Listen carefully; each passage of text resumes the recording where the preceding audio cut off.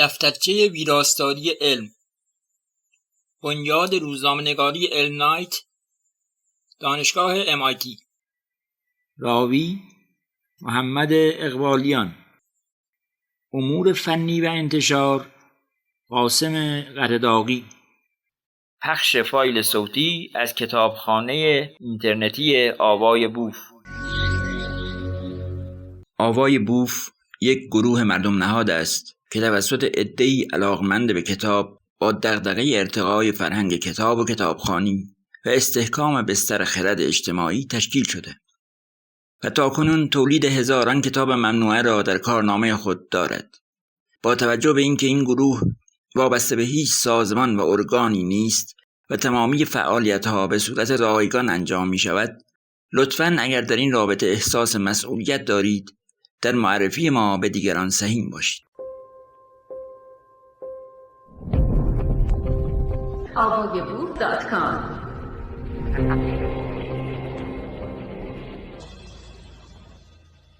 یک مقدمه. به کتابچه ویراستاری علم، برنامه روزنامه‌نگاری علم نایت خوش آمدید.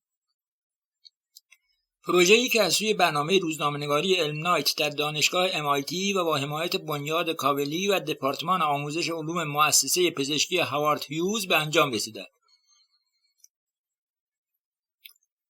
گزارشگری از علم ممکن است گیج کننده و حتی رعب‌آور باشد. متخصصان اغلب اوقات از آمار و اصطلاحات تخصصی برای توضیح کارهایشان استفاده می‌کنند. افرادی که خود را در نقش متخصص جای می‌زنند نیز ممکن است از همین رویکرد استفاده کنند تا شما را تحت تاثیر قرار داده و گیج کنند. هر دو این موضوعات باعث می‌شود که گزارشگران و ویراستاران درباره نحوه بررسی نقادانه گفته‌ها و به سوال کشیدن ادعاها دچار تردید شوند. اما مهم این است که روزنامه‌نگاران نه تنها باید به توضیح شفاف علم بپردازند که همانند روزنامه‌نگاران حوزه سیاست، ورزش یا تجارت به علم در قالب یک تخصص نگاه کرده و با آن برخورد کنند. آنها باید سوالهای سخت بپرسند، اطلاعات را تحلیل کنند و بخواهند که ادعاهای فوق‌العاده مستند به مدارک فوق‌العاده باشد.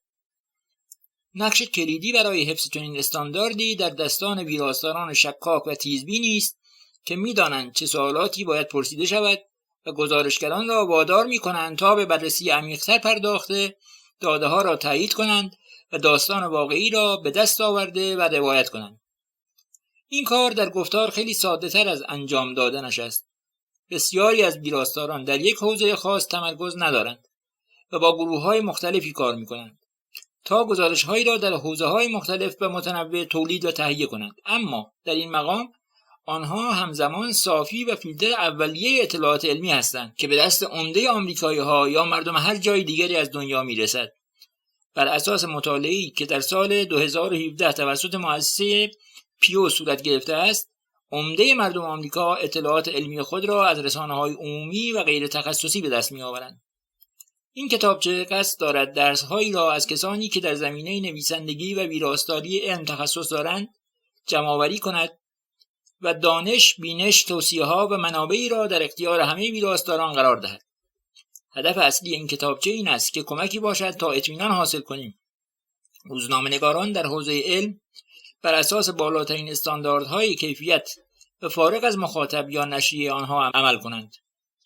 این کتابچه با این هدف طراحی شده است که به ویراستاران این توانایی را بدهد که سوالات درستی را بپرسند و گزارش‌های ناقص را شناسایی کرده و علم غیر دقیق و ناقص را شناسایی کنند و اطلاعاتی را درباره بهترین روش‌های گزارشگری علم و بسیاری از موضوعاتی که علم با آن سر و کار دارد و بر آن اثر می‌گذارد را بیان کند.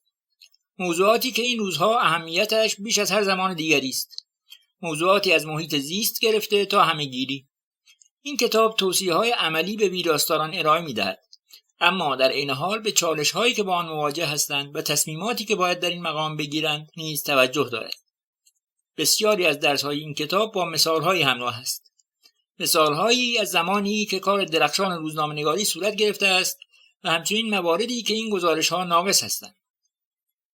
فصل‌های این کتاب توسط گروهی از شناخته شده‌ترین ویراستاران و گزارشگران علم معاصر نوشته شده است. در انتهای هر فصل مراجع و سایر منابعی که ممکن است به ویراستاران کمک کند تا تصمیم بهتری بگیرند آورده شده است. ما امیدواریم که این کتاب را کارآمد بیابید. همینطور امیدواریم به شما کمک کند تا داستان‌های علمی را پیدا و روایت کنید که هم برای مخاطبان جذاب است که اعتماد آنها به روزنامه‌نگاری علم را تقویت می‌کند. ما از برخوردهای شما که با ایمیل info@ksghandbook.org با ما در میان خواهید گذاشت استقبال می‌کنیم. دبورا بلوم، مدیر پروژه روزنامه‌نگاری علم نایت KSG، جاشوا هچ، ویراستار کتاب، نیکولاس جکسون، ویراستار کتاب. info@ksghandbook.org. 2. علم چگونه عمل می‌کند؟ نوشته آپوروا مانداویلی. مقدمه. علم به آهستگی پیش می‌رود و هرچه علم خوبتر باشد سرعت پیشرفتش آهسته تر است. اگر این فصل در بردارنده یک پیام کلی باشد آن این است که بهترین دانشمندان بسیار محتاط و روشمند هستند و با قدم‌های شمرده و فکر شده از فرضیه به سمت تایید فرض حرکت می‌کنند. روزنامه‌نگاری و به خصوص روزنامه‌نگارانی که اخبار روزانه را پوشش می‌دهند معمولاً عادت دارند که بر اساس سوخت و ساز متفاوتی زندگی کنند و بر پیشرفت‌های چشمگیری تاکید کنند که پیش نیازهای ذهنی ارزش خبری را در بر داشته باشند. این مسئله ممکن است باعث شود تا گزارش از علم به فعالیتی چالش برانگیز بدل شود. اینکه ابتدا بتوانیم تشخیص دهیم یک مطالعه خاص در کجای مسیر و فرایند تحقیق علم جای دارد و سپس راهی پیدا کنیم که بتواند مخاطب را درگیر کرده و با شفافیت به او توضیح دهد که چرا این یک قدم دارای اهمیت است.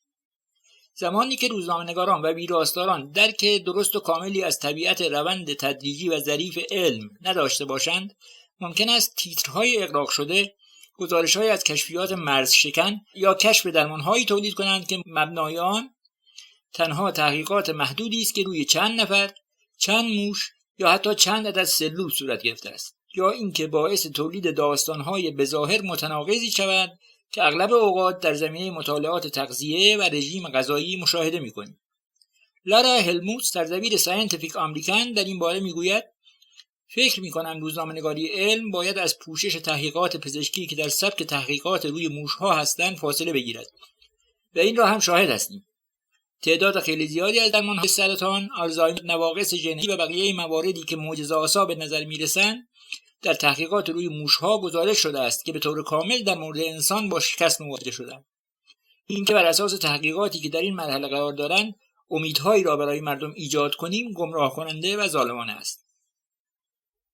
همچنین نتایج علمی که بدون در نظر گرفتن بافتار و چارچوب آنها گزارش شود نیز می‌تواند اعتماد مخاطب به علم و روزنامه‌نگاری علم را فرسوده کند. در این فصل درباره این موضوع صحبت می‌کنیم که علم در چه بافتار و چارچوبی اتفاق می‌افتد. بودجه علم چطور تامین می‌شود؟ روش پیگیری آن در دنیای دانشگاهی و شرکت‌های تجاری چه تفاوتی دارد؟ پیش از آن که نتیجه امکان اعلام عمومی پیدا کند، چه محک‌هایی را باید پشت سر گذاشته باشد و چطور باید آنها را با مردم در میان گذاشت؟ ما همچنین به کندوکاو در فرایند انتشار نتایج علمی می‌پردازیم. فرایندی که به خصوص در حوزه زیست شناسی و پزشکی می‌تواند شما را در فضای باطلاق مانندی از مقالات پیش از انتشار، مقالات دارای قرنطینه، ژورنال‌های سهل‌انگار، اصلاحات و پس گرفتن‌ها به دام بیاندازد. برج عاج. برای هر روزگاری که می‌خواهد حوزه علم را پوشش دهد، دانستن این که چطور باید مقالات تحقیقی را بخوانند مهارتی بنیادی به شمار می‌رود.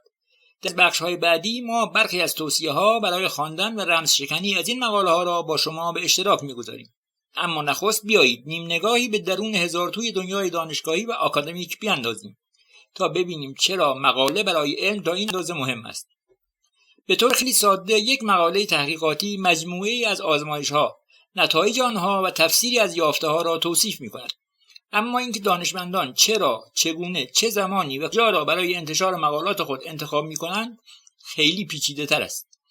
مؤسسات دانشگاهی از روند و معیارهای خیلی سختگیرانه و از بسیاری جهات قدیمی و از رده خارج شده‌ای برای ارزیابی اعضای دانشکده‌های خود استفاده می‌کنند. آنها تصمیم‌گیری خود برای موقعیت شغلی دائم و ارتقاء اعضای خود را بر مبنای این موضوع بنا می‌کنند که دانشمند مورد نظر چقدر مقاله منتشر کرده است و در کدام یک از مجلات معتبر و شاخص این مقالات منتشر شده است.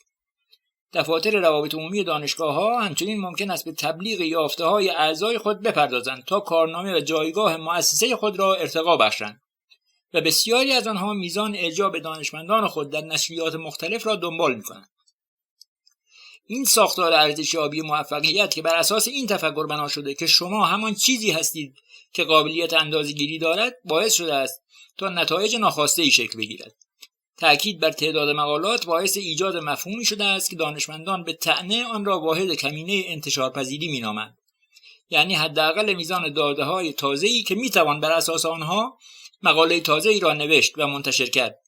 هدف این کار در برخی از موارد هدف مطلوبی است، اینکه به دانشمندان تازه‌کار فرصتی برای دیده شدن در نقش نویسنده اول در مقاله داده شود. نویسنده‌ای که نامش اول می‌آید معمولاً کسی است که کار پژوهشی و نوشتن مقاله را انجام داده است و آخرین نام معمولاً متعلق به کسی است که سرپرستی آزمایشگاه را بر عهده داشته و از آنها به نام محققان اصولی یاد می‌شود. هرچقدر که دانشجویان مقاطع تحصیلات تکمیلی و محققان دوره پسادکترا تعداد بیشتری مقاله داشته باشند که نامشان در آنها به عنوان نویسنده اول آمده باشد، وقت بیشتری برای پیدا کردن کاری مناسب در آینده دارند. نویسنده‌های دیگر هم از این روند سود می‌برند و همین هم باعث می‌شود که گاهی برخی از مقاله‌ها تعداد نویسنده‌هایشان به طرز ابلهانه‌ای افزایش یافته و ده‌ها نویسنده در آن فهرست شوند. برخی از گروه‌های تحقیقاتی به این شهرت دارند که نام دانشمندان برجسته را به فهرست نویسنده‌های خود اضافه کنند. افرادی که گاهی تنها به یک سوال از آن گروه پاسخ کوتاهی دادند. آنها این کار را می‌کنند تا اعتبار و موقعیت مقاله خود را افزایش دهند. به طور خلاصه چیزی که معلوم می‌کند امضای چه کسانی زیر مقاله می‌آید سیاست است. به طور معمول در هر مقاله یکی از دانشمندان مشخص می‌شود که روزنامه‌نگاران در صورتی که سوالی دارند باید با او تماس بگیرند. اما حتی در این موارد هم مهم است که به طور سرراستی سوال‌هایی مانند اینها را بپرسید: چه کسی کار را انجام داده است؟ این تحقیق چه چیزی به بدنه دانش موجود در این زمینه اضافه می‌کند؟ چرا این تحقیق مهم است؟ اگر این نویسنده دانشجوی تحصیلات تکمیلی است که در اغلب اوقات هم به این دلیل که دانشجویان تحصیلات تکمیلی در ابتدای دوران کاری قصد دارند کارنامه مقالات منتشر خود را توسعه دهند، این اتفاق رخ می‌دهد، شاید بخواهید از آن دانشجو درخواست کنید که به همراه سرپرست خود با شما مصاحبه کند، به این دلیل که در بسیاری از موارد این دانشجویان تجربه کافی برای بیان بافتار وسیع آن تحقیق یا اطلاع کافی از داستان پیش زمینه آن ندارند. حجم سرسام‌آوری از مقالات هر سال منتشر می شود. این عدد در ایالات متحده به تنهایی بیش از 400,000 مقاله در سال است. این مسئله همچنین به این معنی است که ژورنال‌ها انبوهی مطلب در انتظار انتشار دارند. مقالات علوم و فناوری بر اساس منطقه، کشور یا اقتصاد 2003 تا 2016. همینطور اینکه یک مقاله از زمانی که برای نخستین بار برای انتشار ثبت می شود تا زمانی که به صورت نهایی منتشر شود مدتی طولانی و شاید حدود 18 ماه در انتظار باشد موضوع غیر عادی نیست. این مسئله تأثیر تأسف برانگیزی بر کند شدن روند پیشرفت علم دارد، چرا که باعث می شود تا زمانی که مقاله بتواند مسیر انتشار خود را به شکل افتان و خیزان طی کند زمانی طولانی یافته‌ها پنهان نگه داشته شوند.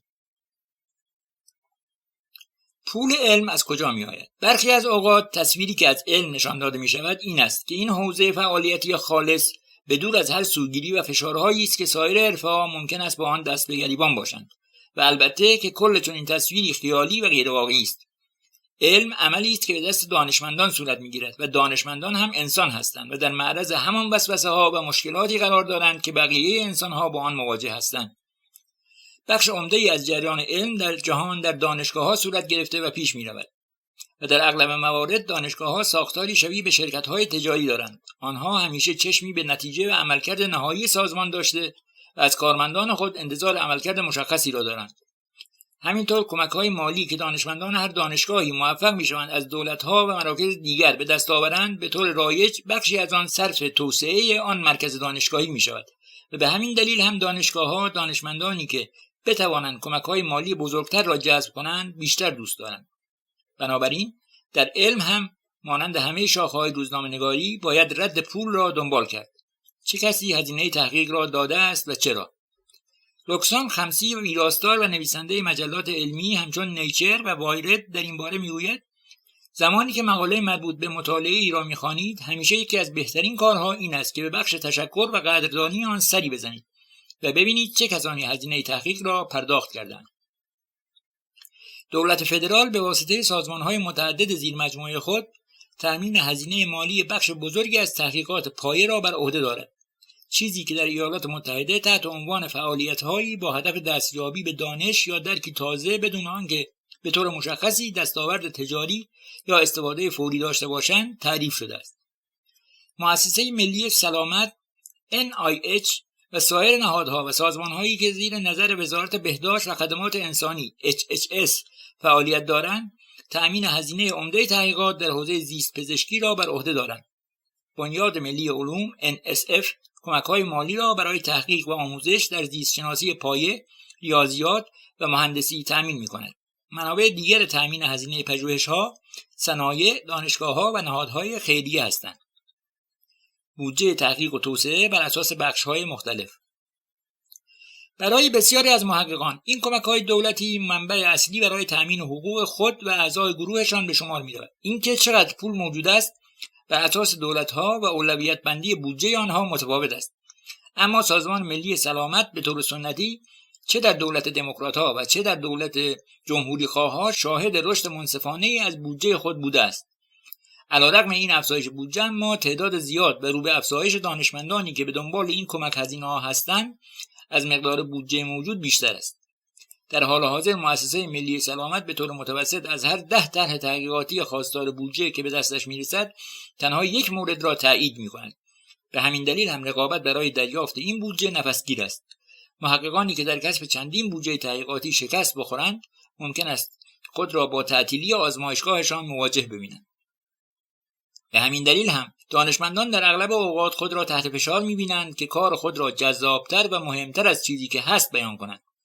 محققی که روی طرح محجوری مانند مکانیزم سلولی مگس میوه کار می‌کند ممکن است ناچار شود ادعا کند که این تحقیق ممکن است به درمان سرطان منجر شود، یا وسوسه شود تا تحقیق و پیشرفت صورت گرفته بر اساس بودجه قبلی یا مقاله پیشین منتشر شده‌اش را مهمتر از آن چیزی که هست تبلیغ کند تا بتواند دریافت بودجه تازه را توجیه کند. به همین دلیل هم ضروری است که روزنامه‌نگاران از این فشارها که روی دانشمندان وجود دارد و انتظاراتی که از آنها می‌رود آگاه باشند و بتوانند این موضوع را بررسی کنند که آیا داده‌هایی که از یک مقاله به دست می‌آید واقعاً ادعاهای بزرگ مطرح شده را حمایت می‌کنند یا نه. از جمله دیگر منابع تأمین هزینه‌های تحقیقات نهادهای غیرانتفاعی مانند بنیاد بیل و ملیندا گیتس، گروه‌های مدافع ویژه که برای مثال به دنبال درمان بیماری خاصی هستند، یا شرکت‌های تجاری هستند. گاهی اوقات دانشمندان برای اینکه بتوانند از این نهادها بودجه دریافت کنند، سعی می‌کنند به طرح خود زاویه‌ای بدهند که با اهداف آن مؤسسه تطبیق پیدا کند. برای شما اهمیت حیاتی دارد که نه تنها کار دانشمندان که سازمان اهدا کننده بودجه را بررسی کنید.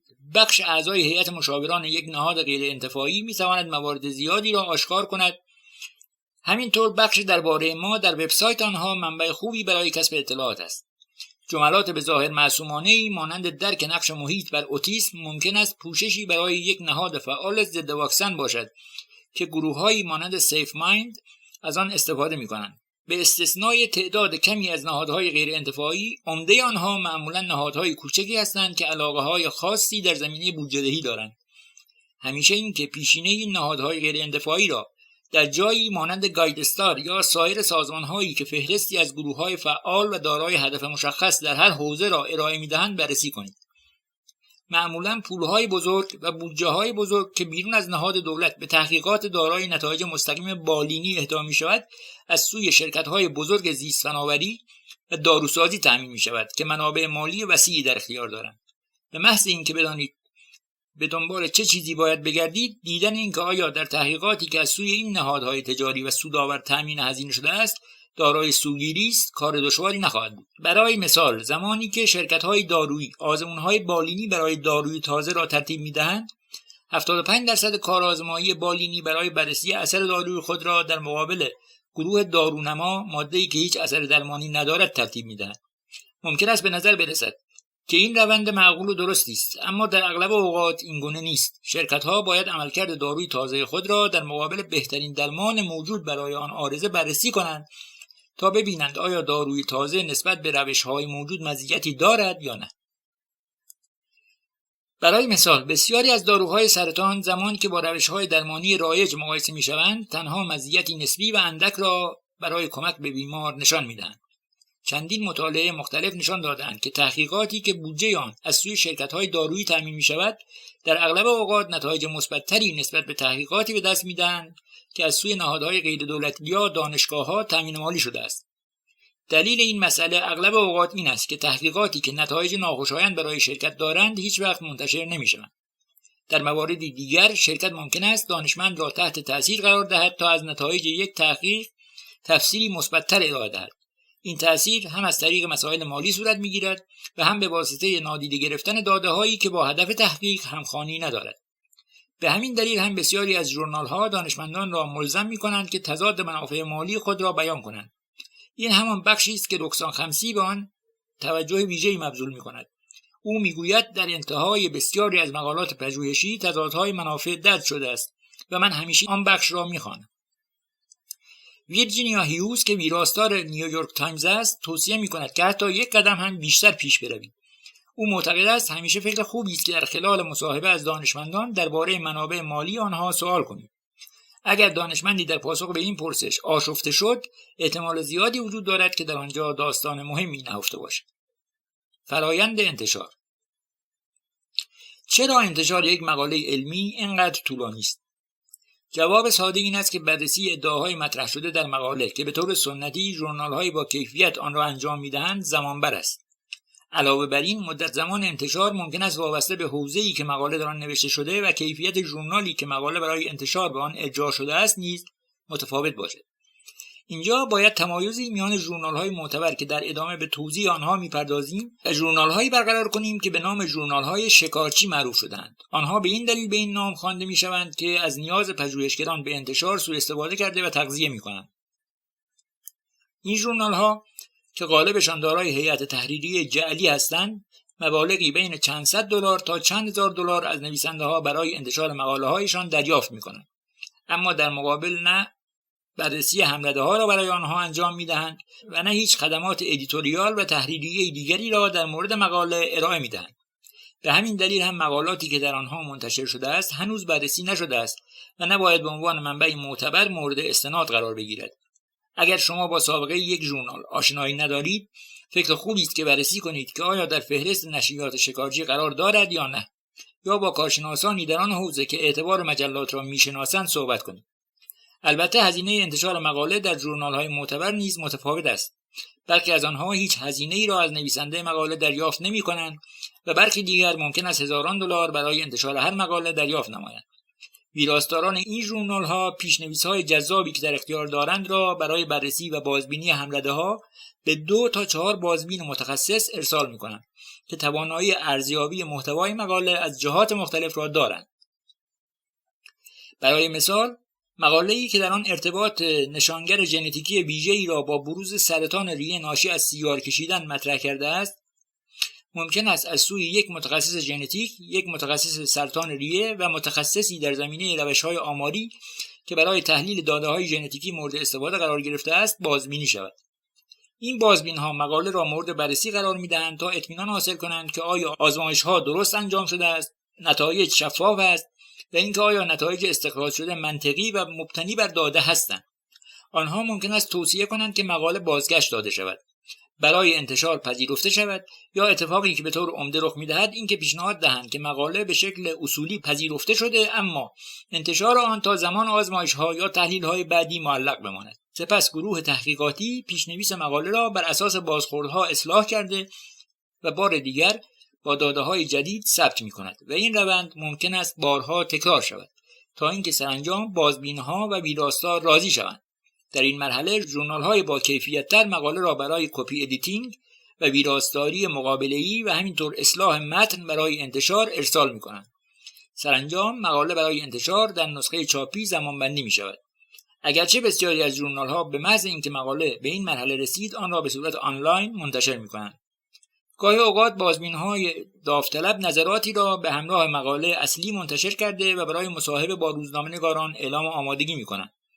از آنجایی که آنها کار را به خوبی و دقیق می‌شناسند، چنین فرصتی برای روزنامه‌نگاران بی‌نظیر و درخشان است. این بهترین روند ممکن در بازبینی همرده هاست، اما این ساختار ممکن است در مواردی به بیراه رود. بازبین‌ها ممکن است حداکثر دقت ممکن را در بازبینی انجام دهند، اما آنها هم انسان هستند و تخصص و سوگیری‌هایشان برایشان ایجاد محدودیت می‌کند.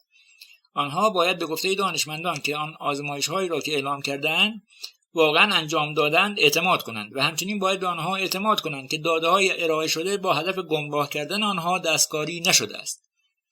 بازبین‌ها نمی‌توانند همیشه تقلب‌های عمدی را تشخیص دهند. مثال آن مقاله است که در رابطه با تحقیقات سرطان در ژورنال زیستشناسی سلولی نیچر منتشر شد و نویسنده‌ها تصاویر داده‌ها را به عمد دستکاری کرده بودند.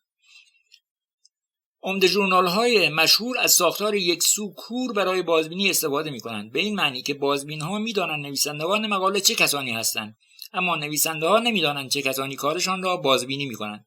با این وجود برخی اوقات دانشمندان سعی می‌کنند ساختار را به بازی بگیرند. آنها از ژورنال درخواست می‌کنند که یکی از رفقای خودشان بازبینی مقاله را انجام دهد، یا اینکه از آنها می‌خواهند که مقاله را به بازبین‌هایی که می‌دانند ممکن است مقاله را نقد کنند نفرستند. استدلالشان این است که این افراد رقبای آنها هستند و ممکن است یافته‌های آنها را زودتر منتشر کرده و لو دهند. یک مثال بارز از این موضوع مربوط به زمانی است که ژورنال ارتعاشات و کنترل کشف کرد که محققی تایوانی حلقه‌ای از بازبین‌ها را تشکیل داده است که در آن بیش از 130 اسم مستعار و نام جعلی از بازبین‌های جعلی وجود داشت که برای مقاله‌های او بازخوردهای مثبت ثبت می‌کردند. به نوشته این ژورنال حداقل در یکی از موارد این محقق خودش مقاله‌اش را با نام مستعار بازبینی کرده بود. در اختیار داشتن ویراستار حرفه‌ای در ژورنال‌ها که بازبین‌ها را انتخاب کنند و آنقدر با آن حوزه آشنا باشند که بتوانند متوجه چنین ترفندهایی شوند، می‌تواند جلوی برخی از این مسائل را بگیرد. بسیاری از ژورنال‌های دارای رتبه بالا ویراستاران حرفه‌ای دارند که غالبشان محققانی هستند که بعد از چند سال فعالیت در حوزه پژوهشی از آن جدا شدند. هر چقدر یک ژورنال معتبرتر باشد، برای کارنامه محقق بهتر است و توجه رسانه‌ای بیشتری را ممکن است به خود جلب کند. به همین دلیل هم بسیاری انگیزه مضاعفی دارند که به گفته منتقدان هم برای آنها و هم برای حوزه فعالیتشان ناعادلانه است تا مقالاتشان را تنها در چند ژورنال بزرگ و معروف مانند ساینس، نیچر، سل و ژورنال پزشکی نیو انگلند منتشر کنند. هزاران ژورنال وجود دارند و در هر حوزه‌ای تعدادی ژورنال تخصصی فعال هستند، اما تنها 2 جین از ژورنال‌ها بر این عرصه سلطه پیدا کردند. دانشمندانی که معتقدند یافته آنها پرده از بزرگترین یافته بعدی آن حوزه برداشته است و واقعا کدام دانشمندی است که این فکر نکند، مقالات خود را ابتدا به بالا ثبت می‌کنند و اگر از سوی آنها رد شدند به سراغ ژورنال‌های دسته بعدی می‌روند و همینطور ادامه می‌دهند. این روند شبیه به جفتیابی ممکن است ماه‌ها و ماه‌ها به طول انجامد. این روند همینطور باعث می‌شود تا مقالاتی که احتمال کمی برای تایید در ژورنال‌های بزرگ دارند، ترافیکی سنگین در مسیر بررسی مقالات توسط این ژورنال‌ها ایجاد کنند. اما همین روند به طور تاریخی باعث شده است تا این ژورنال‌ها و ویراستاران آنها نفوذ بالایی در جهان علم به دست آورند. در نتیجه این روند برخی از ژورنال‌ها این توانایی را پیدا کردند که هزینه‌های بالایی برای انتشار یک مقاله از نویسندگان اخذ کنند. آنها برای اینکه توجهات ژورنال خود را افزایش دهند، اغلب قوانین و سیاست‌هایی را وضع کرده و بر مبنای آن زمان و چگونگی صحبت دانشمندان درباره یافته‌های خود پیش از انتشار ژورنال را محدود می‌کنند. در مقابل اما این ژورنال‌ها به جای اینکه از دانشمندانی که داوطلبانه وقت خود را در اختیار آنها قرار می‌دهند استفاده کنند، ویراستاران حرفه‌ای را استخدام می‌کنند که پیشنویس مقاله را مدیریت کرده، آن را اصلاح کرده و خبرنامه‌های مطبوعاتی را برای آن مقاله‌ها آماده می‌کنند که باعث جلب توجه رسانه‌ها می‌شود. برای شما که در اتاق خبر هستید، همه اینها به چه معنی است؟ این ژورنال‌ها جریان دسترسی به مقالات تحقیقاتی را مدیریت می‌کنند و این کار را هم با محدود کردن دانشمندان برای صحبت کردن کارهای منتشر نشده خود، هم با وضع قرنطینه بر روی مقاله‌های خود برای سایر نشریات اعمال می‌کنند. اغلب ژورنال‌ها یک هفته پیش از آن که کاری منتشر شود یا هر پوشش خبری از آن اتفاق بیفتد، مقالات را به شرط قرنطینه انتشار در اختیار رسانه‌ها قرار میدن. به شکل نظری این کار با این هدف صورت میگیرد که همه روزنامه‌نگاران دسترسی برابری به کار داشته باشند و پوشش محتوای مقاله برای آنها ساده‌تر شود. این کار باید به آنها فرصتی بدهد تا بتوانند درباره آن کار با منابع مختلف صحبت کرده و داستان کاملتری را نسبت به چیزی که تحت فشار زمان تحویل کار و ددلاین میتوانند بنویسند، اما در عمل پذیرش ساختار قرنطینه خبر از سوی روزنامه‌نگاران به این معنی است که آنها در نهایت مدیریت این که چه چیزی را میتوانند پوشش دهند و چه زمانی میتوانند پوشش دهند را به ژورنال‌ها واگذار میکنند که آنها هم برای خود اهداف مشخص خودشان را دارند. این را ایوان اورانسکی میگوید، روزنامه‌نگار کهنه‌کاری که یکی از بنیانگذاران دو سازمان غیرانتفاعی نظارت بر بازپسگیری و نظارت بر قرنطینه است که سعی دارند دانشمندان و نشریات علمی را پاسخگو نگه دارند. یک راه برای دور زدن مسئله قرنطینه خبرها کنفرانس‌های علمی است، جایی که محققان گاهگداری یافته‌های ابتدایی خود را برای هم‌رده‌های خود بیان می‌کنند. چندتایی از کنفرانس‌ها مانند کی استون و گوردون در علوم زیستی محدودیت‌های سختگیرانه‌ای را برای حضور روزنامه‌نگاران وضع می‌کنند یا مانع حضور آنها می‌شوند، یا از آنها می‌خواهند هیچ مطلبی درباره مواردی که در کنفرانس مطرح می‌شود بدون اجازه مشخص و شفاف دانشمندان و ارائه دهندگان نتایج ننویسند. با همه این محدودیت‌ها، این کنفرانس‌ها فرصت بی‌نظیری برای اطلاع یافتن از روندهایی است که در یک حوزه وجود دارد، چرا که اغلب اوقات دانشمندان نتیجه کارهای منتشر نشده در ژورنال‌ها را با مخاطبان در میان می‌گذارند. برخی از کنفرانس‌های دیگر رفتار دوستانه‌تری با رسانه‌ها دارند و دانشمندان را تشویق می‌کنند که کنفرانس‌های مطبوعاتی برگزار کرده و با خبرنگاران مصاحبه کنند. برای مثال، انجمن ژئوفیزیک آمریکا، انجمن نوروساینس و انجمن آمریکایی برای توسعه علوم روزنامه‌نگاران را تشویق می‌کنند که در همایش‌های سالانه آنها به صورت رایگان حضور پیدا کنند و درباره برنامه‌ها و اقدامات آنها بنویسند. کار خوبی است اگر پیش از آن که خود را برای پوشش یک همایش آماده کنید، از برنامه‌ریزان آن درباره سیاستشان در مقابل رسانه‌ها سوال کنید. سیاست‌های ژورنال‌ها به محققان این اجازه را می‌دهد که این نوع تبادلات را با هم‌رده‌های خود داشته باشند و حتی برخی از موارد را با رسانه‌ها مطرح و آن را شفاف کنند. اما ژورنال‌ها چنان تسلطی بر جامعه علمی ایجاد کردند که بسیاری از محققان، به خصوص آنهایی که هنوز در تلاشند تا نامی برای خود دست و پا کنند، آنقدر دچار هراس می‌شوند که حاضر به گفتگو با روزنامه‌نگاران نمی‌شوند. از سوی دیگر فکر خوبی است که مراقب دانشمندانی باشید که به شدت مشتاق تبلیغ کارشان پیش از آن که از سوی دیگران مورد بازبینی قرار گرفته باشد هستند. اگر یافته علمی ابتدا از سوی محققان و از طریق رسانه‌های ارتباط جمعی به جای رسانه‌های تخصصی اطلاع رسانی شود، احتمالاً نشانه این است که آن مطالعه نتوانسته است اعتبار علمی خود را ثابت کند. کافی است مورد سال 1989 میلادی را به یاد بیاورید که استنلی پونس و مارتین فلیشمن در کنفرانسی خبری اعلام کردند موفق شدند همجوشی سرد را به دست آورند. آنها اما موفق به این کار نشده بودند. خیلی از این رفتارهای رایج در طی چند سال اخیر، به خصوص در دوران همه‌گیری ویروس کرونا، دستخوش تغییر شدند و دلیل آن هم ظهور مفهوم مقالات پیش انتشار یا پیش مقاله ها بوده است. پیش مقاله ها فیزیکدانها و ریاضیدانها نزدیک به 30 سال است که کارهای خود را در آرشیو آنلاینی به نام آرکسیو منتشر می‌کنند و با این کار از هم‌رده‌های خود دعوت می‌کنند تا روی کار آنها نظر داده و حتی پیشنهاد تجدید نظر آنها را مطرح کنند. فکر اولیه این طرح این بود که مقالات را همزمان یا حتی پیش از آن که برای انتشار در ژورنال‌های دارای بازبینی هم‌رده‌ها ثبت شود در این مکان منتشر کنند. دلیل هم این بود که فرایند انتشار معمولاً کند است و این کار می‌تواند کمک کند که گزارش فعالیت‌های علمی با سرعت بیشتری منتشر شده و به افزایش سرعت پیشرفت علم کمک کند. این کار همچنین به دانشمندان این فرصت را می‌داد تا بازخوردهای سریعتری درباره کار خود دریافت کنند. محبوب ترین بایگانی پیش مقالات یا مقالات پیش انتشار در حوزه زیست شناسی بیورکسیو است که در سال 2013 کار خود را آغاز کرد، اما چند سالی طول کشید تا محبوبیت عمومی پیدا کند. برای دانشمندان علوم زیستی پذیرش چنین فضای آزاد و بازی دشوار بود و نگران بودند که کار آنها از سوی رقبایشان مورد استفاده و برداشت قرار بگیرد. در نهایت هم این مدل ابتدا از سوی متخصصان ژنتیک و متخصصان داده‌های زیستی که سابقه ریاضیاتی داشتند مورد استقبال قرار گرفت. از جولای 2017 بیش از 1000 مقاله در ماه در این آرشیو منتشر شدند. تحت تاثیر محبوبیت این وبسایت، بانیان آن مدرکسیو را برای انتشار پیش مقاله‌های تحقیقات پزشکی تأسیس کردند. به دلیل تأثیرات قدرتمندی که تحقیقات پزشکی در بر دارند، جمع کنندگان این ذخیره‌گاه آنلاین مقاله‌ها را برای انتشار با دقت بیشتری از آنچه در بیورکسیو رایج بود مورد بررسی قرار می‌دهند. هر دوی این آرشیوها کارمندان و نیروهای داوطلبی دارند که مقاله ها را از نظر اصول و استانداردهای اولیه مورد بررسی قرار می‌دهند. مواردی مانند تقلب، محتویاتی که ممکن است منجر به خطرات سلامتی شود یا تحقیقاتی که از برخی جهات غیر اخلاقی به شمار می‌روند. در ماه‌های آغازین دوران همه‌گیری ناگهان هر دوی این آرشیوها به محلی برای ثبت داده‌هایی در حال جمع‌آوری تبدیل شدند.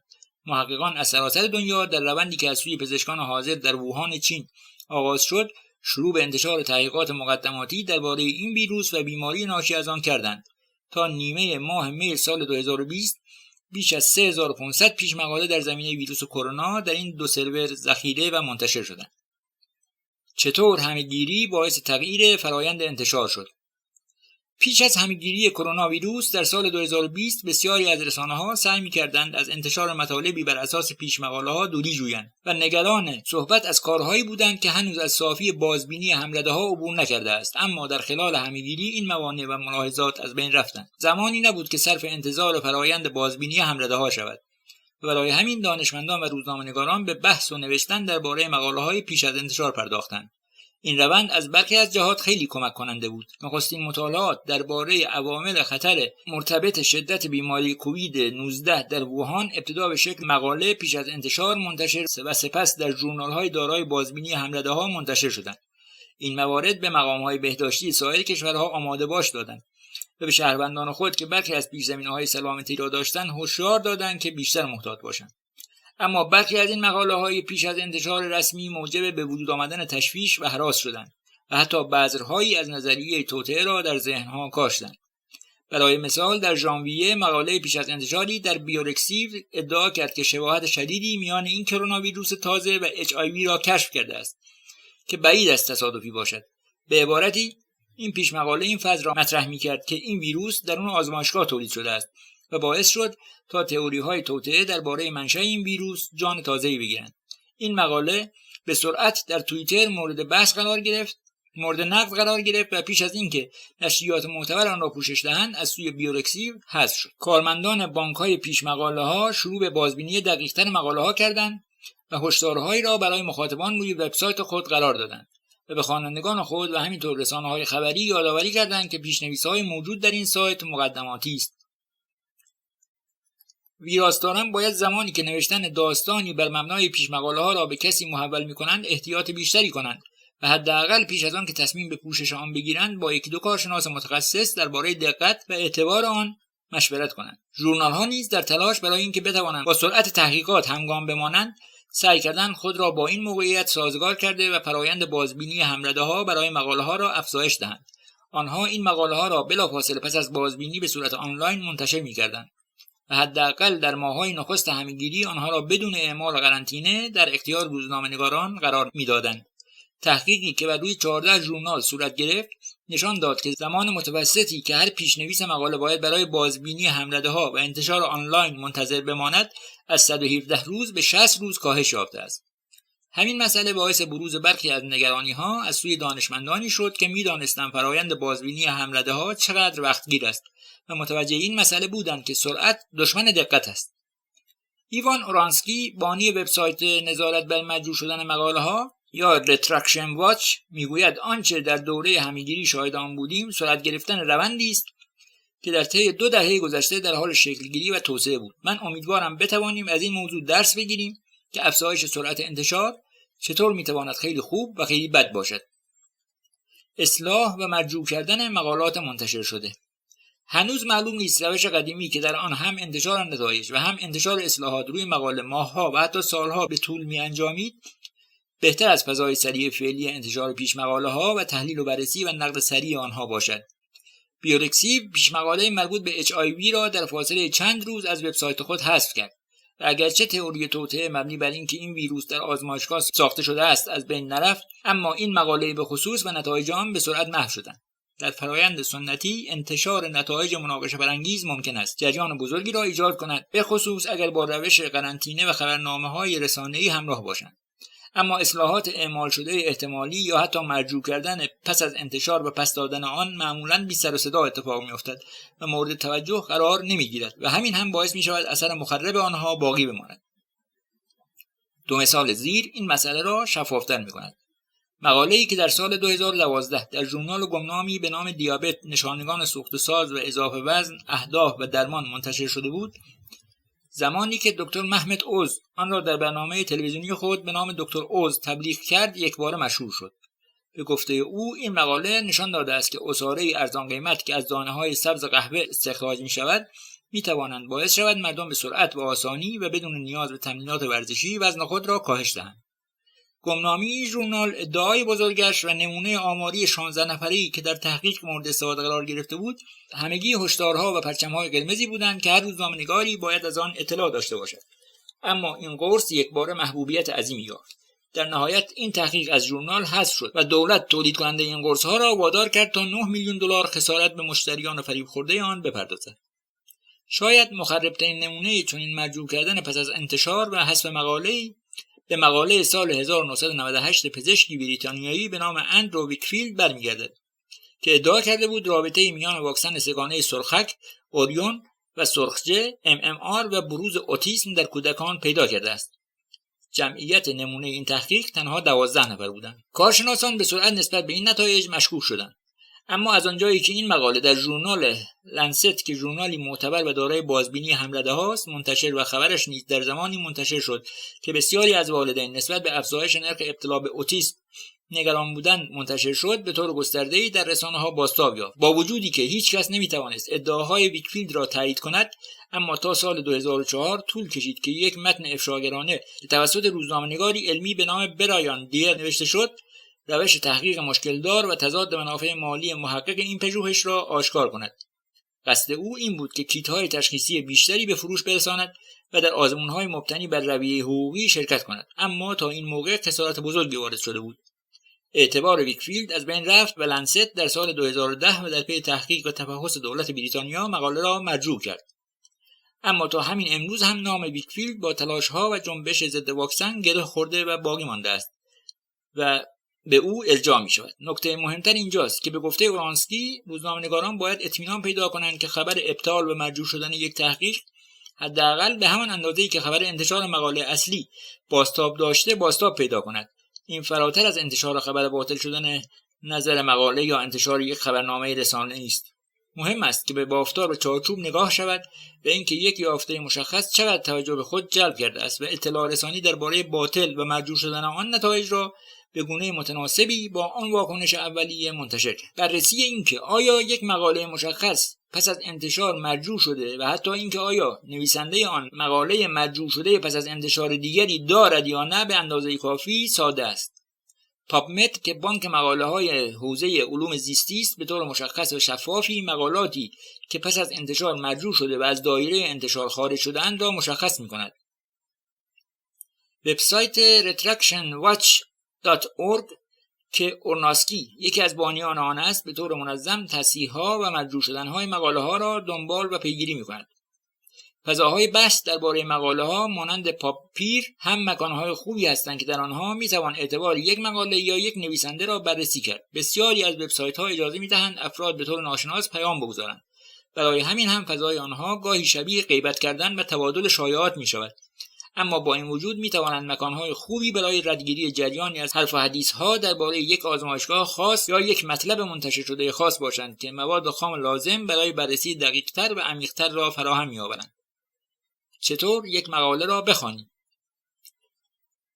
شما با مفهوم هرم معکوس در روزنامه‌نگاری آشنایی دارید. اینکه مهمترین بخش اطلاعات در ابتدای متن می‌آید. ساختار مقالات دانشمندان دقیقاً برعکس این روند است. آنها مقاله را با مقدمه‌های طولانی و پیچیده شروع می‌کنند تا چارچوب کارشان و اثراتی که می‌تواند بر دنیای واقعی داشته باشد ترسیم کنند. این همان جایی است که شاید بتوانید ادعاهای بلند پروازانه‌ای مانند درمان سرطان و موارد این گونه را پیدا کنید.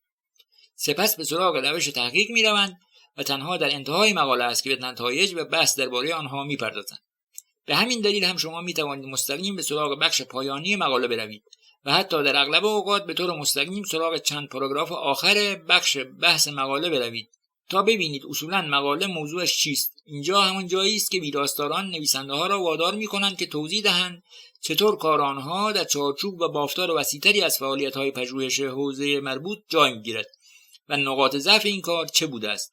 اینکه مثلا تعداد نمونه‌ها کم بوده یا برخی از داده‌های مهم در مورد برخی از شرکت کنندگان در آزمایش وجود ندارد. امیلی آنتیس نویسنده علم آزاد در این باره میگوید همه تحقیقات چون این نقاط ضعفی را دارند و محققان خوب هیچ ابایی از اعتراف به آنها ندارند و وقتی درباره این موارد از آنها سوال می‌کنید حالت تدافعی به خود نمی‌گیرند. بخش خلاصه چکیده یا ابسترکت نقش یک دنیای مینیاتوری برای کل مقاله را دارد و بار دیگر در اینجا و در اغلب اوقات آخرین جمله این بخش در بردارنده آن اطلاعات کلیدی است که شما به دنبال آن هستید. دانشمندان مهارت ویژه‌ای دارند کلید موضوع را تا انتهای متن خود پنهان نگه دارند. پیش از این که تصمیم بگیرید که چطور باید یافته‌های یک مقاله را توضیح دهید، ابتدا تصمیم بگیرید که آیا اصولاً مقاله معیارهای لازم برای پوشش را دارد. زمانی که ویرجینیا هیوز ویراستار علمی اخبار بازفید یا بازفید نیوز بود، گروه او تنها زمانی به پوشش یک مطالعه می‌پرداختند اگر کشف و یافته آن تحقیق واقعاً و حقیقتاً دارای ارزش خبری می بود. او نمونه چنین خبرهایی را مواردی مانند داستان کشف گونه تازه‌ای از اجداد انسان به واسطه فسیل‌های یافت شده در آفریقای جنوبی و یا داستانی درباره دانشمندانی در چین می‌داند که به طور ژنتیکی یک دوقلوی دختر را مهندسی کرده بودند. گروه تحت مدیریت او به ندرت خبرهای یافته‌های پزشکی را پوشش می‌دادند، مگر اینکه به گفته او این خبر مربوط به مراحل نهایی آزمون‌های بالینی باشد و دلیل این کار هم امکان آسیب بالقوه‌ای است که برخی از تحقیقات ناقص و دارای خطا ممکن است ایجاد کنند. اد یانگ نویسنده مجله آتلانتیک معتقد است که اهمیت بالایی دارد که به این موضوع توجه کنیم که اهمیت یک تحقیق چیست و اهمیت واقعی آن کدام است. ممکن است تحقیقی به شدت دقیق باشد، سختگیرانه بنا شده باشد، اما حتی در این صورت باید دید آیا واقعا این تحقیق اهمیتی دارد. همینطور لازم است گزارشگران این موضوع را در نظر بگیرند که برای اینکه نتایج تحقیق ارتباطی با دنیای واقعی پیدا کند چه مدارک و شواهدی باید وجود داشته باشد. چطور یک بیانیه مطبوعاتی را بخوانیم؟ بیانیه‌های رسانه‌ای درباره علم از سوی بسیاری از دانشمندان مورد لعن و طرد هستند و همینطور از سوی بسیاری از روزنامه‌نگاران. اد یانگ نویسنده آتلانتیک توصیه بسیار خوبی در این زمینه دارد. آنها را پاک کنید. در 95% موارد این بیانیه‌ها باعث می‌شوند داستان شما بدتر شود. بیانیه‌های رسانه‌ای اگر همراه با مقاله منتشر شده در ژورنال‌ها نباشد، به ندرت ممکن است در بردارنده هر داده‌ای باشند و در نتیجه تصویری دارای نگاهی با سوگیری مثبت نسبت به ارزش یافته‌های تحقیق را ترسیم می‌کنند. کارولین چن گزارشگر پروپابلیکا در این باره میگوید همیشه به یاد داشته باشید که یک بیانیه مطبوعاتی تنها دیدگاه و نگاه سازمان صادرکننده نسبت به رویدادها را منعکس می‌کند و وظیفه ما در نقش روزنامه‌نگار این است که اطمینان پیدا کنیم که داستانمان کامل است. او مثالی از گزارش‌هایی که در سال 2014 درباره همه‌گیری ابولا کار می‌کرده است را تعریف می‌کند. یک شرکت کوچک تجهیزات پزشکی بیانیه مطبوعاتی صادر کرد و در آن اعلام کرده بود که بیمارستان بزرگی ابزارهای این شرکت را برای استفاده در مورد بیماران ابولا دریافت کرده است.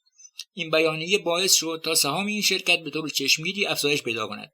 چن با بررسی‌های بیشتر متوجه شد که این شرکت واقعا این محصولات را به آن بیمارستان فرستاده است، اما آن بیمارستان نه درخواستی برای دریافت این ابزارها داشته و نه قصد دارد از آنها استفاده کند. بیانیه‌های مطبوعاتی ممکن است به طور گزینشی داده‌ها را انتخاب کنند. برای مثال داروسازان ممکن است در این بیانیه‌ها تنها به زیر مجموعه‌ای از افراد شرکت کننده در کارآزمایی بالینی اشاره کنند تا نتایج خود را بهتر از چیزی که هست نشان دهند. برخی از شرکت کنندگان در آزمون ممکن است به دلیل برخی از اثرات جنبی شدید آزمون را ترک کرده باشند. حذف این افراد از داده‌های نهایی باعث می‌شود تا ما تصویر کاملی از میزان خطرات احتمالی داروها نداشته باشیم. یکی از مثال‌هایی که چن در یکی از کلاس‌هایش به آن اشاره می‌کرد به داستان بیانیه مطبوعاتی مربوط می‌شد که در سال 2019 منتشر شد.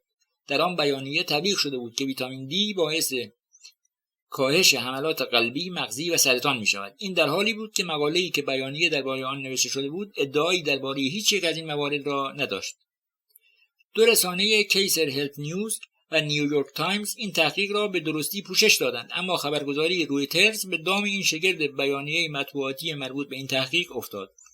به گفته امیلی آنتیس نویسنده مستقل علم همچنین لازم است که گزارشگران مطمئن شوند که ادعاهایی که در بیانیه مطبوعاتی آمده است با طراحی اولیه تحقیق همخوانی داشته باشد.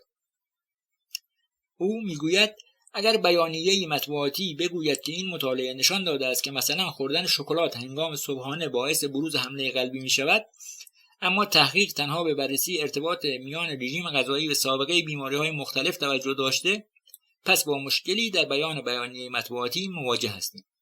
البته گاهگداری این بیانیه‌های مطبوعاتی می‌توانند مفید هم باشند. برای مثال انتشار بیانیه‌ای مشترک از سوی همه سازمان‌هایی که نویسنده‌های یک مقاله به آنها وابستگی دارند ممکن است به این معنی باشد که این مقاله به خبری بزرگ و پوششی وسیع مواجه خواهد شد. همینطور زمانی که تعدادی بیانیه مطبوعاتی در مورد موضوعی مشخص منتشر می‌شود، شاید نشانه‌ای از شکل‌گیری یک روند و جریان تازه در خود داشته باشد. توصیه کارشناسان و بهترین روش‌ها. توصیه‌هایی که در ادامه می‌خوانید را روزنامه‌نگاران علم امیلی آنتیس، کارولین چن، لورا هلموس، رکسان خمسی، ایوان اورناسکی و ادیانگ با شما به اشتراک گذاشتند. برای پیدا کردن موضوع داستان خود به بیانیه‌های مطبوعاتی تکیه نکنید. هدف اصلی آنها تبلیغ است و نه اطلاع رسانی. اگر از بیانیه‌های مطبوعاتی استفاده می‌کنید، هیچ وقت فرض نکنید که هرچه در آن آمده است دقیق و کامل است. به بیانیه مطبوعاتی بسنده نکنید و مقاله اصلی را بخوانید. از دیدن این که در اکثر موارد این دو هیچ شباهتی نه در محتوا و نه در ادعاها با هم ندارند، شگفت زده می‌شوید. مراقب ادعاهایی که بیان می‌کند یک یافته مشخص انقلابی، سدشکن یا تغییر دهنده طرز فکر فعلی است باشید. خیلی به ندرت پیش می‌آید که علم این گونه رفتار کند. مقاله را چندین بار بخوانید، چون در هر مطالعه تازه عمق درک خود را افزایش داده و موارد تازه‌ای را پیدا خواهید کرد. بخش مربوط به تأمین هزینه مالی محقق و نویسنده مقاله و تضاد منافع را مطالعه کنید. زمانی که با آنها مصاحبه می‌کنید، از منابع تأمین هزینه آن تحقیق سوال کنید. گوگل کنید آیا مطالعات دیگری درباره این موضوع منتشر شده است؟ آیا این دانشمندان تاکنون ادعاهای غیر مستند یا بزرگی در رسانه‌ها مطرح کردند؟ آیا این حوزه موضوعی مناقشه برانگیز است؟ با استفاده از کلیدواژه‌هایی که در مقاله به آن اشاره شده، گشتی در پابمد بزنید. بررسی تازه‌ترین تحقیقات مشابه به شما کمک می‌کند تعیین کنید که آیا این تحقیق تازه به اندازه کافی پیشرفتی در آن زمینه به شمار می‌رود یا نه. تفاوت میان وجود رابطه همبستگی و علیت را درک کنید و اینکه آیا طراحی تحقیق از نتیجه به دست آمده حمایت می‌کند یا نه. یافته‌های خودتان را برای منابعتان بازگو کنید. برای مثال از آنها بپرسید: من اینطوری مطالعه شما را خلاصه می‌کنم. به نظرت این روایت درست است؟ برای پیدا کردن افرادی که درباره کار نظر دهند و همینطور مطالعه اطلاعات پیش زمینه، بخش منابع مقاله را مطالعه کنید. مطلع باشید که در مطالعات پزشکی بهترین آزمون‌های بالینی آنهایی هستند که از گروه شاهد استفاده می‌کنند و نه دریافت کننده دارو، و نه محقق نمی‌داند که چه کسی داروی واقعی را دریافت کرده و چه کسی در گروه شاهد است. در یک دوره آمار شرکت کنید و آماردانانی را پیدا کنید که بتوانید به سرعت به آنها مراجعه کرده و نظرشان را درباره بخش آماری کارتان بپرسید. بازبینی هم‌رده‌ها را خودتان انجام دهید. روابطی را با دانشمندانی برقرار کنید که می‌توانند به سرعت به شما نظر مشورتی بدهند که آیا یک مقاله ارزش پوشش دارد و اینکه چه چیزی را به دانش موجود در آن حوزه اضافه می‌کند. هیچ سوالی کوچک، بی‌ارزش یا ابلهانه نیست. منابع بیشتر. وبسایت‌ها. 1. چطور به طور جدی یک مقاله علمی را بخوانید. 2. راهنمای NIH برای آزمون‌های بالینی. 3. راهنمای کمیته اخلاق درباره اخلاق انتشار پیش مقاله‌ها. 4. مشکلات پیش مقاله‌ها، پوشش مسئولانه پیش‌نویس‌های ویراسته نشده اولیه. 5. نظارت بر مرجوع شدن مقالات. 6. فراسوی مسابقه مشتوانی بیانیه‌های مطبوعاتی، راه‌های تازه برای پوشش اخبار علم. درباره نویسنده: آپوروا مانداویلی گزارشگر نیویورک تایمز است که تمرکزش بر علم و سلامت جهانی است. او در سال 2019 برنده ویکتور کون در گزارشگری عالی در علوم پزشکی شد. او ویراستار مؤسسه اسپکتروم است، وبسایت خبری و تقدیر شده‌ای که به علم اوتیسم اختصاص دارد و میلیون‌ها مخاطب در سراسر جهان دارد. او رهبری این وبسایت را برای 13 سال بر عهده داشت. در ماه می سال 2020 و بعد از 2 سال که با تایمز همکاری داشت، به این روزنامه پیوست. او جوایز بسیاری را برای نوشته‌های خود دریافت کرده است. آثار او در آتلانتیک، اسلیت و نیویورکر آنلاین و همچنین در مجموعه بهترین نوشته‌های علم و طبیعت آمریکا منتشر شده‌اند. او یکی از بانیان کالچر دیش است که نهادی برای افزایش حضور تنوع‌های مختلف در روزنامه‌نگاری علم است. او همچنین مدیر مؤسس کمیته تنوع در انجمن ملی نویسندگان علم آمریکاست. آپوروا کارشناسی ارشد روزنامه‌نگاری خود را از دانشگاه نیویورک و کارشناسی ارشد خود در زیست شیمی از دانشگاه ویسکانسین در مدیسون دریافت کرده است. او بر زبان‌های انگلیسی، هندی، تامیل، تلگو و کانادا تسلط دارد.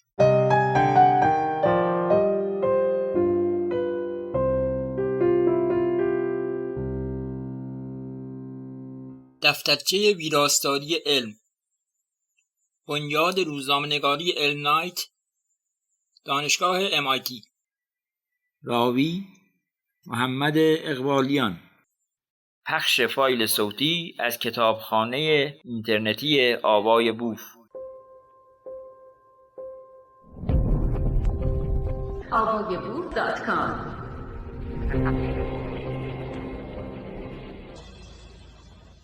منابع و کارشناسان، کجا پیدایشان کنیم و چطور اعتبارشان را بسنجیم؟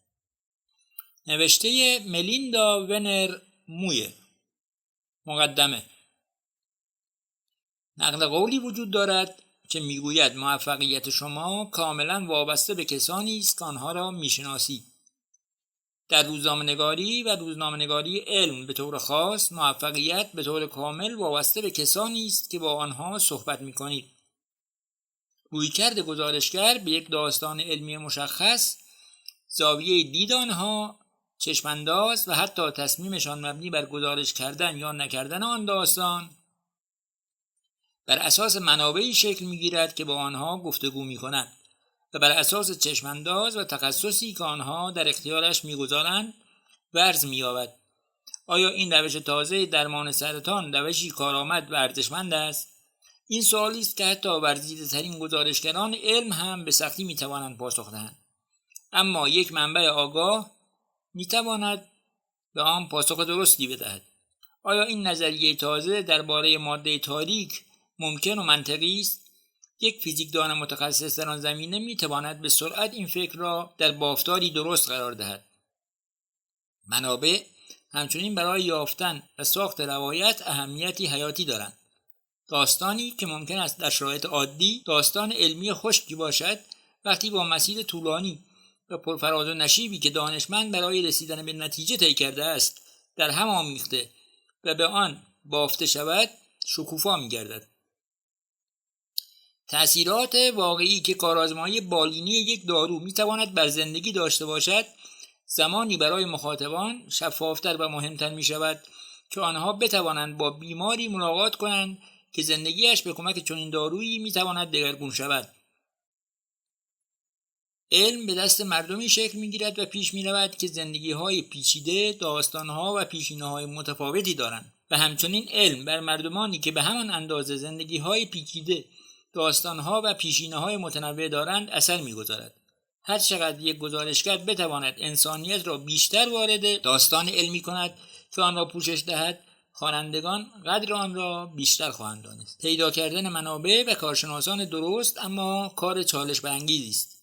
چطور گزارشگران می توانند کارشناسانی را پیدا کنند که تخصص درستی دارند؟ چطور باید منابع خود را بررسی و اعتبار سنجی کنند که مطمئن شوند آنها دانایی درستی از موضوع دارند و در این حال سنگ خود را به سینه نمیزنند؟ چطور نویسنده ها می توانند اطمینان حاصل کنند داستانی که می نویسند صداهای متنوع را تا حد امکان پوشش داده است و بهترین راه برای مطرح کردن دیدگاه‌های متفاوت کدام است؟ اینها سوالات سختی است، اما حداقل تعدادی از آنها جواب‌های سرراستی دارند. چطور برای داستان خود منابع لازم را پیدا کنید؟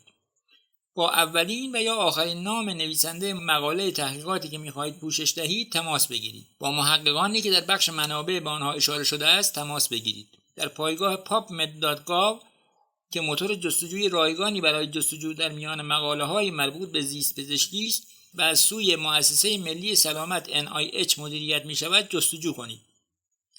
همچنین از سایر بانک داده‌ها مانند گوگل اسکولار استفاده کنید و به دنبال تحقیقات مرتبط بگردید و با نویسندگان آنها تماس بگیرید. از منابع خود بپرسید که باید با چه افراد دیگری صحبت کنید، از جمله دانشمندانی که ممکن است نظری مخالف با نتیجه تحقیق مورد نظر داشته باشند. با افراد بخش روابط عمومی مؤسسه پژوهشی که این کار در آن انجام شده است تماس بگیرید. پیدا کردن منابع. زمانی که گزارشگری شروع به پوشش مطالعه‌ای تازه یا یافته علمی می‌کند، باید کار خود را با تماس با یک یا دو نفر از نویسندگان مقاله تحقیقی آغاز کند. معمولا نویسنده‌ای که نامش در ابتدا آمده و بخش عمده‌ای از تحقیق توسط او صورت گرفته است، یا آخرین نفری که نامش در مقاله آمده که به طور معمول دانشمند ارشدی است که بر پروژه نظارت داشته است. اغلب این نویسنده با عنوان نویسنده طرف مکاتبه یا کورسپاندینگ ادیتور معرفی می شود که به این معنی است که این فرد نقطه تماس گروه پژوهشی با ژورنال در خلال فرایند انتشار مقاله بوده است. در انتهای گفتگوی با این افراد، روزنامه‌نگاران باید از آنها بپرسند که توصیه می‌کنند با چه افراد دیگری که در جریان تحقیق دخالت نداشته‌اند صحبت شود. حتی برای یک داستان خبری کوتاه ضروری است که حداقل با یک و به طور مطلوب دو نفر از محققان بیرونی که در تحقیق مشارکت نداشته‌اند و می‌توانند درباره اعتبار و اهمیت یافته نظر دهند صحبت شود.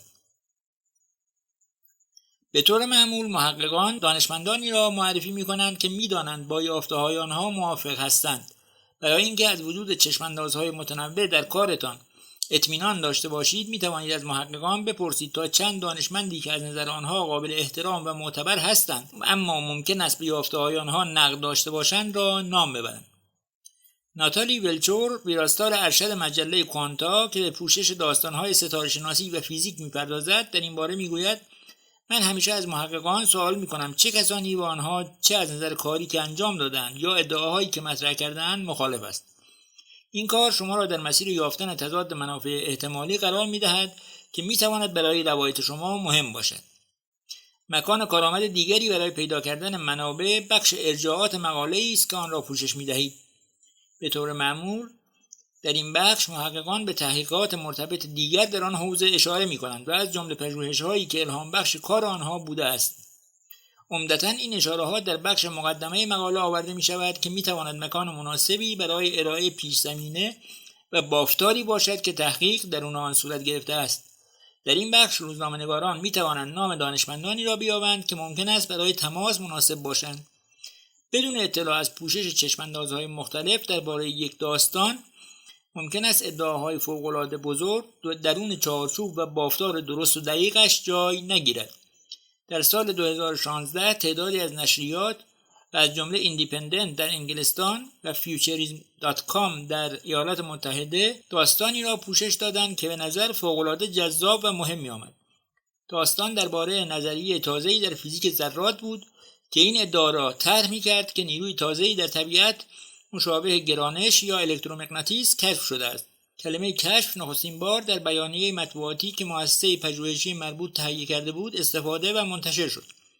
گزارشگران و ویراستارانی که زحمت دنبال کردن داستان و پیدا کردن بافتار مورد نظر آن را به خود نداده بودند، در استفاده از تیترهای اغراق شده با هم به رقابتی نفسگیر پرداختند. تیترهایی مانند دانشمندان احتمالاً موفق به کشف پنجمین نیروی بنیادی طبیعت شدند که درک ما را از کل عالم تغییر می‌دهد. عمده این مقاله ها تنها به نام نویسنده اول مقاله اشاره کرده بودند و هیچ نقل قولی از هیچ محققی خارج از تحقیق در آنها وجود نداشت. این تصمیم اشتباهی بود که مانع از این شد که گزارشگران متوجه بقیه داستان بشوند. معلوم شد که این نظریه جدید تنها یک گمان است و هیچ داده‌ای برای پشتیبانی از آن وجود ندارد. و همانطور که ولچور متوجه شد، در داستانی که برای کوانتا نوشت توضیح داد، تحقیقی که منجر به این نظریه شده است دارای پیش‌زمینه مفصلی است که شامل اتهام سایر محققان درباره سوگیری در این تحقیق و داده‌گزینی در بیان آن بوده است. به زبان ساده، منابع بهتر منجر به داستان‌های بهتری می‌شوند. برای داستان‌های طولانی‌تر پیدا کردن منابع می‌توانند فرایندی پرزحمت‌تر باشند. یکی از دلایل آن هم این است که برای نوشته‌های طولانی‌تر نویسنده باید با منابع بیشتری صحبت کند. به نظر من در یک داستان علمی به طور بیش از 3000 کلمه نویسنده باید با 8 تا 15 منبع مختلف گفتگو کند. گزارشگران شاید لازم باشد جستجوی خود را با دنبال کردن مطالعات اخیر در آن موضوع آغاز کنند و به سراغ بانک داده‌هایی مانند پابمد برای مقاله‌های منتشر شده حوزه زیست پزشکی، PSYC اینفو و ساینس دایرکت برای مقالات روانشناسی، آرکسیو برای پیش مقاله‌های ریاضیات و فیزیک و مدرکسیو برای پیش مقاله‌های زیست پزشکی بروند. سپس باید به سراغ دانشمندانی بروند که طی چند سال گذشته مقالاتی را درباره همان موضوع منتشر کرده‌اند.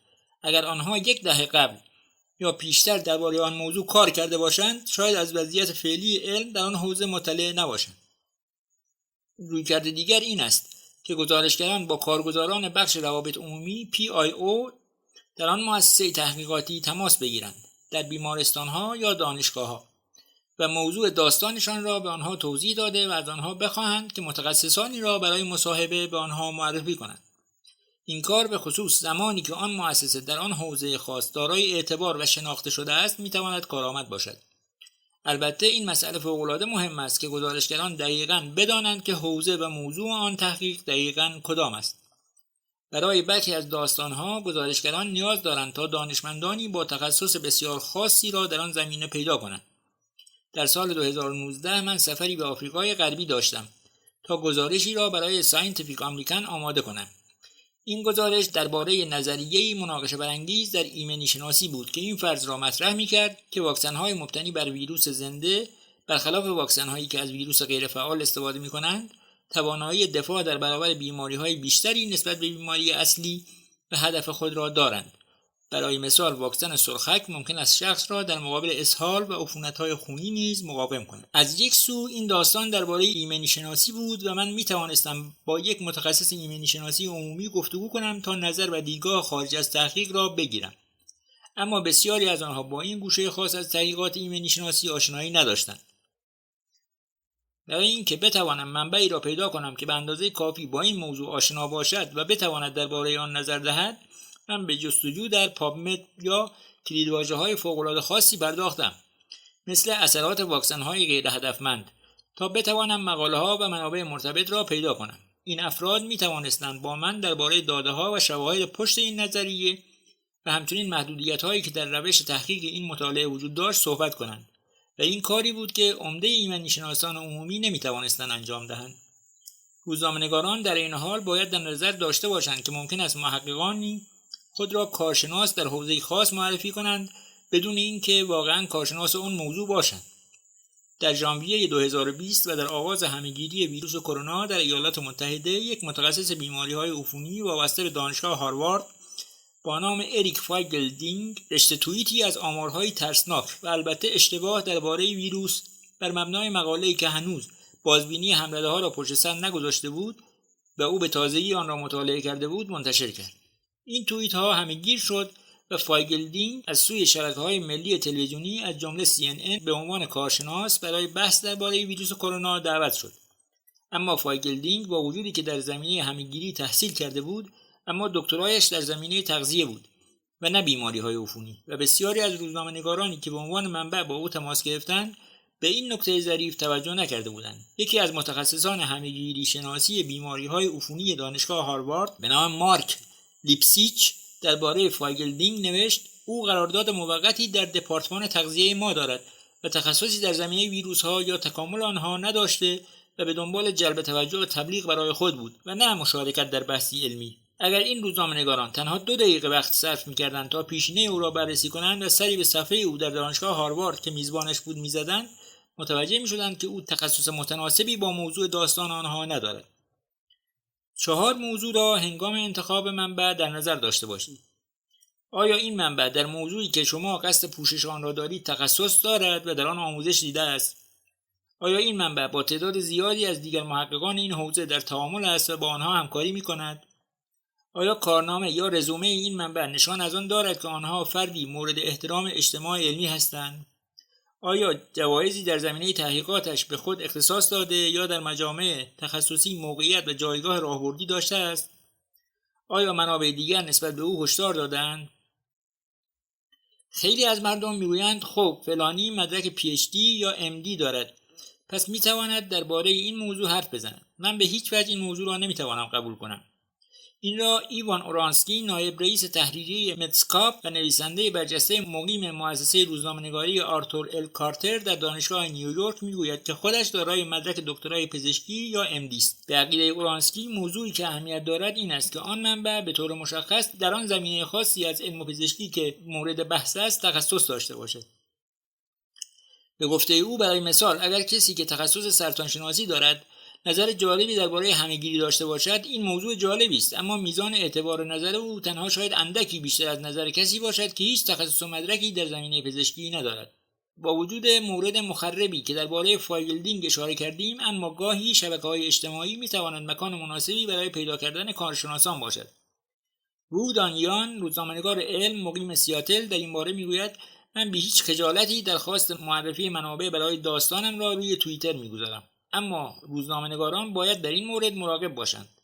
کسانی ممکن است افرادی بدون تخصص مرتبط را معرفی کنند یا خود را به عنوان منبع متخصص معرفی کنند، در حالی که تخصصی در آن موضوع ندارند. همچنین با توجه به نگرانی‌هایی که درباره حباب‌های رسانه‌های اجتماعی وجود دارد، اینکه وبسایت‌هایی مانند فیسبوک اتاقک‌های پژواک دهنده کوچکی را تولید می‌کنند که درون آن افراد تنها با افرادی که همانند آنها فکر می‌کنند در تعامل هستند. این امکان وجود دارد که روزنامه‌نگارانی که از رسانه‌های اجتماعی برای پیدا کردن منبع مورد نظر خود استفاده می‌کنند به طور ناخواسته تنوع منابعی را که می‌توانند پیدا کرده و دیدگاه‌های موجود در آن زمینه و وارد داستان خود کنند محدود کنند. اگر گزارشگران از رسانه‌های اجتماعی برای پیدا کردن منبع مورد نظر خود استفاده می‌کنند، باید همزمان مطمئن شوند که روش‌های دیگری را نیز دنبال می‌کنند. با همه این ملاحظات، اگر گزارشگران در فراخوان خود در رسانه‌های اجتماعی دقیق و مراقب باشند، ممکن است بتوانند از این طریق منابعی را بیابند که در غیر این صورت نمیتوانستند آنها را پیدا کنند.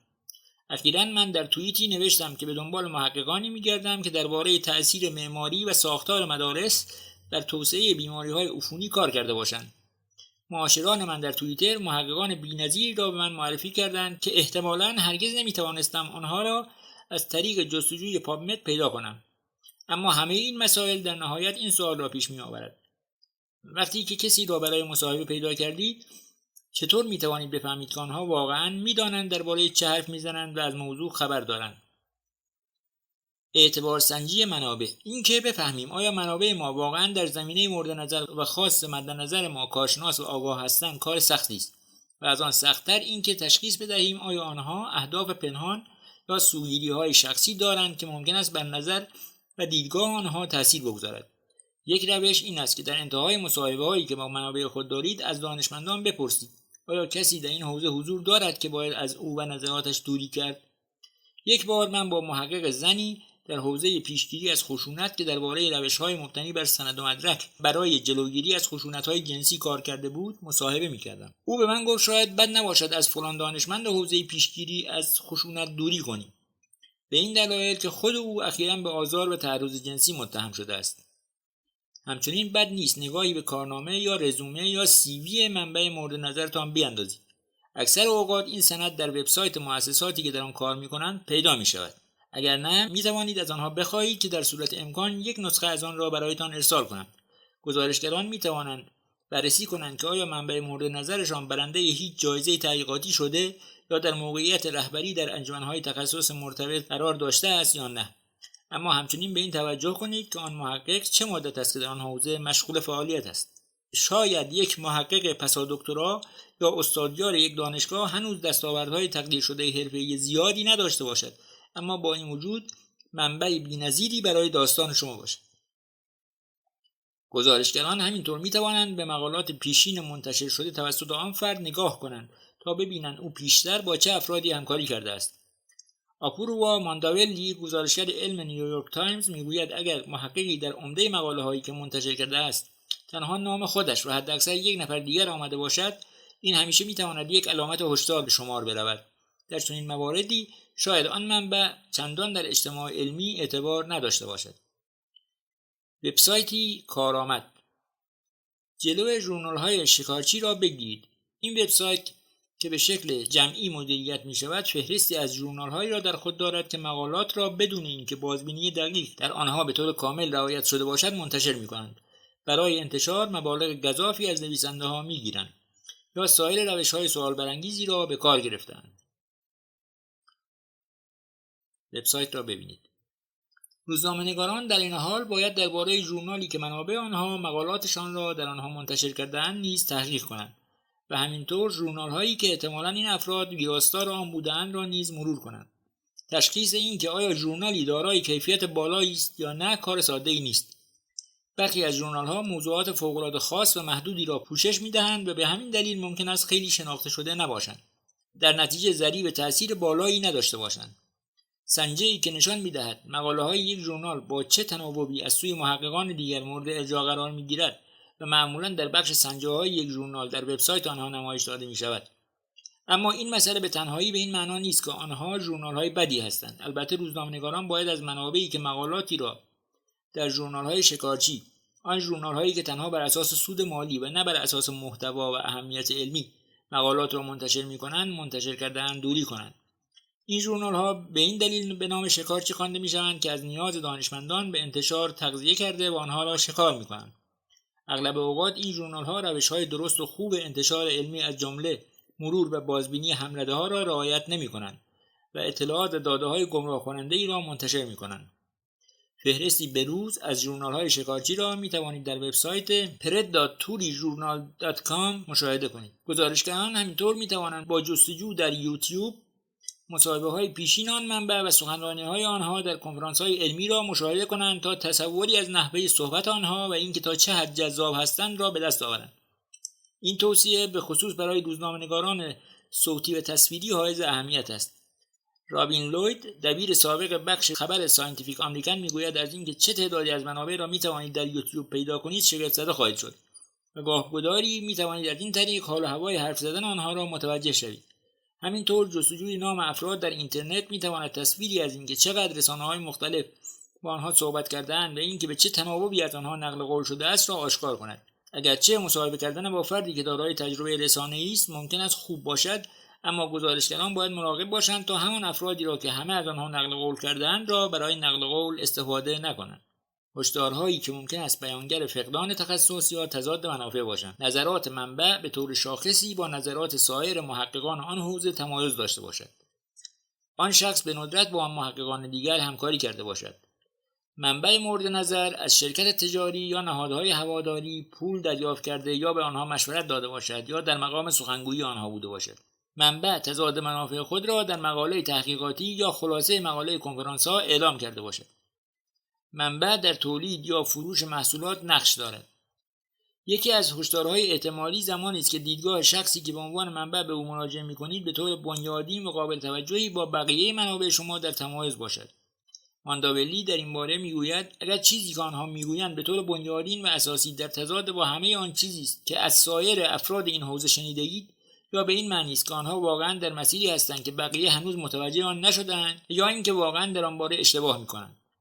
پرسیدن نظر دیگران درباره دیدگاه‌های این شخص خاص می‌تواند کمک کند، اما اگر حوزه مورد نظر درگیر مناقشه عمیق باشد و سایر دانشمندان هم سعی کنند تا از منافع خودشان دفاع کنند، در این صورت رمزگشایی از اینکه چه کسی درست میگوید کار دشواری است. آیا دلیل اینکه آنها از این دانشمند دل خوشی ندارند این است که روش و علم او مشکل دارد، یا اینکه نظرات او یافته‌ها و تفکرات آنها را به چالش می‌کشد؟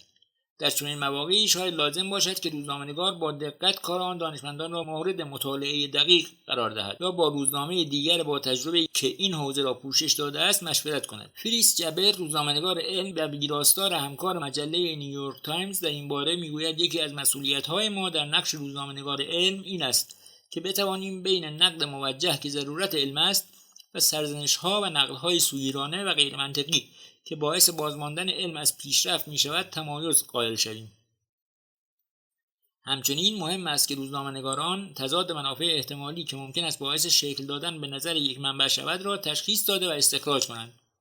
این کار می تواند گاهی به سادگی این باشد که از منبع خود بپرسید آیا تاکنون از شرکت تجاری یا نهادهای هواداری خاص پولی دریافت کرده، به آنها مشورت داده یا هیچگاه در نقش سخنگوی آن سازمان ایفای نقش کرده است. گزارشگران همچنین می توانند تضاد منافع احتمالی را در بخش منابع مقالات نوشته شده توسط این افراد و یا در بخش چکیده مقالات ارائه شده در کنفرانس‌ها ردیابی کنند. بانک اطلاعاتی پروپابلیکا به نام پروپابلیکاس دلارز فور داکس ابزار کارآمدی است که به روزنامه‌نگاران این اجازه را می‌دهد تا پزشکانی که از شرکت‌های داروسازی و شرکت‌های تجهیزات پزشکی پولی دریافت کرده‌اند را شناسایی کنند. وبسایتی کارآمد. وبسایت پروپابلیکا به نام دلار برای دکترها. بانک اطلاعاتی آنلاین دلار برای دکترها. دلارز فور داکس ارتباطات و وابستگی‌های مالی پزشکان و شرکت‌های دارویی را دنبال می‌کند.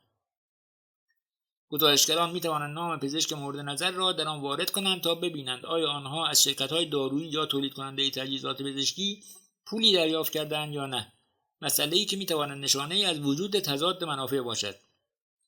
وبسایت را ببینید.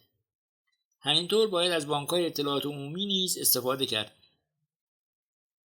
این بانک‌های اطلاعاتی نه تنها اطلاعاتی درباره سوابق قضایی افراد در اختیار شما قرار می‌دهند که ممکن است درگیر بودن آن شخص در فعالیت‌های تجاری را آشکار کند که ممکن است منجر به شکل‌گیری تضاد منافع شود.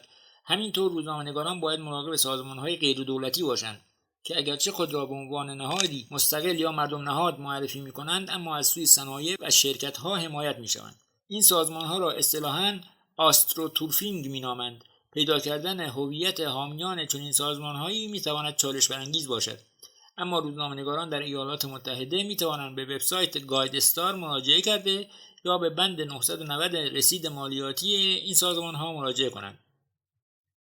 اطمینان از رعایت تنوع جنسیتی و نژادی یکی از مسائل کلیدی در حوزه علم و البته بقیه حوزه‌ها این است که عمده کارشناسان موفق و شناخته شده مردان سفید هستند. البته دلایل بسیار زیادی برای این بروز نسبت ناعادلانه جنسیتی و نژادی وجود دارد، از جمله اینکه مردان راه ساده‌تری برای صعود در مسیر موفقیت خود در پیش دارند، چرا که فشار اجتماعی و انتظار فرهنگی برای ایفای نقش والدین برای آنها کمتر است.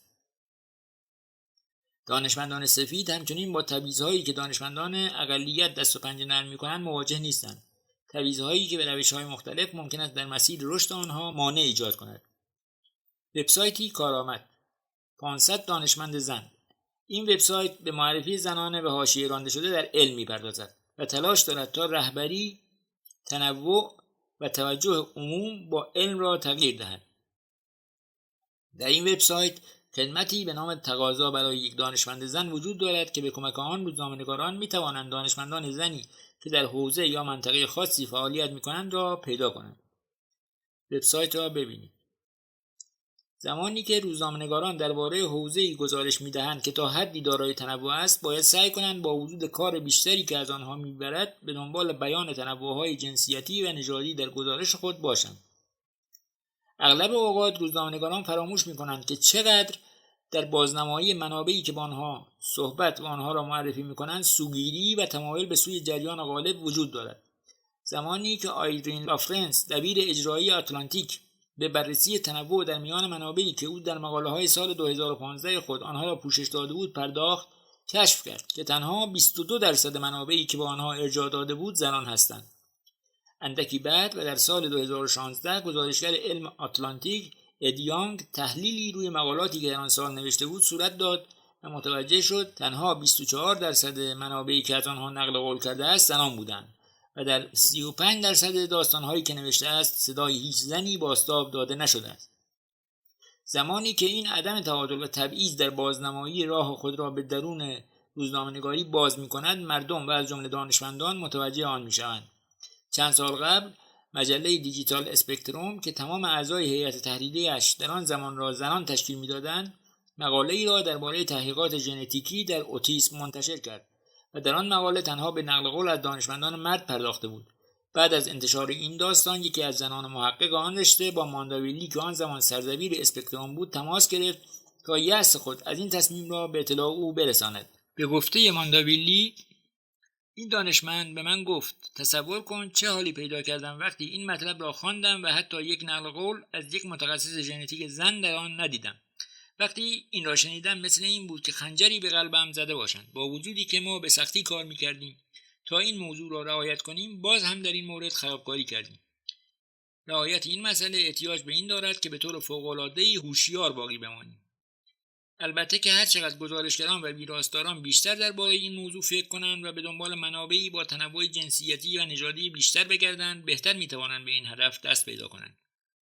جبر در این باره میگوید زمانی که متوجه شدم منابع من به خصوص آنهایی که از آنها نقل قول میکنم خیلی یک دست هستند، تلاش زیادی انجام دادم این مشکل را رفع کنم. این کار را با عمق بخشیدن به تحقیقم و به خصوص درخواست از کارشناسان برای معرفی همکارانی که کارهای مهمی انجام داده اما توجه رسانه‌ای کافی کسب نکرده‌اند انجام دادم. موضوعی که میتواند به این روند کمک کند این است که خود نویسنده ها و ویراستاران خود را در مقابل این مسئله مسئول بدانند. زمانی که یانگ شروع به دنبال کردن و ثبت منابعش در یک جدول کرد، متوجه شد که به سرعت درصد نقل قول‌ها و ارجاع به زنان دانشمند در نوشته‌هایش افزایش یافته است و در این بین تعداد زیادی از زنان جوان و دانشمندان اقلیت‌های نژادی و قومی حضور داشتند. مانداویلی معتقد است این واقعاً روند مؤثری است که منجر به تغییر می‌شود. پرهیز از تعادل کاذب. داستان‌ها و شرح‌حال‌های شخصی از مردم واقعی به معنی منابعی که الزاماً کارشناس نیستند، اما تجربه‌های آنها می‌تواند به قدری ارزشمند باشد که در متن بیاید، باعث می‌شود تا خواننده بتواند ارتباط بهتری با روندهای علمی و یافته‌های تازه برقرار کند. اما وقتی گزارشگران دقت لازم را نداشته باشند، ممکن است به این دام بیفتند که باورهای متضاد و دیدگاه‌های مخالف در یک موضوع را به عنوان دو سوی معتبر یک مسئله نشان داده و قاب کنند، در حالی که از منظر علمی یا پزشکی اینگونه نیست. این مسئله را به نام تعادل کاذب یا هم ارزی کاذب مینامند و میتواند فوق‌العاده خطرناک باشد. تعادل یا بی‌طرفی کاذب، بی‌طرفی نمایی، عموماً در داستان‌هایی بروز می‌کند که درباره مناقشه‌هایی است که با وجودی که در ذهن مردم در قالب مناقشه نقش گرفته و باقی مانده، اما دیدگاه علم درباره آن قطعی و مشخص و شفاف است. مواردی مانند تغییرات اقلیم یا ایمنی واکسن. زمانی که روزنامه‌نگاران نازعات جاری اجتماعی در زمینه تغییرات اقلیم و نقش انسان در شکل‌گیری آن را پوشش می‌دهند و دانشمندانی در هر دو سوی مناظره نقل قول کرده و آنها را به گونه‌ای به تصویر می‌کشند گویی از نظر اعتبار و تعداد دو طرف در شرایط برابری قرار دارند، در واقع در نشان دادن این که در این موضوع اجماع علمی قطعی وجود دارد ناتوان می‌مانند. به طور مشابه، روزنامه‌نگارانی که مسئله واکسیناسیون و امنیت آن را پوشش می‌دهند و به طور یکسان نقل قول‌هایی را از والدینی که درباره آن نگرانی دارند را هم عرض با نظر کارشناسانی که تخصصشان ایمنی واکسن است نقل می‌کنند، این دو دیدگاه را به گونه‌ای به تصویر می‌کشند که گویی از نظر علمی هر دو دیدگاه دارای اعتبار یکسان است، در حالی که علم به وضوح نشان داده است که واکسن‌ها امن هستند. در فوریه 2015 روزنامه‌نگار تورنتو استار گزارشی تحقیقی درباره یکی از واکسن‌های HPV به نام تجاری گاردازیل با تیتر نیمه تاریک داروی شگفت‌انگیز منتشر کرد. بخش بزرگی از این داستان به نقل قول‌ها و تجربه‌های شخصی و موردی زنان جوانی اختصاص داشت که باور داشتند پس از تزریق واکسن دچار اختلال‌هایی در سلامت خود شدند. برخی از آنها ادعا می‌کردند پس از واکسینه شدن توده‌هایی به اندازه یک تخم مرغ در کف پایشان به وجود آمده است و اینکه به دلیل اثرات واکسن حالا ناچار هستند از لوله غذا بخورند یا روی صندلی چرخدار بنشینند. چیزی که در این گزارش غایب بود نظرات کارشناسی دانشمندان و محققان پزشکی بود که پرونده ایمنی گاردازیل را بررسی کرده بودند. همچنین در این گزارش اشاره‌ای به توضیح علم این موضوع و اینکه چرا علم نشان داده است این واکسن امن است نشده بود.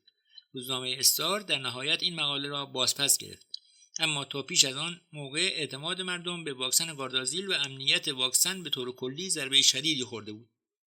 برای پرهیز از تعادل کاذب، روزنامه‌نگارانی که مناقشات را پوشش می‌دهند باید تلاش کنند تا بفهمند اجماع علمی در آن موضوع در کجا قرار دارد. تارا هل، نویسنده علمی مستقل، در مطلبی که در سال 2016 در توضیحی درباره تعادل کاذب برای انجمن روزنامه‌نگاران مراقبت‌های سلامت نوشته بود، تأکید می‌کند تنها در زمانی خبرنگاران باید نظرات خارج از جریان اجماع علم را پوشش دهند که شواهد محکمی برای ادعای آنها وجود داشته باشد و نه به این دلیل که از درون کنج کوچک خود فریادهای بلندی سر می‌دهند. در نقش یک ویراستار بررسی کنید که آیا نویسنده‌های شما تفکرات و نظرات مختلف با سطوح مختلف اعتبار را از نظر اعتبار در یک رده قرار دادند. مراقب شرح حال‌ها و تجربه‌های شخصی و فردی بیماران باشید، به خصوص زمانی که این تجربیات در قالب و قاب شواهد پزشکی بیان شده است. همینطور شاید لازم باشد ویراستاران نام افرادی که از آنها در دو سوی یک موضوع مناقشه برانگیز نقل قول شده را گوگل کنند تا ببینند آیا آنها واقعا دارای تراز یکسانی از نظر اعتبار و احترام هستند یا نه. منابع میتوانند یک داستان را بسازند و میتوانند به طور مشابه یک داستان را ویران کنند. برای روزنامه‌نگاران علم فوق‌العاده حیاتی است که افرادی را برای گفتگو پیدا کنند که دارای تخصص مناسب با موضوع هستند، دارای تضاد منافع چشمگیری در آن موضوع نباشند و حتی الامکان بازتاب دهنده قومیت‌ها و هویت‌های جنسی مختلف در آن حوزه باشند. گاهی تنها تفاوت میان یک داستان علمی خوب و یک داستان بد درباره علم تنها به یک سوال در انتهای گفتگو با یکی از منابع یا سپری کردن 5 دقیقه وقت بیشتر برای تحقیق در فضای آنلاین برمیگردد. اگر اطمینان ندارید که صداهایی که در داستان خود پوشش داده اید بازتاب دهنده اجماع موجود علمی هستند یا نه، آنقدر تحقیق کنید تا از این موضوع اطمینان حاصل کنید. منابع بیشتر، کتاب‌ها، دشواری‌های یافتن منابع بی‌طرف در علم، نوشته لی هوتس. کسی آن بیرون هست؟ یافتن منبع برای داستان‌های خبری، نوشته جفری گیلر. من گزارش‌های 1 سال پیشم را از نظر سوگیری جنسیتی بررسی کردم. دوباره، نوشته ایدریان لفرانس. من 2 سال را صرف تلاش برای اصلاح عدم توازن جنسیتی در داستان‌هایم کردم، نوشته اد یانگ. تورنتو استار چطور در داستانی درباره واکسن HPV خرابی بزرگی به بار آورد و سابقه را تصحیح کرد، نوشته جولیا بلوز. واقعیت علیه دیدگاه، مراقب تعادل کاذب در گزارش‌هایتان باشید، نوشته تارا هل. از تعادل کاذب در گزارش‌های خود اجتناب کنید. واکسن در رسانه‌ها. درباره نویسنده، ملیندا ونرمویر روزنامه‌نگار علم و استاد معین در مؤسسه ژورنالیسم آرتور ال کارتر در دانشگاه نیویورک است. او ویراستار همکار ساینتیفیک امریکن و ستون نویس اسلیت است و به طور منظم برای نیویورک تایمز نیز می‌نویسد. او در سال 2019 جایزه بریکر برای نویسندگی علم در حوزه پزشکی را به خود اختصاص داد و نوشته‌های او در کتاب بهترین نوشته‌های علم و طبیعت آمریکا در سال 2020 بازنشر شده است. نوشته‌های او همچنین رتبه نخست جایزه سالانه انجمن آمریکایی روزنامه‌نگاران و نویسندگان و همچنین جایزه برای جایگاه عالی در گزارشگری از خدمات سلامت را به خود اختصاص داده است. او به همراه همسر و 2 فرزندش در هاتسون ویلی در نیویورک زندگی می‌کند.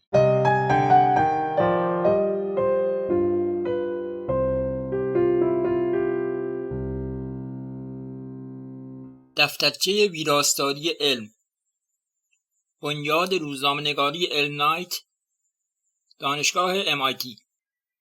راوی محمد اقبالیان. پخش فایل صوتی از کتابخانه اینترنتی آوای بوف. avayaboof.com.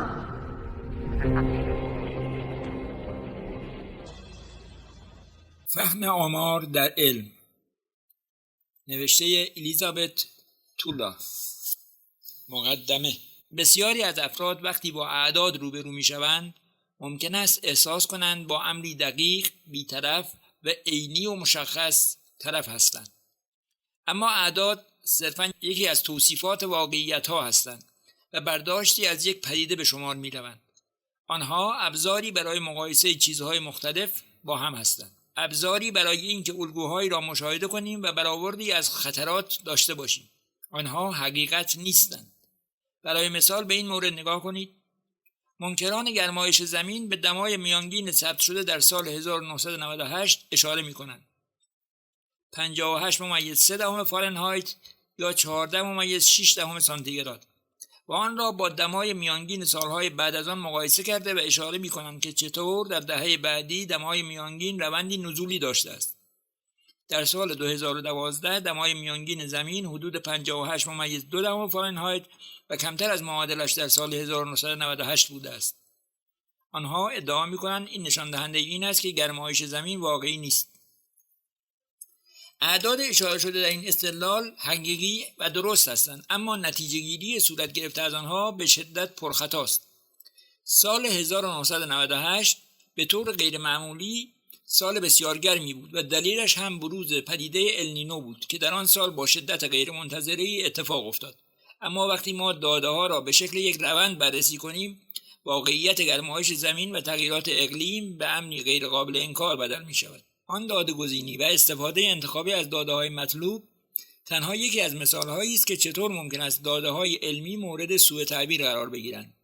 روش‌های دیگری برای چنین سوء تفسیرهایی عبارتند از ارائه اعداد بدون اشاره به بافتار و چارچوب آنها. زمانی که به بازه خطا، روش شناسی استخراج اعداد، اندازه نمونه آماری یا ترکیب نمونه اشاره‌ای نشده باشد. زمانی که همبستگی و علیت به جای هم به کار گرفته شود، زمانی که نتیجه‌ای بر اساس داده‌های ناکافی استخراج شده باشد. چطور می‌توانید از سقوط در چنین دام‌هایی خودداری کنید؟ در نقش یک ویراستار مهم است که شما همان شکاکیت و دقتی که نسبت به کلمات دارید را در مواجهه با اعداد نیز اعمال کنید. اینکه آمار درباره این موضوع چه چیزهایی را میگوید و چه چیزهایی را نمیگوید، کدام یک از اعداد واقعاً با داستانی که روایت میکنید ارتباط دارند، کدام یک از آنها برای خواننده شما معنیدار است. طبیعتاً اصلی ترین کلید برای درک این مسئله این است که بتوانیم اعداد و آمار را درک کنیم و بفهمیم. برای مثال مفهوم آماری خطر یا ریسک را در نظر بگیرید. هر روز حدود 95 تصادف منجر به مرگ در ایالات متحده رخ می‌دهد. به بیانی دیگر و بر اساس هر کاربرد عملی که مد نظر داشته باشید می توانید با قطعیت بگویید که 100% احتمال دارد که امروز بیش از 10 تصادف منجر به مرگ در آمریکا رخ دهد. اما این خطر و ریسک برای شخص شما و زمانی که پشت فرمانی می نشینید چقدر است؟ چقدر باید بابت اینکه ممکن است به تصادفی مرگبار دچار شوید نگران باشید؟ واقعا عددش خیلی بالا نیست. خطری که شخص شما را بابت مرگ در اثر تصادف رانندگی در آمریکا تهدید می کند کمتر از 1 در 4000 در سال است. مسئولیت کسب اطمینان از اینکه اعداد و آمار به طور درستی در بافتار و چارچوب موضوع قرار داده و به درستی بیان شدند تا به طور صادقانه واقعیتی را بیان کنند و اینکه خواننده شما به درستی آنها را درک کند بر عهده شما در نقش ویراستار است. پرسش از عدم قطعیت داده‌ها و حساب‌ها. اعداد بیانگر ادعاها هستند. زمانی که با اعداد و ارقام در مقاله علمی، گزارش مؤسسات یا گزارش‌های رسمی مواجه می‌شوید، باید مانند هر ادعا و اظهار نظر دیگری آنها را مورد پرسش و بررسی قرار دهید. آنها را به همان شکلی که بیان شده‌اند مورد استفاده قرار ندهید، حتی اگر با کمبود زمان مواجه هستید. مطمئن شوید که آنها را درک کرده اید، اینکه از کجا آمدند و چگونه استخراج شدند. آیا منابع دیگری این داده‌ها را مورد بررسی و واکاوی قرار داده است؟ این منابع چه میگویند؟ نمیتوانید صرفاً به این دلیل که عدد و رقمی در یک مقاله علمی بیان شده است به آن اعتماد کنید و آن را حقیقت صرف بدانید. کارل زیمر، نویسنده علمی نیویورک تایمز، به مثالی از این موضوع در دوران همهگیری ویروس کرونا اشاره می‌کند.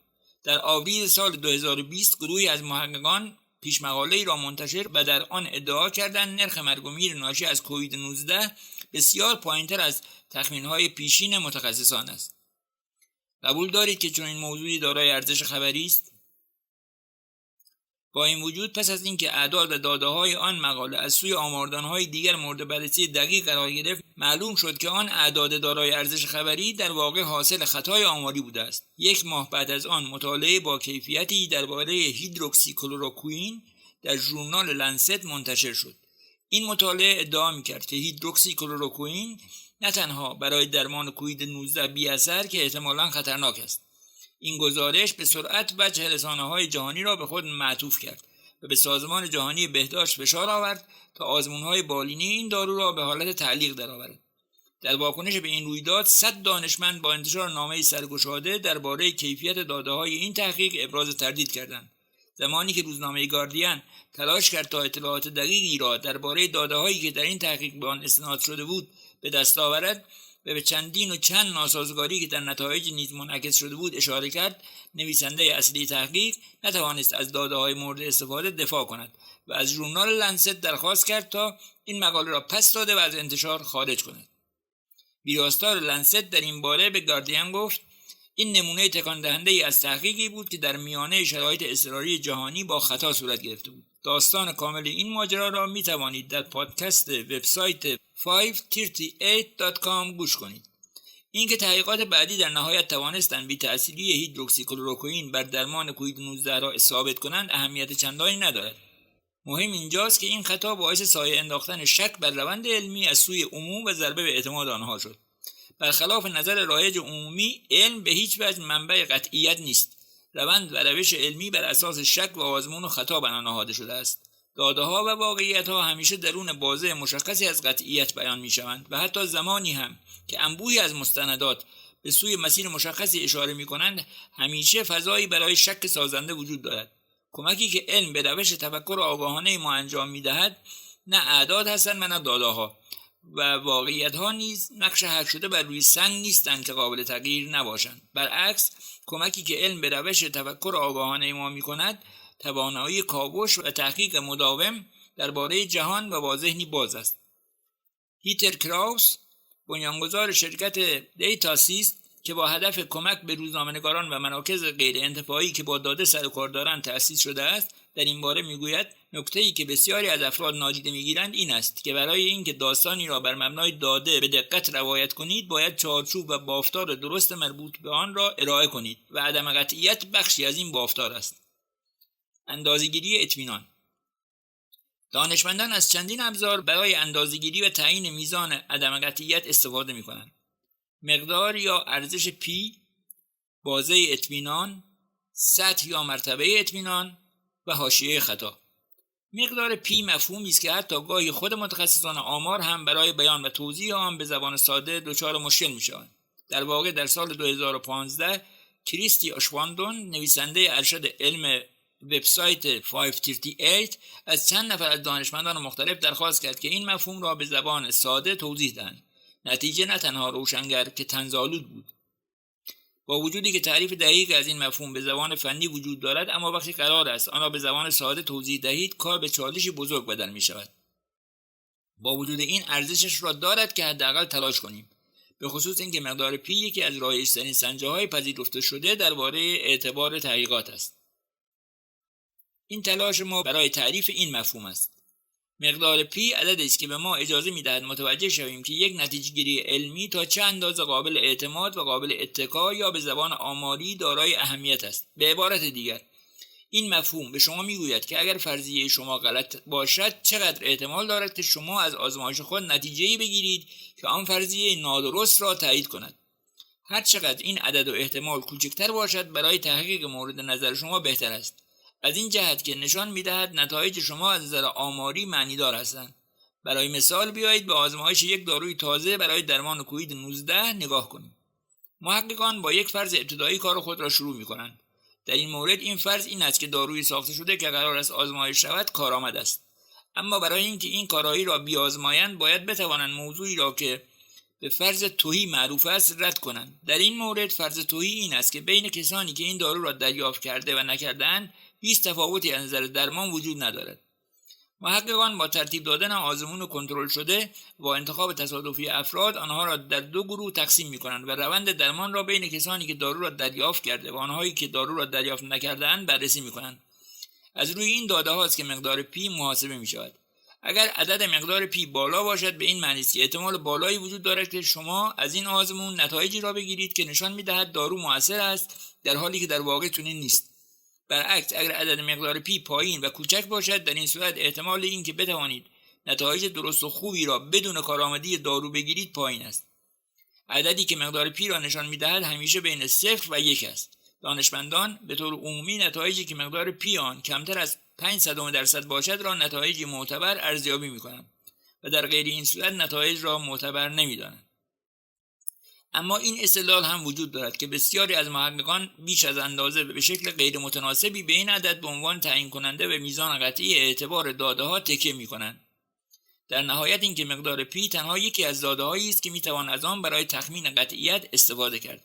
از آن مهمتر، همانطوری که تحقیقی از دانشگاه استنفورد مورد تایید قرار داده است، عدد مقدار پی به شما به طور مستقیم نمی‌گوید آیا چیزی درست است یا نه. علاوه بر مقدار پی، مقالات علمی از برخی دیگر از شاخص‌های عدم قطعیت نیز استفاده می‌کنند که حاشیه خطا و بازه‌های اطمینان از جمله آنهاست. معمولاً چنین نتایجی را به شکل مثبت و منفی مقدار بازه خطا در یک بازه اطمینان مشخص، معمولاً 95% یا 99% در مقاله درج می‌کنند. بازه‌های خطا و بازه‌های اطمینان که در نظر سنجی‌های سیاسی نیز مورد استفاده قرار می‌گیرند، ابزاری هستند که می‌تواند به مخاطب بگوید که یک محقق تا چه اندازه اطمینان دارد که بازه مقادیری که بیان می‌کند دقیق است.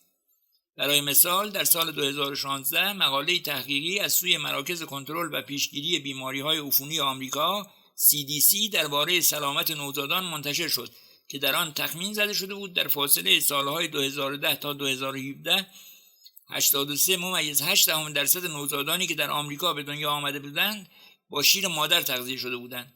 نتیجه این تحقیق با بازه خطای 1.2 در بازه اطمینان 95% بیان شده بود.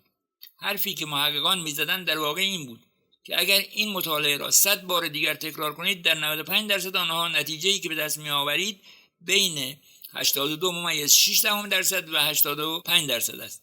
نکته مهمی که باید آن را درک کرد و این موضوعی است که در بخش بعدی به آن می‌پردازم این است که عدد نهایی حاشیه خطا و بازه اطمینان به طور قابل توجهی وابسته به ابعاد و اندازه نمونه آماری است که مورد بحث قرار گرفتند. این نکته مهمی است باید در ذهن داشته باشید، به خصوص اینکه در بسیاری از موارد با محدودیت داده‌ها مواجه هستیم. مثلا میزان خشونت خانگی، جنایت‌های با انگیزه نفرت و بی‌عدالتی‌های نژادی، یا زمانی که با رویدادهایی مواجه هستیم که تعداد و تناوب مواجهه با آن پایین است. برای مثال بیماری‌های نادر ژنتیکی.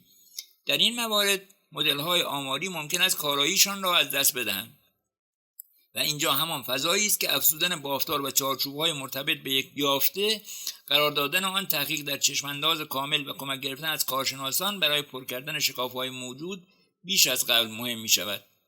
عدم قطعیت ممکن است به روش‌های دیگری هم خود را بروز دهد. در سال 2019 آلبرتو کیرو به بررسی این موضوع پرداخته که در موضوع پیشبینی هاریکن‌ها، طوفان‌های حاره‌ای، مسئله عدم قطعیت چطور بیان و به مخاطب منتقل می‌شود. او برای این کار در پروژه‌ای با همکاری مرکز ملی هاریکن‌ها به تحقیق درباره این موضوع پرداخت که برداشت اغلب مردم زمانی که نقشه‌های پیشبینی هاریکن‌ها را می‌بینند چیست. نقشه‌هایی که احتمال مسیر حرکت هاریکن روی خشکی را بیان می‌کند. نتیجه این تحقیق ساده بود. اکثر مردم آنها را به درستی تفسیر نمی‌کنند. به طور سنتی کسانی که به پیشبینی مسیر طوفان‌ها و هاریکن‌ها می‌پردازند از نقشه‌هایی به نام قیف هاریکن برای پیشبینی اینکه یک طوفان حاره‌ای مشخص در چه منطقه‌ای وارد خشکی می‌شود استفاده می‌کنند. اما همانطور که کیرو کشف کرد، بسیاری از مردم این نقشه‌ها را به درستی درک نمی‌کنند و در نتیجه سوء برداشت از آنها ممکن است در آماده سازی لازم برای مقابله با طوفان غفلت کنند. کیرو متوجه شد که مخاطبان هنگام مشاهده این نقشه‌ها به دلایل متفاوتی دچار سوء برداشت می‌شوند و یکی از دلایلی که به سوء برداشت آنها منجر می‌شود روشی است که میزان عدم قطعیت در این نقشه‌ها بیان و ترسیم می‌شود. قیف نمایش داده شده روی این نقشه‌ها بازه‌ای از مسیرهای ممکن است که خط مرکزی میان آن مکان احتمالی مرکز طوفان در آینده را نشان می‌دهد. در واقعیت تنها 60 تا 70% اوقات ممکن است مسیر نهایی هاریکن و طوفان درون قیف پیش بینی شده قرار داشته باشد. از آن گذشته مناطقی که طوفان ممکن است تحت تاثیر قرار دهد و تأثیرات مخربش را به جای بگذارد بسیار وسیع‌تر از مساحتی است که قیف پیش بینی یا خط مرکزی تعیین و مشخص می‌کند. عدم آگاهی یک شخص معمولی از نحوه خواندن این نقشه‌ها ممکن است منجر به خطا در تخمین میزان خطری که او را تهدید می‌کند شده و به طور بالقوه تهدیدی جانبی برای او به همراه بیاورد. مثال پیشبینی مکان برخورد طوفان و هاریکن با خشکی‌ها مثالی عالی برای یادآوری این موضوع است که چرا باید وقتی درباره احتمال یا امکان رویداد یک موضوع می‌نویسیم یا قصد داریم آن را به شکل گرافیکی نشان دهیم از خود بپرسیم آیا عدم قطعیت موجود در آن موضوع را با دقت به مخاطب انتقال داده ایم یا نه؟ کیرو این پیشنهاد را مطرح کرد که از نوع دیگری از نقشه برای این موضوع استفاده کنیم. برای مثال چیزی شبیه به نقشه حرارتی امکان مواجهه با طوفان که به گونه روشن‌تری خطر واقعی را نمایش می‌دهد. در موارد دیگر شاید لازم باشد که نویسنده‌ها درباره اهمیت عدم قطعیت موجود و اینکه این تخمین‌ها در واقعیت به چه معنا هستند توضیحات بهتری را ارائه کنند. یکی از مثال‌های خوب در این باره یکی از نوشته‌های ساینتیفیک آمریکن درباره اهمیت آماری در مورد بوزون هیگز، یکی از ذرات بنیادی در فیزیک است. در این نوشته در حالی که به مفهوم عدم قطعیت موجود در بحث توجه داشت، همزمان توانسته بود برخی از موضوعات ریاضی پیچیده را به زبان ساده توضیح دهد. به عنوان یک مثال مشخص، احتمال اینکه 100 بار با سکه شیر یا خط بیاندازید و 66 بار از این 100 بار سکه شما شیر بیاید کمتر از 1% است. اما اگر 1000 نفر با سکه یکسان و هر کدام 100 بار شیر یا خط بیاندازند، امکان اینکه چند نفری از آنها شاهد این باشند که 66 بار سکه آنها شیر آمده است وجود دارد.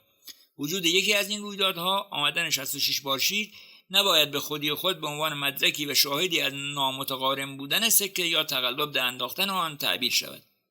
این که برای توضیح مقصود و انجام دادن کارتان صرفاً به اعداد تکیه کنید هم باعث خطای شما و هم باعث بروز خطا برای خوانندگانتان خواهد شد. نکته کلیدی توضیح مفاهیمی است که در لایه زیرین این اعداد حضور دارند و نقش بازی می‌کنند. اندازه نمونه. یکی از عوامل اصلی تعیین کننده قطعیت آماری تعداد نمونه‌هایی است که مطالعه روی آن صورت گرفته است. این مفهوم را اندازه نمونه هم می‌نامند. به ندرت پیش می‌آید که ما در مورد موضوعی اطلاعاتی کامل و مربوط به همه جمعیت مورد نظر را در اختیار داشته باشیم. برای مثال سرشماری‌های عمومی با چنین هدفی صورت می‌گیرد. سرشماری عمومی در آمریکا هر 10 سال یک بار برگزار می‌شود و در آن سعی می‌شود تک تک افراد ساکن آمریکا را بشمارند. از لحاظ داده‌ها اینکه شما همه اطلاعات یک جمعیت را داشته باشید مثل این است که می‌خواهید میانگین قد 100 نفری را که درون جزیره‌ای ساکن هستند تعیین کنید. اگر شما قد هر 100 نفر را اندازه بگیرید هیچ حاشیه خطایی وجود ندارد و سطح اطمینان شما به نتیجه 100% خواهد بود. این یعنی محاسبات شما دقیق و درست بوده است. اما چنین موقعیت‌هایی به ندرت پیش می‌آیند. در اغلب اوقات ما گروه‌هایی از نمونه‌هایی داریم که نقش نماینده‌ای از کل جمعیت را بازی می‌کنند. در مثالی که در مورد جزیره زدیم ما می‌توانیم به جای اینکه قد همه را اندازه بگیریم به صورت تصادفی 20 نفر را انتخاب کنیم و بر اساس آن میانگین قد کل جزیره را تخمین بزنیم. نتیجه‌ای که به دست می‌آوریم احتمالاً به عدد واقعی نزدیک خواهد بود، اما دقیقاً با اندازه واقعی میانگین قد برابر نخواهد بود. هر چقدر که ابعاد و اندازه نمونه شما بزرگتر باشد، تخمین شما هم دقیق‌تر است. هر چقدر این اندازه نمونه کوچکتر باشد، حاشیه خطا بزرگتر و سطح اطمینان پایین‌تر خواهد بود. آزمایش‌های علمی عمدتاً بر اساس نمونه‌های تصادفی صورت می‌گیرند. به زبان آماری یک نمونه تصادفی با این هدف تعریف می‌شود که بتواند بیانگر و نماینده کلیت جمعیت مورد بررسی و مشاهده باشد. شاید با این مفهوم به واسطه نظرسنجی‌های انتخاباتی آشنا باشید. برای مواردی مانند آزمودن کارایی یک دارو یا توصیف یک ویژگی زیست شناختی هم از رویکرد مشابهی استفاده می‌شود و چنین بررسی‌هایی روی یک زیرمجموعه از افراد هدف صورت مشاهدات در مقابل آزمایش‌های تجربی. مطالعات و تحقیقات مشاهداتی آنهایی هستند که مدیریت‌های مختلف تحت مدیریت دانشمندانی که تحقیق را انجام می‌دهند نیست و خود آنها به طور مستقیم نمی‌توانند داده‌ها را جمع‌آوری کنند. به طور معمول این مطالعات با کمک اعمال روش‌های آماری بر روی داده‌هایی صورت می‌گیرد که از سوی سایر نهادهای عمومی یا خصوصی جمع شده است. حسنی که این تحقیقات دارند این است که می‌توانند چشم‌اندازی را به روی شرایط دنیای واقعی باز کنند و تنها به فضای مدیریت شده محدود نمانند. داده‌های مطالعات تجربی به طور مستقیم از سوی دانشمندانی که آنها را تحلیل می‌کنند گردآوری و تهیه می‌شود. ممکن است این آزمایش‌ها بر اساس ساختار انتخاب تصادفی باشد یا نه. همچنین ممکن است در آن آزمایش‌ها از حضور گروه شاهد استفاده شده باشد یا نه. برای مثال آزمون‌های بالینی معمولاً بر روی گروهی کنترل شده که به صورت تصادفی انتخاب شده‌اند انجام می‌شود. مطالعات تجربی امکان مدیریت متغیرها را برای محققان ساده‌تر می‌کند و در نتیجه میزان عدم قطعیت آماری که به نویز معروف است را کاهش می‌دهد. نمونه‌های غیر تصادفی مانند گروه‌های از داوطلبان برخلاف حالت قبل اطلاعاتی درباره کلیت جمعیت در اختیار محققان قرار نمی‌دهند. به همین دلیل هم مطالعاتی که بر اساس چنین نمونه‌هایی صورت گرفته است را باید با شکاکیت بیشتری بررسی و نگاه کرد. با این وجود گاهی اوقات ممکن است حتی نمونه‌هایی که به خوبی طراحی شده‌اند هم غیر دقیق از آب در بیایند. این اتفاق زمانی می‌افتد یا تعداد زیادی از اعضای نمونه به آزمایش پاسخگو نیستند یا یک زیرمجموعه از آن داده‌های غلطی را گزارش کنند. برای مثال گروهی از مردم که قرار است درباره تغذیه خود گزارش دهند اگرچه ممکن است واقعا به صورت نمونه تصادفی انتخاب شده باشند، اما گزارش‌های شخصی آنها ممکن است غیر دقیق بوده و در نتیجه کل داده‌های جمع‌آوری شده را فاقد معنی کند. همچنین تعداد افرادی که درون گروه نمونه قرار دارند نیز اهمیت دارد. احتمال بیشتری وجود دارد که نمونه‌های کوچک تحت تاثیر موارد استثنایی دچار انحراف شوند و تحت تاثیر خطاهای تصادفی قرار بگیرند. از این گذشته همانطور که جان آلن پالوس در نوشته خود به نام ریاضیدانی که روزنامه می‌خواند نوشته است، در مورد نمونه‌های تصادفی چیزی که اهمیت کلیدی دارد اندازه مطلق این نمونه است و نه اینکه این نمونه چه درصدی از جمعیت را شامل می‌شود.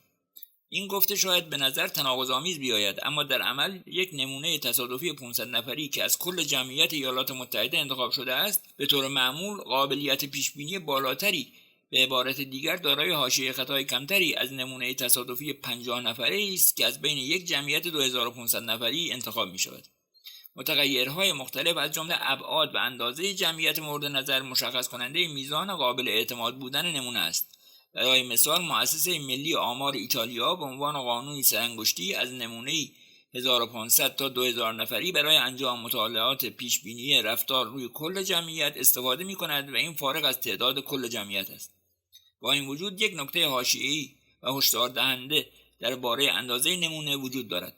همانطور که فیزیکدان انگلیسی و نویسنده علمی بن گلداسر در نوشته‌ای در گاردین اشاره می‌کند، اندازه‌گیری و بررسی تأثیرات کوچک ولی معنیدار در نمونه‌های کوچک دشوار است. ارزیابی خطر. بسیاری از داستان‌های علمی و به خصوص داستان‌های مرتبط با سلامت تلاش می‌کنند تا میزان خطر را به شکل مقداری عددی بیان کنند. اغلب اوقات این کار با کمک نسبت‌ها یا درصدها صورت می‌گیرد. برای مثال بر اساس تخمین انجمن قلب آمریکا، خطر اینکه یک شهروند آمریکایی در دوره حیات خود دچار یکی از بیماری‌های قلب و عروق شود 48% است. عدد بزرگی است، نه؟ اول از همه باید درک کنیم که منظور از بیماری‌های قلب و عروق چیست. این بیماری‌ها فقط شامل بیماری‌های رگ‌های قلب، از کار افتادن قلب یا سکته‌ها نیست، بلکه فشار خون بالا را نیز شامل می‌شود.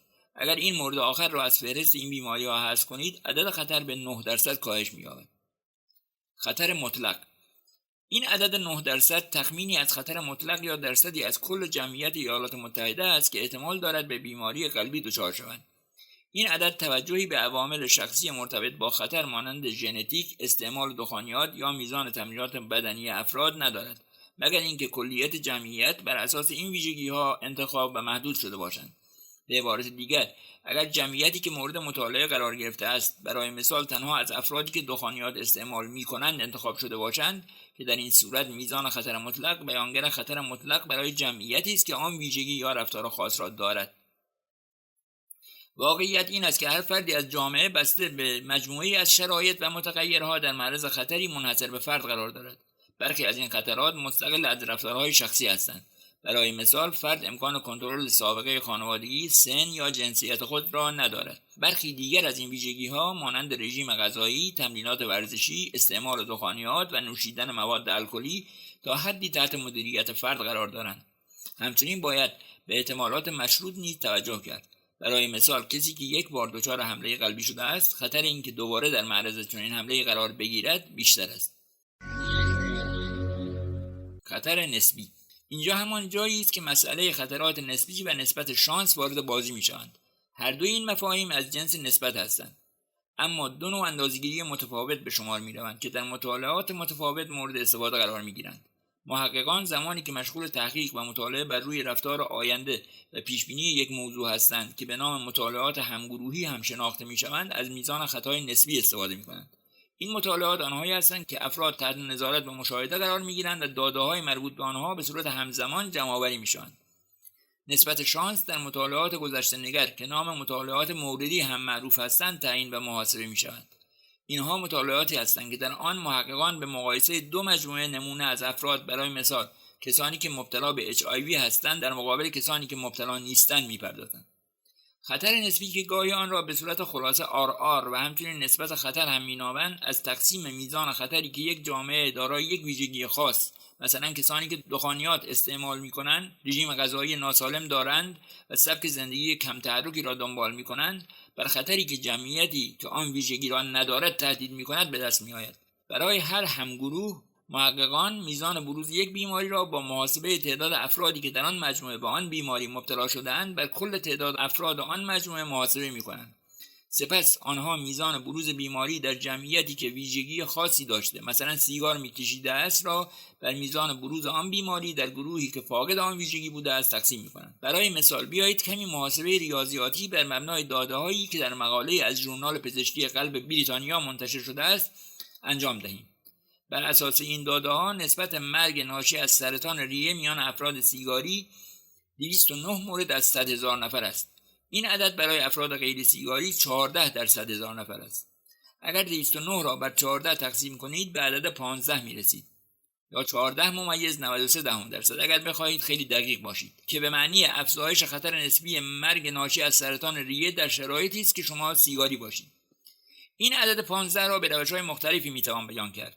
افزایش 15 برابری، از مرتبه 15 یا ضرب در 15. همه اینها به یک معنی هستند. همچنین میتوان این را به درصد میزان افزایش خطر نیز تبدیل کرد. برای این کار باید از فرمول NOO یا جیم قیقه که در ادامه این فصل به آن اشاره میکنیم استفاده کنید. اگر این کار را انجام بدهید به این نتیجه میرسید که سیگار کشیدن احتمال مرگ بر اثر سرطان ریه را 1400% افزایش میدهد. با این وجود معمولا درک چنین درصدهایی برای اغلب مردم ممکن است دشوار باشد. برای همین ما پیشنهاد میکنیم که به جای آن از عبارتی مانند 15 برابر استفاده کنید تا مقصودتان را شفافتر بیان کرده باشید. خطر نسبی که زیر 1 باشد به این معنی است که رابطه معکوسی میان آن عامل مورد بررسی و نتیجه وجود دارد.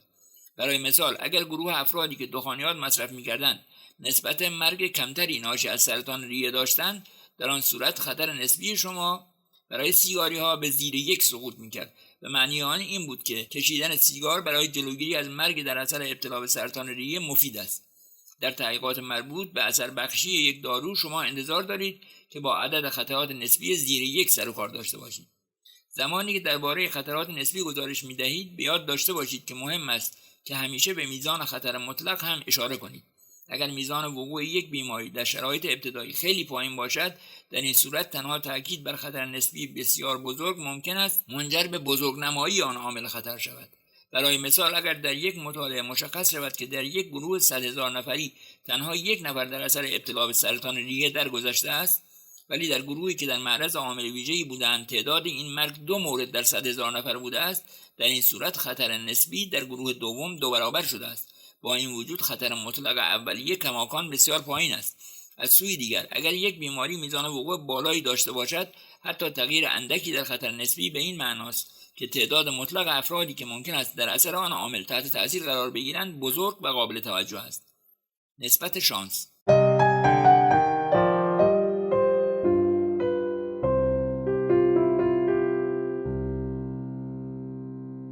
دفترچه ویراستاری علم، بنیاد روزنامه‌نگاری ال نایت، دانشگاه MIT.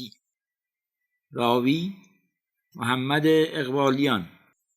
پخش فایل صوتی از کتابخانه اینترنتی آوای بوف. avayaboof.com.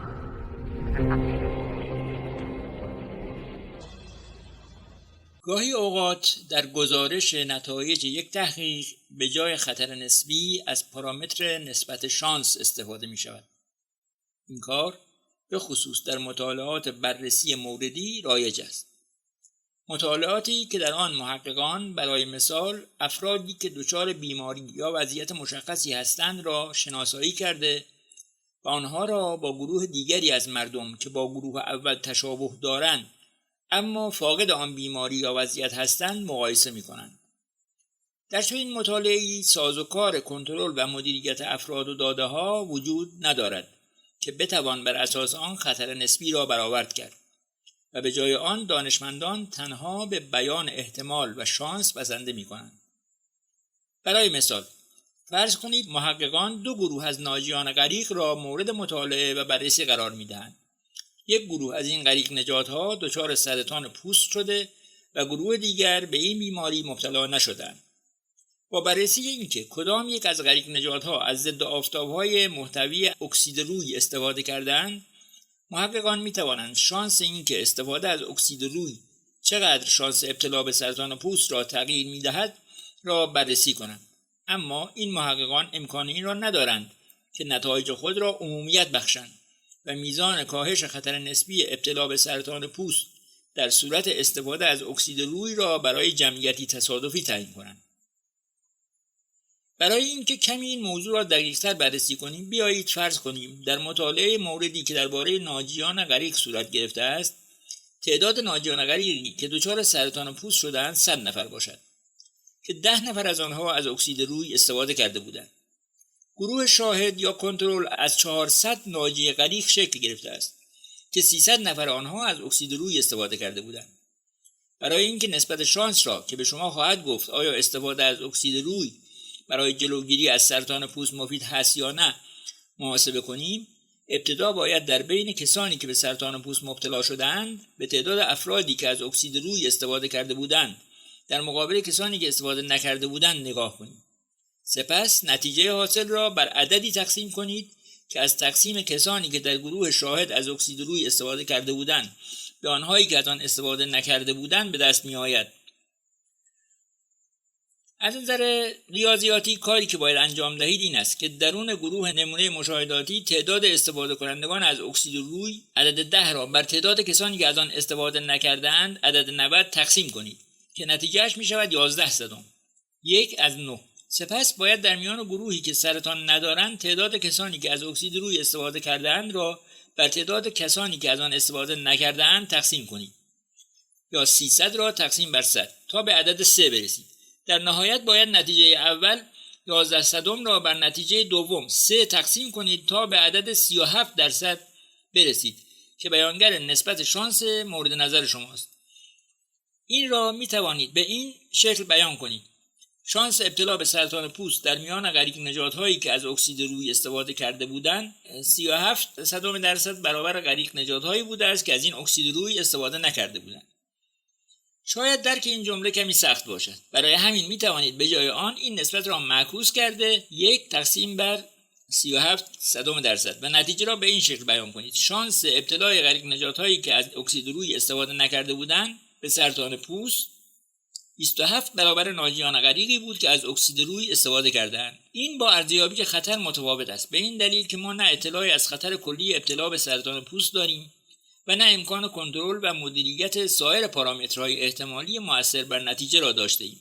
تنها چیزی که می‌دانیم این است که بر اساس مطالعه موردی ساختگی که انجام داده‌ایم، شانس ابتلا به سرطان پوست در بین ناجیان غریقی که از اکسید روی استفاده نکردند 27 برابر بیشتر از همکارانشان است که از این ماده استفاده کرده بودند. به طور خلاصه زمانی که خطر را محاسبه می‌کنیم ما به تعداد موارد موجود درون یک جمعیت نگاه می‌کنیم، اما زمانی که نسبت شانس را محاسبه می‌کنیم تعداد موارد مثبت یک موضوع را با مواردی که فاقد آن ویژگی بودند مقایسه می‌کنیم. میانگین، میانه و مد. اغلب اوقات زمانی که سعی داریم معنی داده‌هایی را به مخاطب منتقل کنیم از ویژگی‌های توصیفی آنها نظیر میانگین، میانه و مد استفاده می‌کنیم. گاهی واژه میانگین یا اوریج برای هر سه مورد استفاده قرار می‌گیرد، اما معمولاً منظور از میانگین یا اوریج اشاره به میانگین آماری یا من دارد. تصور کنید هواپیمایی پر از مسافر دارید و اندازه قد تک تک این مسافران را اندازه گرفته‌اید. اگر داده‌هایی که دارید را روی یک نمودار ترسیم کنید، احتمالاً مشاهده می‌کنید که چند نقطه‌ای در انتهای بالایی، چند تایی در انتهای پایین و تعداد زیادی به شکل خوشه در بخش میانی نمودار پخش شدند. این نمایشی از یک منحنی زنگوله‌ای استاندارد است که به آن توزیع نرمال نیز گفته می‌شود. در این مورد هر سه ویژگی‌های میانگین، میانه و مد اگر بر هم منطبق نباشند معمولاً به هم نزدیک هستند و جایی در میانه نمودار قرار می‌گیرند. ویژگی‌های زیست‌شناسی نظیر قد و وزن معمولاً توزیع و رفتاری اینگونه دارند. برای محاسبه میانگین کافی است ارزش و مقدار عددی هر یک از اعضای مجموعه داده‌های خود را جمع و نتیجه را بر تعداد موارد تقسیم کنید. اگر اندازه نمونه‌های شما به اندازه کافی بزرگ باشد، احتمال زیادی دارد که ارزش همه آنها به شکل یک زنگوله در اطراف میانگین پخش شده باشند. مفهومی که با میانگین ارتباط دارد انحراف معیار است. این اصطلاح به این موضوع اشاره می‌کند که به طور میانگین فاصله داده‌های شما از میانگین آنها چقدر است. به عبارت دیگر آیا این زنگوله شما لاغر است، ارتفاع بیشتر در برابر قاعده کوچکتر، یا چاق، ارتفاع کمتر در مقابل قاعده بزرگتر. هر چقدر انحراف معیار کوچکتر باشد نشان دهنده این است که داده‌های شما یک دست‌تر هستند. با وجود این در مجموعه کوچک از نمونه‌ها حتی در مورد ویژگی‌های زیستی امکان دارد که توزیع شما نرمال نباشد. برای مثال در نظر بگیرید که اعضای یک تیم بسکتبال حرفه‌ای هم در آن پرواز حضور داشته باشند. حضور این افراد دارای قد بسیار بلندتر از عموم در آن مجموعه بر توزیع داده‌های شما اثر می‌گذارد. حالا آن نمودار زنگوله‌ای ما شاهد یک برجستگی در سمت راست خود خواهد بود و میانگین به سمت راست نمودار منتقل می شود. در چنین مواردی استفاده از میانه شاید گزینه بهتری باشد. اگر همه مقادیری که داریم را از کوچکترین تا بزرگترین فهرست کنیم، میانه مقداری است که در بین این مجموعه اعداد قرار می گیرد. برای مثال زمانی که درباره میزان درآمد صحبت می شود و به خصوص زمانی که موضوع صحبت جوامعی با اختلاف طبقاتی مالی بالاست، عمدتاً از میانه استفاده می شود. حضور چند نفری میلیاردر در جمعیت باعث می شود میانگین درآمد به سطحی برسد که بسیار فراتر از آن چیزی است که عمده شهروندان تجربه می کنند. برای همین هم میانه بهتر می تواند توصیفی از محل وسط توزیع را نشان دهد.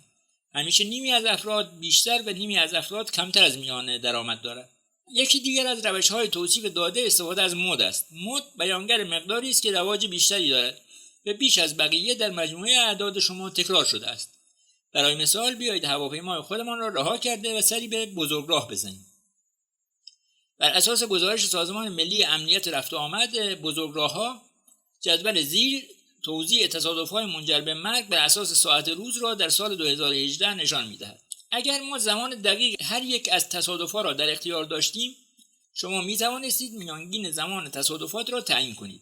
نتیجهش ساعتی در ساعات ابتدایی بعد از ظهر در می آمد. به طور مشابه می توانستید میانه زمان تصادفات را نیز تعیین کنید که باز هم ساعتی در ابتدای عصر از کار در می آمد.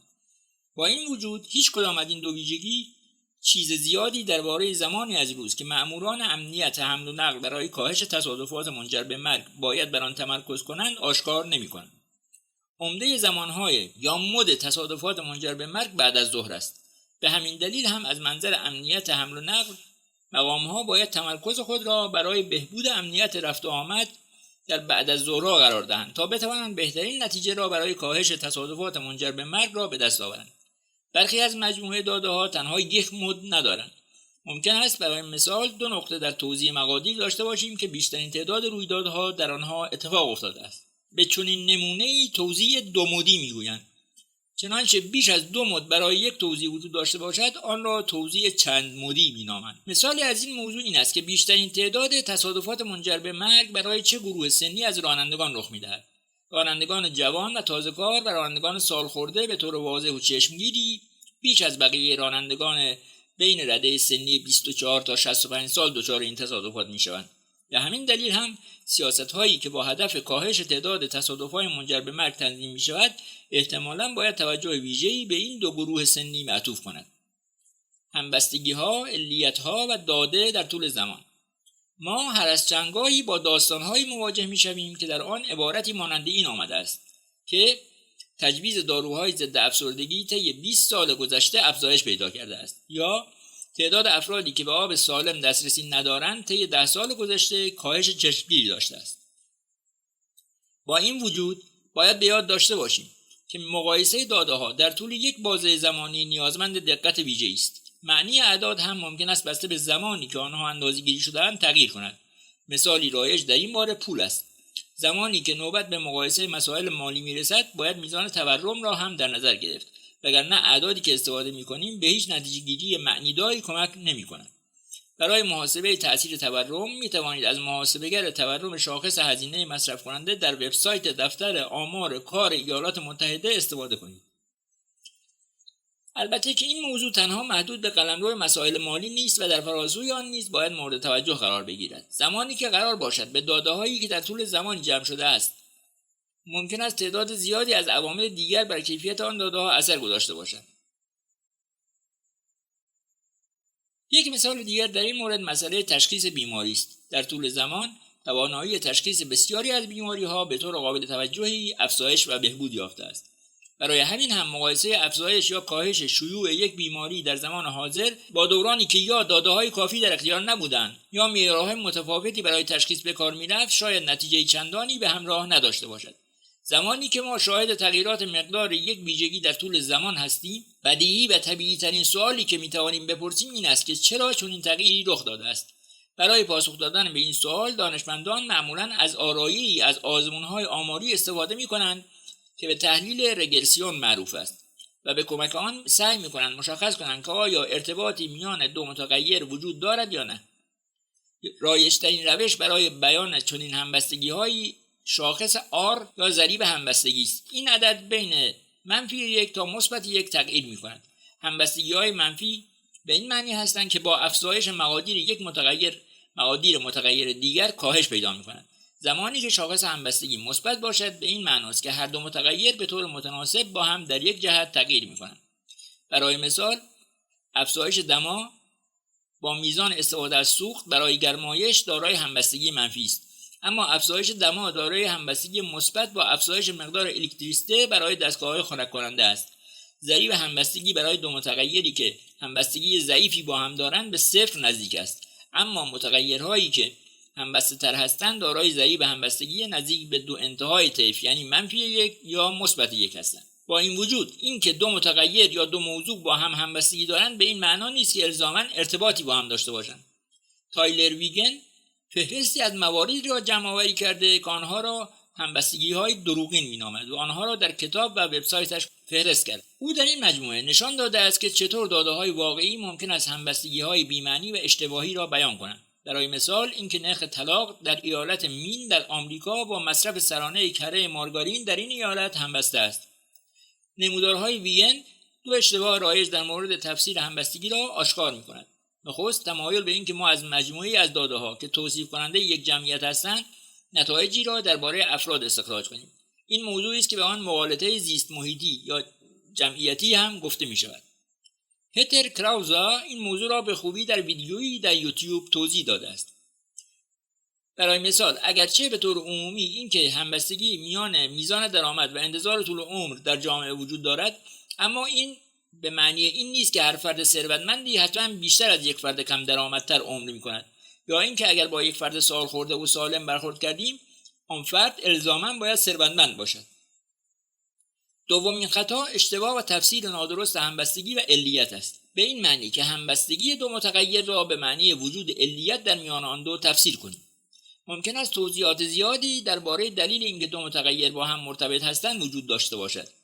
برای مثال بین افزایش دما و کاهش استفاده از سوخت برای گرمایش رابطه علیتی وجود دارد، اما هیچ رابطه علیتی بین کاهش استفاده از سوخت برای گرمایش و افزایش استفاده از استخرهای شنا وجود ندارد. در حالت دوم مؤلفه سومی مثلا افزایش دماست که این رابطه را توضیح می‌دهد.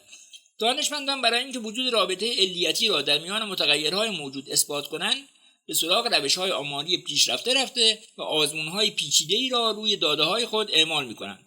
آنها برای اینکه بتوانند رابطه علت و معلولی را اثبات کرده و توضیحات ممکن دیگر را باطل کنند باید مطالعات مشاهداتی را با استفاده از طراحی نمونه تصادفی و حضور گروه‌های شاهد ترتیب بدهند. چون این کاری به خصوص و در حوزه‌های مانند محیط زیست و همگیری شناسی اهمیت دارد. در چنین حوزه‌هایی محققان قصد دارند به این سوال پاسخ دهند که آیا یک عامل آلاینده مشخص تأثیری بر بروز یک بیماری دارد یا نه. پیدا کردن رابطه منحصر به فرد بین یک مؤلفه خاص و اثر آن بر سلامت جامعه فوق‌العاده پیچیده است. ما در محیطی پیچیده زندگی می‌کنیم و مؤلفه‌های زیادی از جمله سبک زندگی، وضعیت تغذیه، بیماری‌های قبلی، ساختار ژنتیکی و عوامل دیگر بر وضعیت ما اثر دارند. به خواننده کمک کنید که اعداد را درک کند. اعداد به تنهایی و به خودی خود ممکن است اثرگذار باشند، اما در اغلب اوقات بافتار و چارچوب مورد نیاز برای درک خود را به همراه ندارند. برای مثال این که بگوییم در هر سال 650,000 نفر در ایالات متحده در اثر ابتلا به بیماری قلبی جان خود را از دست می‌دهند، دقیقاً به چه معناست؟ این عدد بزرگی است و جمعیت بزرگی را شامل می‌شود. در واقع بیماری‌های قلبی دلیل اصلی مرگ و میر در آمریکا است و دلیل اصلی حدود 1/4 موارد مرگ به شمار می‌رود. اما آیا این موضوع باید برای ما هشدارآمیز باشد؟ ارائه مقایسه‌ای با موارد دیگر یکی از روش‌هایی است که به کمک آن می‌توانید بافتار و زمینه لازم برای درک آن عدد را به مخاطب خود ارائه دهید. برای مثال شاید بد نباشد که نگاهی به وضعیت در بریتانیا بیاندازیم، جایی که از نظر رژیم تغذیه و استانداردهای زندگی مشابه ایالات متحده است. در بریتانیا هر سال 170,000 نفر در اثر بیماری‌های قلبی و عروقی جان خود را از دست می‌دهند.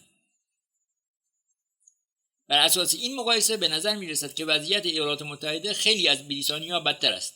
اما اگر این مسئله را به شکل درصدی از مرگ‌ها که به واسطه عارضه قلبی و عروقی رخ می‌دهد بیان کنید، می‌بینید که در بریتانیا این درصد در حدود 27% علت کل مرگ‌هاست که اندکی از درصد مشابه در آمریکا بیشتر است.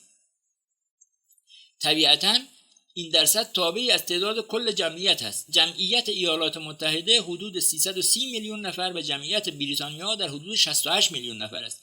به همین دلیل هم زمانی که نسبت به درصد دلایل مرگ ناشی از بیماری‌های قلب و عروق به کل جمعیت را بررسی می‌کنید، می‌بینید که در ایالات متحده از هر 1000 نفر تقریباً 2 نفر به دلیل ابتلا به این بیماری‌ها جان خود را از دست می‌دهند، در حالی که در بریتانیا این عدد حدود 2.5 به ازای هر 1000 نفر است و بدین ترتیب معلوم می‌شود که وضعیت ایالات متحده از نظر میزان مرگ به دلیل عوارض بیماری‌های قلبی و زمانی که کلیت جمعیت به حساب آید اندکی بهتر از بریتانیا است. در نقش ویراستار زمانی که به داده‌ها نگاه می‌کنید سوال خب که چه سوال کلیدی است. این آمار دقیقاً چه چیزی را بیان می‌کند؟ معنیش چیست؟ آیا این آمار غیر منتظره، مهم یا تبیین کننده است؟ مراقب باشید به این دام نیفتید که هر عددی به خودی خود معنیدار است. اعداد را نیز باید توضیح داد، توصیف کرد و در بستر و بافتار مناسب قرار داد. درصدها، نرخ‌ها و نسبت‌ها. درصد در واقع یک نسبت مشخص است، مقایسه‌ای نسبت به 100. اما درصد تنها نسبتی نیست که مورد استفاده قرار می‌گیرد.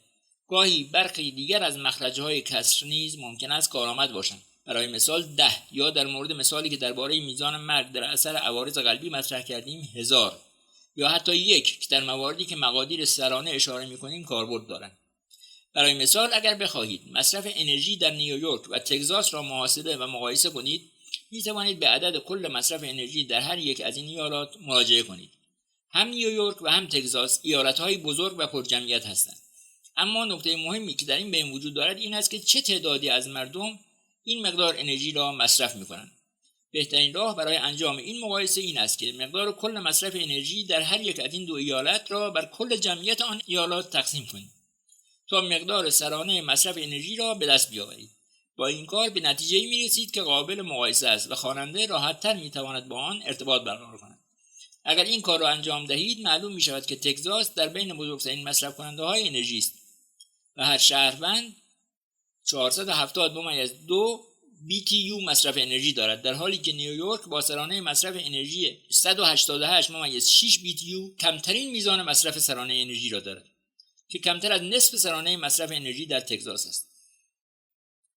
مطمئن شوید که مقایسه شما به شکل عددی باشد که برای مخاطب به شکل شهودی و قابل درک باشد. این که مثلا بگویید سرانه نرخ مرگ ناشی از بیماری‌های قلبی و عروقی در ایالات متحده 28,000% است ممکن است حرف درستی باشد، اما باید خیلی خوش شانس باشید که کسی از مخاطبانتان معنی این جمله را درست و راحت درک کند. یکی از خطاهای رایج زمانی اتفاق می‌افتد که افراد می‌خواهند دو پارامتر بیان شده به شکل درصد را با هم مقایسه کنند. برای مثال اگر بخواهید افزایش سطح زمین‌های زراعی در برزیل را در فاصله سال‌های 1965 تا 2015 مقایسه کنید، می‌بینید که مقدار آن از 20% به 28% افزایش یافته است. یک راه برای توصیف این تفاوت این است که بگویید این مقدار 8% افزایش نقطه‌ای در صد داشتند. اما توجه کنید که این عدد به معنی درصد افزایش نیست. اگر بخواهید این تغییر را به این شکل بیان کنید که میزان افزایش این زمین‌ها چند درصد بوده است، باید از قانون NOO یا جیمقه استفاده کنید. تقسیم حاصل جدید منهای قدیم بر مقدار قدیم. در این صورت محاسبه شما به این شکل خواهد بود: 20 منهای 28 مساوی با 8 و سپس تقسیم حاصل بر 20، یعنی 8 تقسیم بر 20 مساوی با 4% و با ضرب نتیجه در عدد 100 به نتیجه می رسید که نشان دهنده 40% افزایش سطح این زمین هاست. ترجمه اعداد بزرگ و کوچک. قیاس‌ها و استعارات دو ابزار دیگری هستند که کمک می‌کنند مفهوم اعداد برای مخاطب بیشتر قابل درک شود. برای مثال DNA ما از 4 اسید تشکیل شده است که با حروف T، G، C و A بیان می‌شوند. یک رشته DNA در کل از زنجیرهای از 6.5 میلیارد جفت پایه‌ای از این اسیدها تشکیل شده است. بنابراین اگر بخواهید آن را بنویسید، رشته‌ای متشکل از 6.5 میلیارد حروف A، C، G و T خواهید داشت. این عدد خیلی بزرگی است که اغلب مردم برای درک آن با مشکل مواجه هستند. برای اینکه بافتار و زمینه‌ای برای درک بزرگی این عدد به خواننده ارائه بدهید، برای مثال می‌توانید آن را با کتاب جنگ و صلح مقایسه کنید. این رمان تقریباً از 2.5 میلیارد کاراکتر یا حرف تشکیل شده است، به این معنی که هر کدام از سلول‌های ما در بردارنده متنی به بلندی 2600 نسخه از شاهکار تولستوی هستند. به این نکات فکر کنید. به نظر بسیاری بین میلیون، میلیارد و تریلیون تفاوت چندانی وجود ندارد، اما این سه به شکل معنیداری با هم متفاوت هستند. برای مثال 1 میلیون ثانیه تقریباً معادل 12 روز است. 1 میلیارد ثانیه تقریباً معادل 32 سال است. 1 تریلیون ثانیه معادل تقریباً 31710 سال است. به همین ترتیب درک اعداد کوچک هم ممکن است بسیار دشوار باشد. برای مثال به اعدادی نگاه کنید که در بحث تغییرات اقلیم با آن مواجه هستیم. مثلا مقدار دی اکسید کربن در جو 400 ذره در میلیون، با این هدف که افزایش تغییرات میانگین دما را در حد 2 درجه سانتیگراد حفظ کنیم. در هر دو مورد اشاره به سابقه تاریخی میتواند معنایی را به مخاطب منتقل کند که خود اعداد به تنهایی توان آن را ندارند. به این بریده از یکی از مقاله‌های مجله تایم توجه کنید که این کار را به خوبی انجام داده است. ما در زیر چتری از گازهای گلخانه‌ای و بخار آب درون جو زمین زندگی می‌کنیم که برای صدها میلیون سال امکان وجود حیات روی این سیاره را ممکن ساختند. دی اکسید کربن یکی از این ترکیبات است. اما میزان گازهای گلخانه‌ای جو زمین در طی 3 میلیون سال گذشته ناپایدار بوده است. بررسی سوابق دی اکسید کربنی که درون یخ در کلاهک‌های قطبی به دام افتاده است نشان می‌دهد که در طی 800,000 سال گذشته و در طول بازه زمانی که تغییراتی شدید در هنگام گذر میان عصر یخبندان و دوران گرمتر سیاره رخ داده است، مقدار دی اکسید کربن بین 180 تا 280 ذره در میلیون در نوسان بوده است. در آخرین دوران گرم شدن سریع بعد از آخرین دوره یخبندان مقدار دی اکسید کربن به 260 ذره در میلیون افزایش پیدا کرد و بعد از آن در حول و حوش 275 ذره در میلیون در نوسان بوده است. از آن زمان تا کنون و برای مدت حدود 9000 سال اقلیم ما به نسبت آرام و پایدار بوده است. کشاورزی، تمدن‌ها و دولت‌ها ظهور پیدا کردند و همچنین جمعیت جهان از عدد چند میلیون نفر در اواخر آخرین عصر یخبندان به عدد 1.2 میلیارد نفر در سال 1850 افزایش پیدا کرد. قاب‌بندی اعداد. این جمله را بعد از من تکرار کنید. اعداد به تنهایی داستانی را روایت نمی‌کنند. انتخاب کلمات شما و همچنین اعدادی که انتخاب می‌کنید تا آنها را مورد توجه قرار داده و برجسته کنید باعث می‌شود تا دیدگاه و نگاه مشخصی نسبت به داده‌ها تقویت شود. این کار به اثر قاب‌بندی معروف است. این موضوع را دانیل کانمن برنده جایزه نوبل در کتابش به نام فکر کردن سریع و آهسته به طور مفصل توصیف کرده است و تأثیر عمیق و بنیادینی بر خواننده و شنونده شما دارد.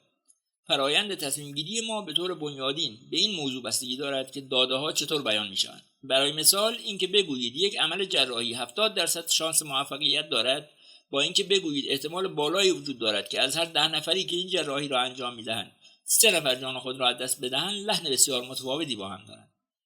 اندکی تغییر در جمله‌بندی و انتخاب کلمات باعث می‌شود تا مردم اطلاعات را به طریق فوق‌العاده متفاوتی تفسیر کنند. داده‌ها نه تنها به خودی خود و ذاتاً بی‌طرف و واقع گرایانه نیستند که در شرایط خاص ممکن است به شدت شخصی و وابسته به افراد باشند.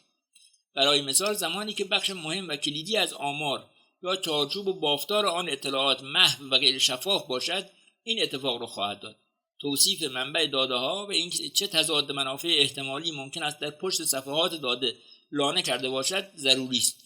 چه کسی هزینه این تحقیق را پرداخت کرده است؟ داده‌ها چطور جمع‌آوری شدند؟ کدام بخش از داده‌ها از مطالعه حذف شده است؟ قدرت اعداد و ارقام در تغییر دیدگاه و نظر جامعه مسئله‌ای است که به خوبی شناخته شده است. برای مثال به داستان تنباکو توجه کنید. جایی که شرکت‌های دخانیاتی هزینه تحقیقاتی را می‌پرداختند که خطرات استعمال دخانیات را ناچیز نشان دهد و حتی منافعی برای آن بر سلامت انسان بیان کنند. ما امروز می‌دانیم که آن تحقیقات دارای نواقص جدی بودند، اما نتایج آنها برای سالهای طولانی در خبرها و تبلیغات بیان و تکرار می‌شد و همچنین این رفتار نمونه و الگویی برای سایر شرکت‌های تجاری ایجاد کرد تا در موارد دیگر به شکل مشابه اقدام کنند. داده‌ها و مطالعاتی که سر از میز کار شما در می‌آورند از کجا آمدند؟ مقالات پیش از نشر یا پیش مقاله‌ها. مقالاتی شامل داده‌ها و نتایج هستند که هنوز از صافی بازبینی همرده‌ها عبور نکردند. این مقاله‌ها به جای انتشار در ژورنال‌های دارای بازبینی همرده‌ها در بانک‌های پیش مقالات یا پرپرینت منتشر می‌شوند. استفاده از این مقاله‌ها به عنوان منبعی برای اطلاعات عمومی با چالش همراه است. پس چرا این مقاله‌ها اصلاً وجود دارند؟ یکی از دلایل آن این است که امکانی را فراهم می‌آورند که سایر دانشمندان و محققان بازخوردهای سریعی را درباره آنها ارائه دهند که می‌تواند به بهبود مطالعه مقاله کمک کند. مطالعات اصلی که مطالعاتی هستند که داده‌ها و نتایج آن از دل مجموعه‌ای از آزمایش‌های اصیل استخراج شده است. این تحقیقات از دل فرضیات بیرون آمد و به واسطه روش‌شناسی تعریف شده دقیقی تولید شدند. فراتحلیل‌ها و مطالعات ساختاری مقالاتی هستند که به جای اینکه نتایج تحقیقی را منتشر کنند، مقاله‌های علمی دیگر درباره یک موضوع را جمع‌آوری، تحلیل، مرور و تفسیر و بحث می‌کنند. چون این تحقیقاتی برای فراهم آوردن چشم‌اندازی نسبت به وضعیت موجود مطالعاتی یا دانسته‌های ما در یک حوزه خاص کارآمد هستند. ساختارهای نظارتی و رصد روش‌های جمع‌آوری داده‌ای هستند که از سوی سازمان‌های مطالعات عمومی با هدف زیر نظر گرفتن روند توسعه در یک منطقه خاص جمع‌آوری می‌شوند. برای مثال نظارت بر روند همه‌گیری‌ها، میزان نشر گاز دی اکسید کربن یا شبکه‌های نظارت بر فعالیت‌های آتشفشانی و زمین لرزه از جمله این موارد به شمار می‌روند. اغلب اوقات داده‌های جمع‌آوری شده توسط این نهادها از طریق بسترهای عمومی و آزاد در دسترس هستند. گزارش‌های تناوبی به بولتن‌ها و گزارش‌های گفته می‌شود که به صورت سالنامه، فصلنامه، ماهنامه یا با تناوب‌های دیگر انتشار از سوی سازمان‌های بین‌المللی منتشر می‌شوند و اغلب اوقات به مقالات علمی، مطالعات و گزارش‌های مربوط به آن رشته اشاره کرده و آنها را جمع‌بندی و فهرست می‌کنند. توصیه‌هایی برای نوشتن درباره اعداد. این واقعیت که بسیاری از روزنامه‌نگاران با افتخار از اینکه درکی از اعداد و ریاضیات ندارند صحبت می‌کنند، در واقع باید به عنوان لکه ننگی در حرفه ما به حساب آید. با این وجود همانطور که سارا کوهن در کتاب مرجع خود به نام اعداد در اتاق خبر که همه گزارشگرها باید یک نسخه از آن را داشته باشند نوشته است، هراس از اعداد در یک خبرنگار باعث می‌شود تا او به فردی بدل شود که تنها توانایی انجام بخشی از وظیفه‌اش را دارد. در ادامه چند توصیه‌ای مبنی بر اینکه چگونه در نقش یک روزنامه‌نگار از اعداد و ریاضیات در کار خود بهره ببرید آمده است. دنیای خودتان را بشناسید. سارا کوهن و جنیفر لافلور، دو داده روزنامه‌نگار تقدیر شده، میگویند مهمترین قدم در این راه این است که برخی از اعداد بنیادی و مهم در حوزه‌ای که درباره آن می‌نویسید را بشناسید. برای مثال، اگر شما در حال ویرایش داستان‌هایی درباره تغییرات اقلیم هستید، باید برای مثال با دمای میانگین منطقه خود میزان تمرکز فعلی دی اکسید کربن در جو 416 ذره در میلیون و گرمترین سال ثبت شده که تا زمان نوشتن این کتاب در سال 2020 متعلق به سال 2019 بوده است و مواردی از این دست را خبر داشته باشید. کسانی که داستان‌های مربوط به کووید را پوشش می‌دهند باید برخی از داده‌ها و اعداد را ملکه ذهن خود داشته باشند. اعدادی مانند نرخ مرگاوری ویروس تخمین زده می شود در حدود 1% باشد و اینکه این مقدار در مقایسه با بیماری‌های دیگر مانند آنفولانزا 0.1%، سارز 11% و مرز 35% و همچنین نرخ انتقال ویروس R0 که برای نسخه فعلی ویروس کرونا این تخمین برای سویه دلتا و پیش از شیوع سویه اومیکرون بود، حدود 2 تا 2.5 است. البته که عدد R0 به طور بنیادی وابسته به عوامل محیطی است. عواملی مثل اینکه آیا مردم ماسک می‌پوشند یا فاصله گذاری اجتماعی را رعایت می‌کنند یا نه. نکته مهم اینجاست که دانستن اعداد و آمار پایه‌ای مربوط به حوزه‌ای که درباره آن می‌نویسید یا ویرایش می‌کنید به شما اجازه می‌دهد اشتباهات را ساده‌تر متوجه شده و نکات ضعیف‌تری را در داستان وارد کنید. از اعداد بسیار بزرگ و کوچک با احتیاط استفاده کنید. مردم در درک اعداد بسیار بزرگ و بسیار کوچک عمیقاً با مشکل مواجه هستند. قرار دادن درست عددی در مقیاس 1 میلیارد در بافتار درست و درک ابعاد کوچک یک ویروس کمتر از 100 نانومتر کار چالش برانگیزی است. برای همین هم اگر بتوانید اعداد را با موضوع ارتباط دهید که مردم تجربه مشخصی از آن دارند، نتیجه بهتری میگیرید. مثلا اگر این گزاره که 800 میلیون نفر نمیتوانند روزانه مقدار غذای کافی دریافت کنند را به شکل زیر بیان کنید، درک آن ساده‌تر میشود. بیش از 2 برابر جمعیت ایالات متحده هر شب گرسنه سر به بالین میگذارند. همینطور سعی کنید راه‌های مبتکرانه‌ای برای نمایش و توضیح اعداد کوچک پیدا کنید. برای مثال وقتی قصد توصیف ابعاد یک باکتری را دارید میتوانید بگویید شما میتوانید 150,000 باکتری را بر سر یک تار مو جای دهید. مراقب دقت‌های اشتباه باشید. فرض کنید دانشمندی به شما میگوید که اسکلت دایناسور 100 میلیون سال عمر دارد. آیا 5 سال بعد اگر بخواهید درباره آن اسکلت حرف بزنید خواهید گفت سن این اسکلت 100 میلیون و 5 سال است؟ البته که نه. عددی مثل 100 میلیون سال مانند بسیاری از اندازه‌گیری‌ها و اعدادی که در طبیعت با آن سر کار داریم تخمینی است که بازه خطایی را به طور ذاتی به همراه دارد. این یک عدد دقیق نیست. استفاده از ارقام دقیق تا صدم اعشار به ندرت روش خوبی برای ارائه این اعداد است. اغلب اوقات استفاده از تخمینی متناسب با آن مقیاس کارآمدتر است. مثلا به جای گفتن 23.7% می توانید بگویید کمی بیش از 1/4 یا 44% را می توان به طور بیش از 4 از هر 10 مورد بیان کرد. در یک پاراگراف به طور مکرر و زیاد از اعداد استفاده نکنید. به شکل مطلوب و ایدئال باید بتوانید جملات خود را مختصر و در قالب پاراگراف‌های کوتاه بنویسید و به کمک آن منظور از داده‌ها را بدون اینکه الزاماً به خود اعداد اشاره کنید بیان کنید. تنها زمانی خود اعداد را باید ذکر کرد که واقعاً به آنها نیاز داریم. توصیه سارا کوهن این است که تعداد ارقامی که در نوشته خود استفاده می‌کنید را کاهش دهید تا بتوانید کارایی و تأثیر آن ارقامی که تصمیم به استفاده از آنها را گرفته‌اید افزایش دهید. به عنوان یک قانون سرانگشتی توصیه او این است که تعداد ارقام مورد استفاده در یک پاراگراف را به حدود 8 رقم در پاراگراف کاهش دهید. برای مثال بنویسید بیش از 2 میلیون نفر در سال 2020 در ایالات متحده به دلیل ابتلا به کووید جان خود را از دست دادند. این جمله شامل 10 رقم است. البته چیزی که گفتیم قاعده نیست، بلکه تنها یک توصیه کلی و قانونی سرانگشتی است. نکته مهم این است که درباره استفاده از اعداد سختگیر باشید و تنها زمانی از آنها استفاده کنید که بنابر تشخیص و قضاوتتان برای توضیح یک مفهوم ضروری هستند. منابع بیشتر. کتاب‌ها. چطور به کمک آمار دروغ بگوییم، نوشته دارل هاف. این کتاب بهترین و سریع‌ترین راه برای ورود به دنیای اعداد در جهان اخبار است. ریاضیدانی که خبر می‌خواند، نوشته جان آلن پاولوس. کتابی پر از اطلاعات سرشار از مثال‌ها که خواندنش بسیار راحت است. تسلط بر داده، نوشته هانس روزلینگ.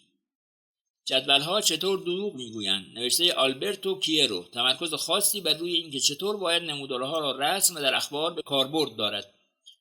اعداد در اتاق خبر، نوشته سارا کوهن. کتابی است که درک ریاضیات برای روزنامه‌نگاران را ساده‌تر می‌کند. این کتاب در بردارنده مثال‌هایی از نحوه محاسبه برخی از پایه‌ای‌ترین فرمول‌های مورد نیاز و درک آمار است. وبسایت‌ها. گپ مایندر به شما می‌آموزد که چطور دیدگاهی مبتنی بر داده‌ها درباره جهان به دست بیاورید، چطور به مداقه در داده‌ها و واقعیت‌هایی که عموماً به طور گسترده در زمینه سلامت، ثروت، مردم‌نگاری و محیط زیست در دسترس هستند پرداخته و چطور این داده‌ها را درون روایتی قانع کننده وارد کنید.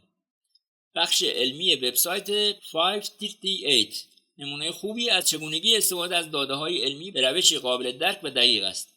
بازخورد علم. ساینس فیدبک تلاشی غیر دولتی است که دانشمندانی با تخصصهای مرتبط را از مؤسسات و حوزه‌های مختلف گرد هم آورده است. فعلا تنها محدود به حوزه اقلیم و سلامت می شود تا گزارش‌های خبری که در آن به اطلاعات علمی و داده‌ها اشاره شده است را مرور کرده و درباره آن نظر دهند و بی‌دقتی‌ها و استدلال‌های اشتباه درون آنها را تذکر دهند. درباره نویسنده. الیزابت تولا دانشمند و روزنامه‌نگار داده‌ای است که دکترای خود را در رشته میکروب شناسی اخذ کرده است.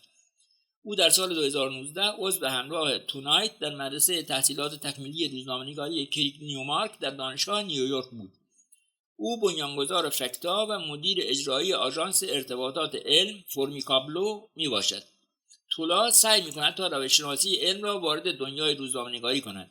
تولا نویسنده پروژه‌های تحقیقاتی بین‌المللی داده و چند رسانه‌ای seed.eu.seedversity.org و هرینگ وایسز می باشد. او مجری رادیویی رای رادیو 3 سینز می باشد و به طور آزاد با نشریاتی چون ایبو لایف، ایجی، وایرد آیتی همکاری می کند. او همچنین مربی و مدرس روزنامه‌نگاری علم بر مبنای داده و نویسنده کتاب راهنمای روزنامه‌نگاران در حوزه علوم محیط زیستی است که در مؤسسه اروپایی جنگلبانی منتشر شده است. ارجاعات. 5 ویرایش داستان، نوشته ریچل فلتمن. مقدمه. چالش‌های ویرایش یک مقاله ژورنالیستی درباره یک موضوع علمی تفاوتی با چالش‌های پیش روی ویرایش سایر موضوعات ندارد. کار شما این است که نثر نویسنده را جلا دهید و گزارشگری او را مورد بررسی قرار داده و در مواردی در آن تغییر ایجاد و بخش‌هایی را شفاف‌تر کنید بدون اینکه ماهیت و تمامیت نوشته یا نویسنده را قربانی کنید.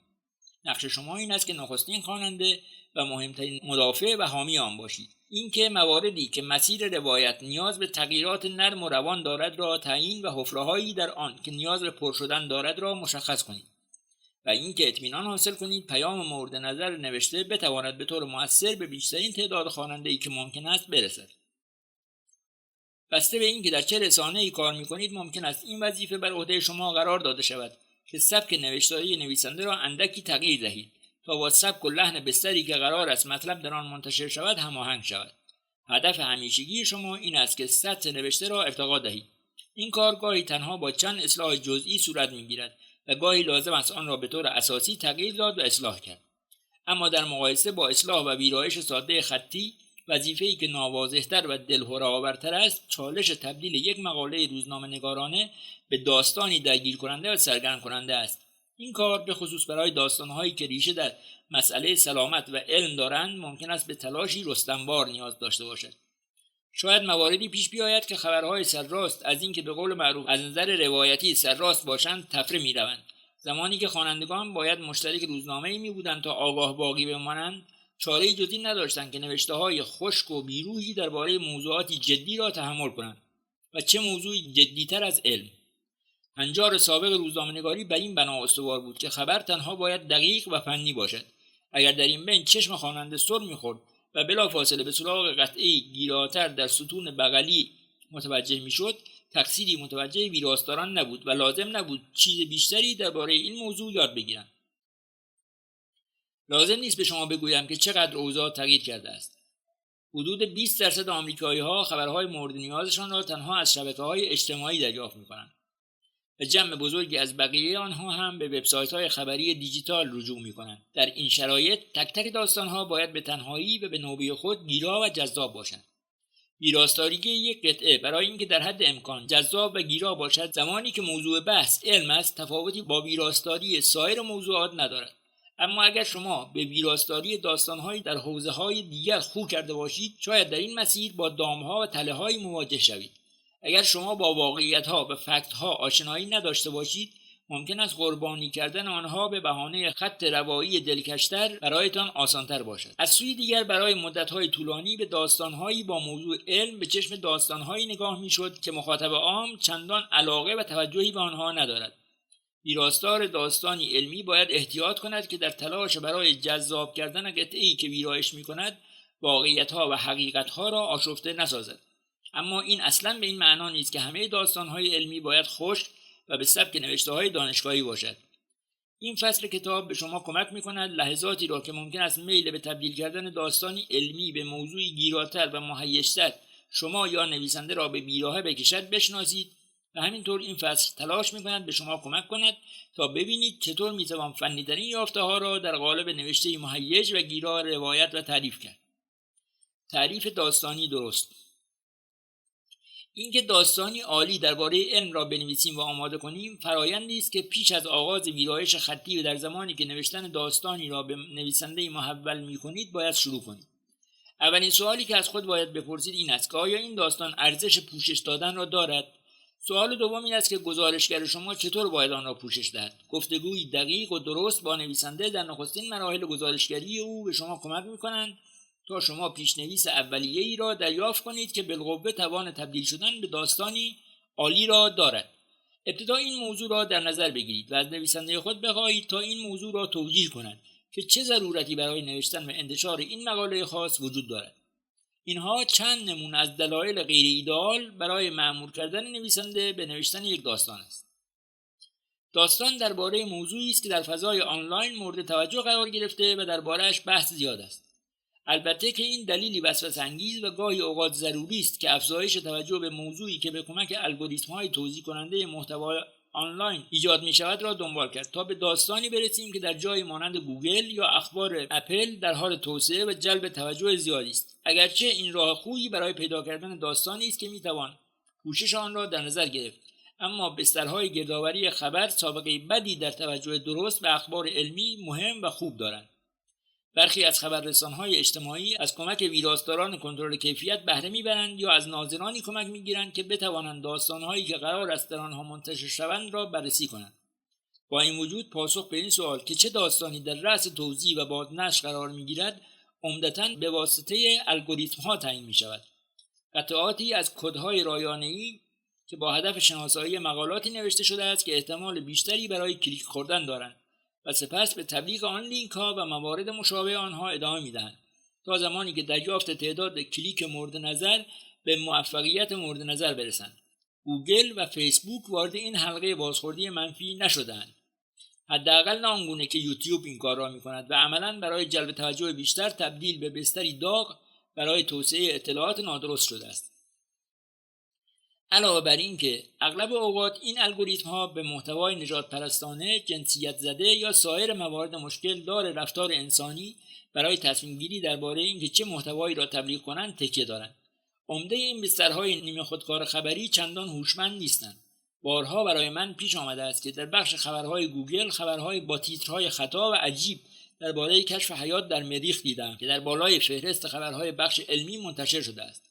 فهمیدن این که خبری از نشریه زرد درباره این که احتمالاً نوعی جونده روی مریخ وجود دارد به طور بدیهی اشتباه است شاید کار ساده‌ای باشد، اما تشخیص همه مواردی از اخبار نادرست و اشتباهی که جمع‌آوری کننده‌هایی که بسترهای بازنشر خبر یا الگوریتم‌های خودکار آن جمع و منتشر می‌کنند ممکن است به این سادگی نباشد. سرخطهای گمراه کننده مسئله شایع‌تری به شمار می‌روند. همینطور برخی از مطالعات غیر مهم و داستان‌های کم اهمیت که به لطف اینکه موضوعی درباره آنها به نظر هیجان انگیز و جالب میآید به بالای فهرست خبرهای این بسترها راه پیدا می‌کنند. برای مثال عمده تحقیقات درباره مسئله تغذیه ممکن است گمراه کننده باشد یا تنها در بردارنده توصیه به تغییری فوق‌العاده جزئی در توصیه‌های پزشکی باشند. واقعیت این است که دنبال کردن این که چطور تغذیه بر سلامت اثر می‌گذارد سخت و ترجمه آن به توصیه‌های عمومی از آن هم دشوارتر است. اما از آنجایی که عمده مردم قهوه یا چای می نوشند و دوست دارند طول عمر بیشتری داشته باشند، تحقیقی که در آن ادعا شده باشد چطور این نوشیدنی می تواند باعث افزایش یا کاهش طول عمر پیش بینی شده برای یک فرد شود، به سرعت به رأس فهرست خبرهای مورد علاقه و بازنشر شده منتقل می شود.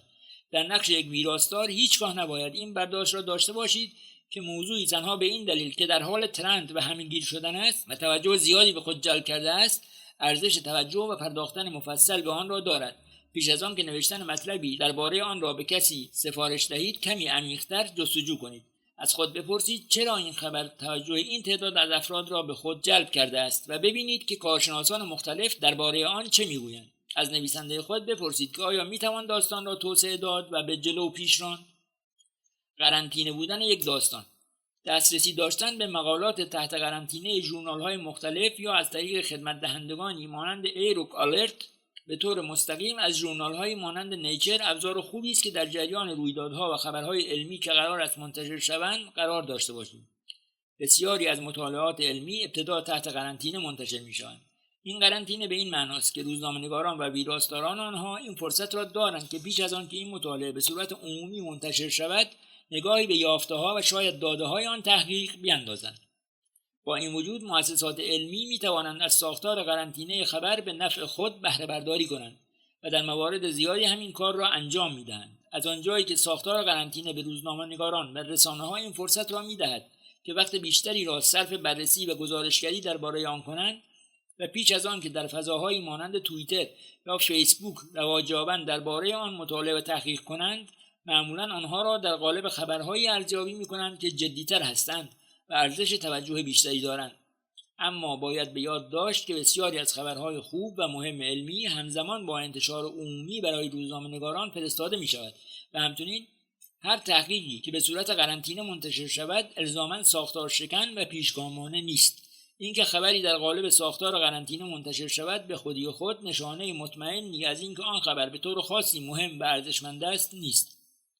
خبرنامه مطبوعاتی ادعا می‌کند که موضوع دارای اهمیت است. اگر کاخ سفید بیانیه مطبوعاتی را صادر کند و در آن اشاره کند که فلان طرح رئیس جمهور با چه کیفیت عالی در حال پیشرفت است، شما تنها به تایید ادعاهای مطرح شده بسنده نمی‌کنید. در نقش یک ویراستار شکاک به این نکته توجه می‌کنید که چطور دولت در حال قاب‌بندی رفتارهای خود است و از خود می‌پرسید که ممکن است دولت از توسعه و پخش این روایت چه سودی برداشت کند. در این مورد بدیهی است که بخش رسانه‌ای آن نهاد در تلاش برای پیش بردن هدفی مشخص است. شاید این هدف الزاماً بدخواهانه یا حتی غلط انداز نباشد، اما این کار شماست که آن را بررسی کنید و مطمئن شوید. بیانیه‌های مطبوعاتی علمی نیز همین وضعیت را دارند. این بیانیه‌ها از سوی نهادهای طراحی و نوشته شده است، نهادهایی مانند دانشگاه‌ها و شرکت‌های دارویی که از تحسین‌هایی که به طور گسترده درباره کاری که در آن نهاد شده صورت بگیرد سود می‌برند. در بسیاری از موارد بیانیه‌های مطبوعاتی درباره اهمیت علمی کار انجام شده غلو می‌کنند و حتی در مواردی واقعیت‌ها را به صورت نادرست تفسیر و بیان می‌کنند. معمولاً یک خبرنامه فوق‌العاده هیجان انگیز در نهایت بیشتر داستانی علمی تخیلی از آب در می‌آید تا بیانی از واقعیت. شما هیچگاه نباید در مسیر شناسایی یک داستان خوب و سفارش آن به روایتی که از سوی ماموران رسانه‌ای و روابط عمومی ارائه می‌شود تکیه کنید. برخی از دلایل خوبی که برای در نظر گرفتن یک داستان و سفارش آن وجود دارد شامل این موارد می‌شود: دانشمندان، آنهایی که در انجام یک تحقیق نقش نداشته‌اند، از آن هیجان زده شده باشند. همانطوری که باید در نظر داشته باشید افرادی که بیانیه‌های مطبوعاتی را می‌نویسند اهداف خود را دارند، همچنین باید این واقعیت را در نظر داشته باشید: دانشمندان هم ممکن است زمانی که نوبت به موضوع تحقیقی می‌رسد که خود آنها با آن درگیر بودند سوگیری داشته باشند. هیچ حجمی از شور و هیجانی که یکی از نویسندگان گزارش یک تحقیق از خود بروز می‌دهد را نباید به تنهایی به عنوان دلیلی بر اهمیت یا نو بودن یک مطالعه در نظر گرفت. اما این گفته به این معنی نیست که شور و اشتیاقی که یک تحقیق در اجتماع علمی به وجود می‌آورد را باید نادیده گرفت. جمع‌آوری و ایجاد ارتباط با گروه بزرگی از منابع و دانشمندان که در طول زمان با آنها در تماس بمانید و آنها را در شبکه‌های اجتماعی دنبال کنید، در چنین موقعیتی به کمک شما می‌آید. به دنبال واکنش‌های پرشور و هیجانی باشید که درباره یک تحقیق جدید در میان اجتماع علمی ظهور می‌کند. این اشتیاق می‌تواند سرنخی از این باشد که واقعاً با موضوعی مهم و بزرگ طرف است. این که یک تحقیق درباره موضوعی است که به طور جدی بر زندگی مردم اثر می‌گذارد، حتی اگر آن افراد مخاطب مستقیم شما نباشند. یکی از مهمترین وظایف ویراستاری علمی بررسی و صدا دادن به تحقیقات و اخباری است که ممکن است خوانندگان متوجه نباشند که بر دنیای اطراف آنها تأثیر می‌گذارد. گاهی اوقات این موضوعات بدیهی و آشکار هستند، مواردی مانند این که تغییرات اقلیم تار و پود زمین را تغییر می‌دهد.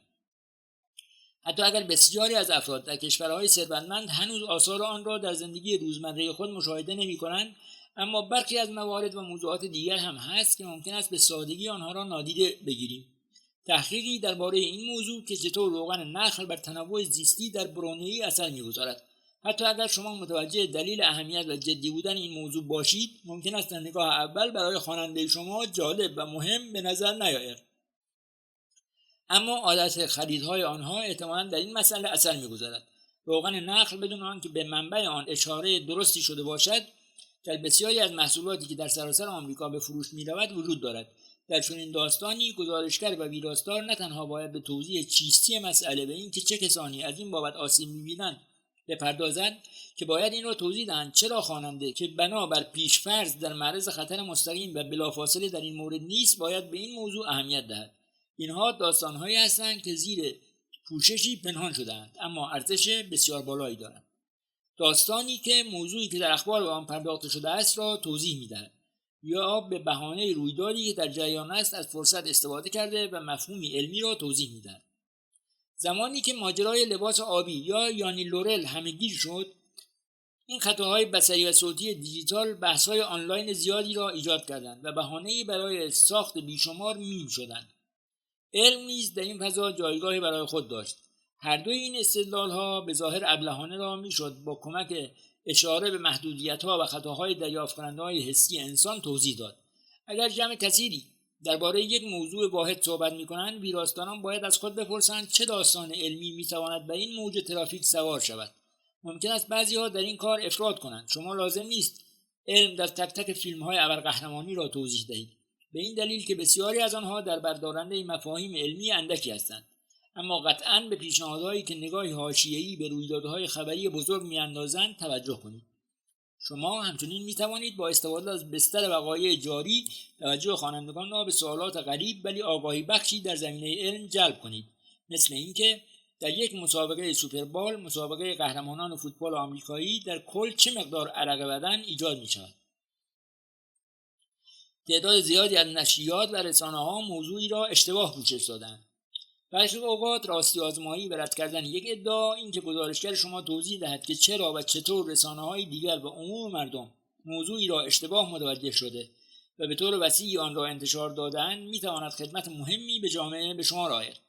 اگر چنین داستانی در شبکه‌های اجتماعی و الگوریتم‌های خبری داغ و همگیر شده باشد، این احتمال هم وجود دارد که ردیه‌ای که بر آن می‌نویسید هم موجی در ترافیک اینترنتی ایجاد کند. برای مثال این مقاله را در نظر بگیرید.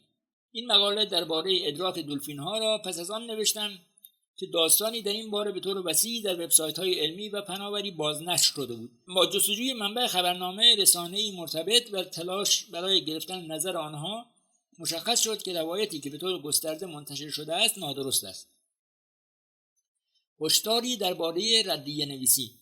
خیلی مهم است درباره مقاله‌هایی که توجه چندانی را به خود جلب نکردند یا باعث نشدند تا جمعیت بزرگی موضوعی را اشتباه درک کنند ردیه ننویسیم. چون این کاری با این خطر همراه است که اطلاعات نادرست و غیر واقعی بالقوه خطرناکی را ترویج کرده و باعث شوید به دست مخاطبان بیشتری برسد. برای مثال اگر حامیان و مبلغان فروش مواد ضد عفونی کننده به عنوان داروی پزشکی تنها در جمع‌های بسته و گروه‌های خصوصی فیسبوک درباره این موضوع حرف می‌زدند، احتمالاً مجله پاپیولار ساینس اقدام به انتشار گزارشی درباره این موضوع نمی‌کرد. اما وقتی این ادعا به واسطه صحبت‌های رئیس جمهور ایالات متحده قدرت گرفت، این مسئله به چنان مخاطب بزرگی رسیده بود که ردیه نویسی بر آن قابل قبول و قابل دفاع بود. بعد از اینکه اطمینان پیدا کردید موضوعی ارزش کار کردن را دارد، قدم بعدی این است که ببینید این داستان چه سبک و رویکردی را روایت کردن می‌طلبد. همه داستان‌ها ممکن است برای یک رسانه مناسب نباشند و در آن ندرخشند و هر داستانی ممکن است نیازمند رویکرد ویرایشی متفاوتی باشد. آیا با یک داستان سر کار دارید؟ برداشت من این است که اگر موضوع در بردارنده ماهیت علمی مهمی باشد و ویژگی خبری داشته باشد، همیشه راهی وجود دارد که بتوان آن موضوع را به داستانی گیرا بدل کرد. این را مدی استون، نویسنده علم آزاد و ویراستار مؤسس ارتر که وبسایتی درباره اخبار طبیعت است می‌نویسد. او ادامه می‌دهد: من فکر می‌کنم موضوعی که بیش و پیش از هر چیزی اهمیت دارد این است که ببینیم مخاطب کیست. اگر داستان ما درباره ابزار پزشکی تازه‌ای است که برای افرادی با بیماری‌های خاص و نادر اهمیت حیاتی دارد اما تأثیری بر مخاطب وسیعی ندارد، شاید بهتر باشد آن را برای رسانه خبری پزشکی تهیه کنیم تا اینکه به نیویورک تایمز پیشنهاد بدهیم. اگر علم مورد اشاره مهم است و تأثیری فراگیر دارد اما جزئیات فنی آن خشک و سخت است، در این صورت باید به این سوال جواب بدهیم که چرا این مسئله برای من باید مهم باشد و آن را در مرکز کار خود برای روایت داستان قرار دهیم. برای اینکه تعیین کنید که آیا پیشنهاد داستانی که دریافت کرده‌اید گیرا و جذاب است، چند تایی سوال هست که باید بپرسید. آیا این مقاله در بردارنده اطلاعاتی حیاتی است که به مرگ و زندگی افراد می‌پردازد؟ برخی از خبرهای علمی به خصوص در دوران همه‌گیری جهانی مانند کووید 19 برای سلامت عموم مردم و جامعه اهمیت حیاتی دارد. اگرچه مفهوم زیستن در عصر خبرهای دیجیتال به این معنی است که همه داستان‌ها باید به روشی جذاب و گیرا ارائه شوند، اما در این موارد رساندن اطلاعاتی که به طور بالقوه می‌تواند زندگی مخاطبان را نجات دهد به طور سریع و مؤثر به آنها مهمتر از این است که آن را در قالب داستانی جذاب ببافیم که آنها از خواندنش لذت ببرند. پاپیولار ساینس چندین روش را برای انتشار اطلاعات ضروری درباره کووید 19 طراحی کرده است که از جمله میتوان به جمع‌آوری هفتگی خبرها و اطلاعات مهم و انتشار به روزرسانی‌های فوری درباره تعداد کل فوت و همچنین توصیه‌های پزشکی در این باره اشاره کرد.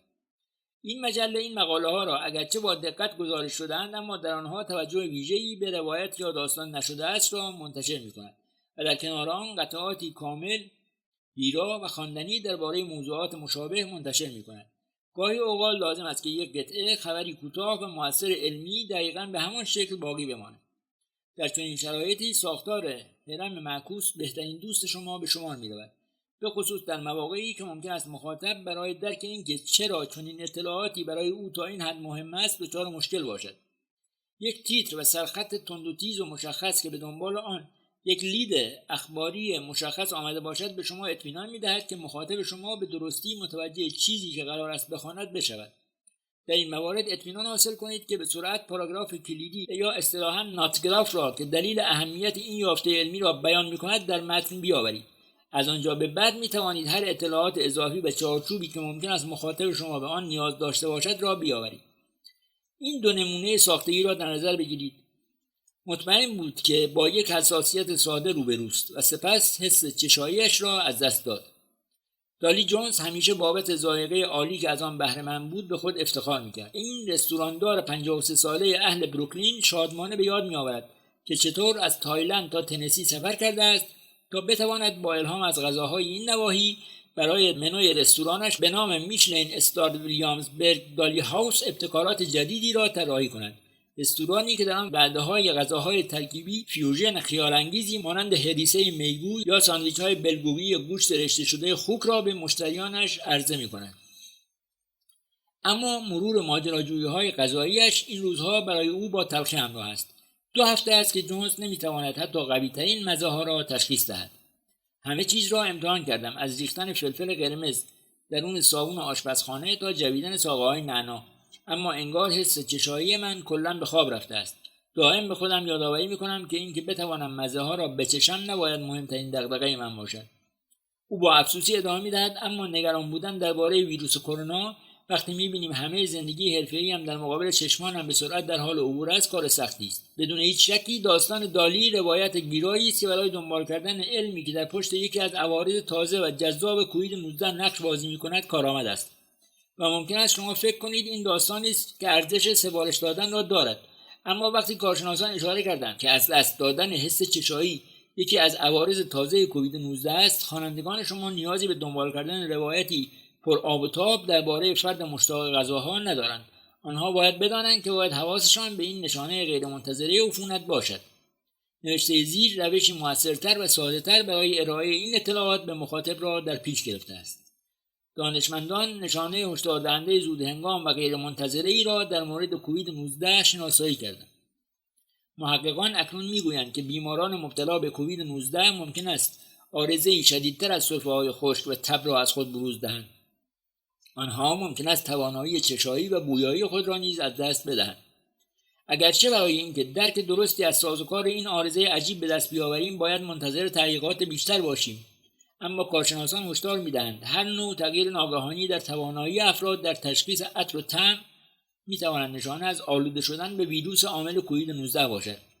افرادی که با چنین عارضه‌ای مواجه می‌شوند حتی اگر هیچ نشانه دیگری از بیماری ندارند باید خود را از اعضای خانواده و دوستان قرنطینه کنند تا جلوی انتقال ویروس را بگیرند. از اینجا به بعد ساختار داستان میتواند به گونه‌ای ادامه یابد که زمینه و چارچوب لازم را برای توضیح اینکه این عارضه ممکن است از کجا ناشی شود و اینکه مخاطبان باید در صورتی که مشکوک به این بیماری هستند چه کارهایی را انجام دهند بیان کند. ساختاربندی هر دوی این مقاله ها معتبر و قابل قبول است، اما یکی از آنها داستانی گیراتر را نسبت به دیگری عرضه می‌کند و در این مورد خاص مثال دوم که به مراتب گیرایی کمتری دارد همون است که احتمالاً رسانه شما باید انتشارش را در اولویت قرار دهد. گاهی اوقات ممکن است حتی نیازی نباشد که داستانی از علم که قصد بیانش را دارید در قالب یک داستان در بیاید. ویراستاران پاپیولار ساینس هفته یک بار سوالهایی که مخاطبان توییتری آنها پرسیدند جمع‌آوری کرده و به صورت زنده به آن پاسخ میدهند.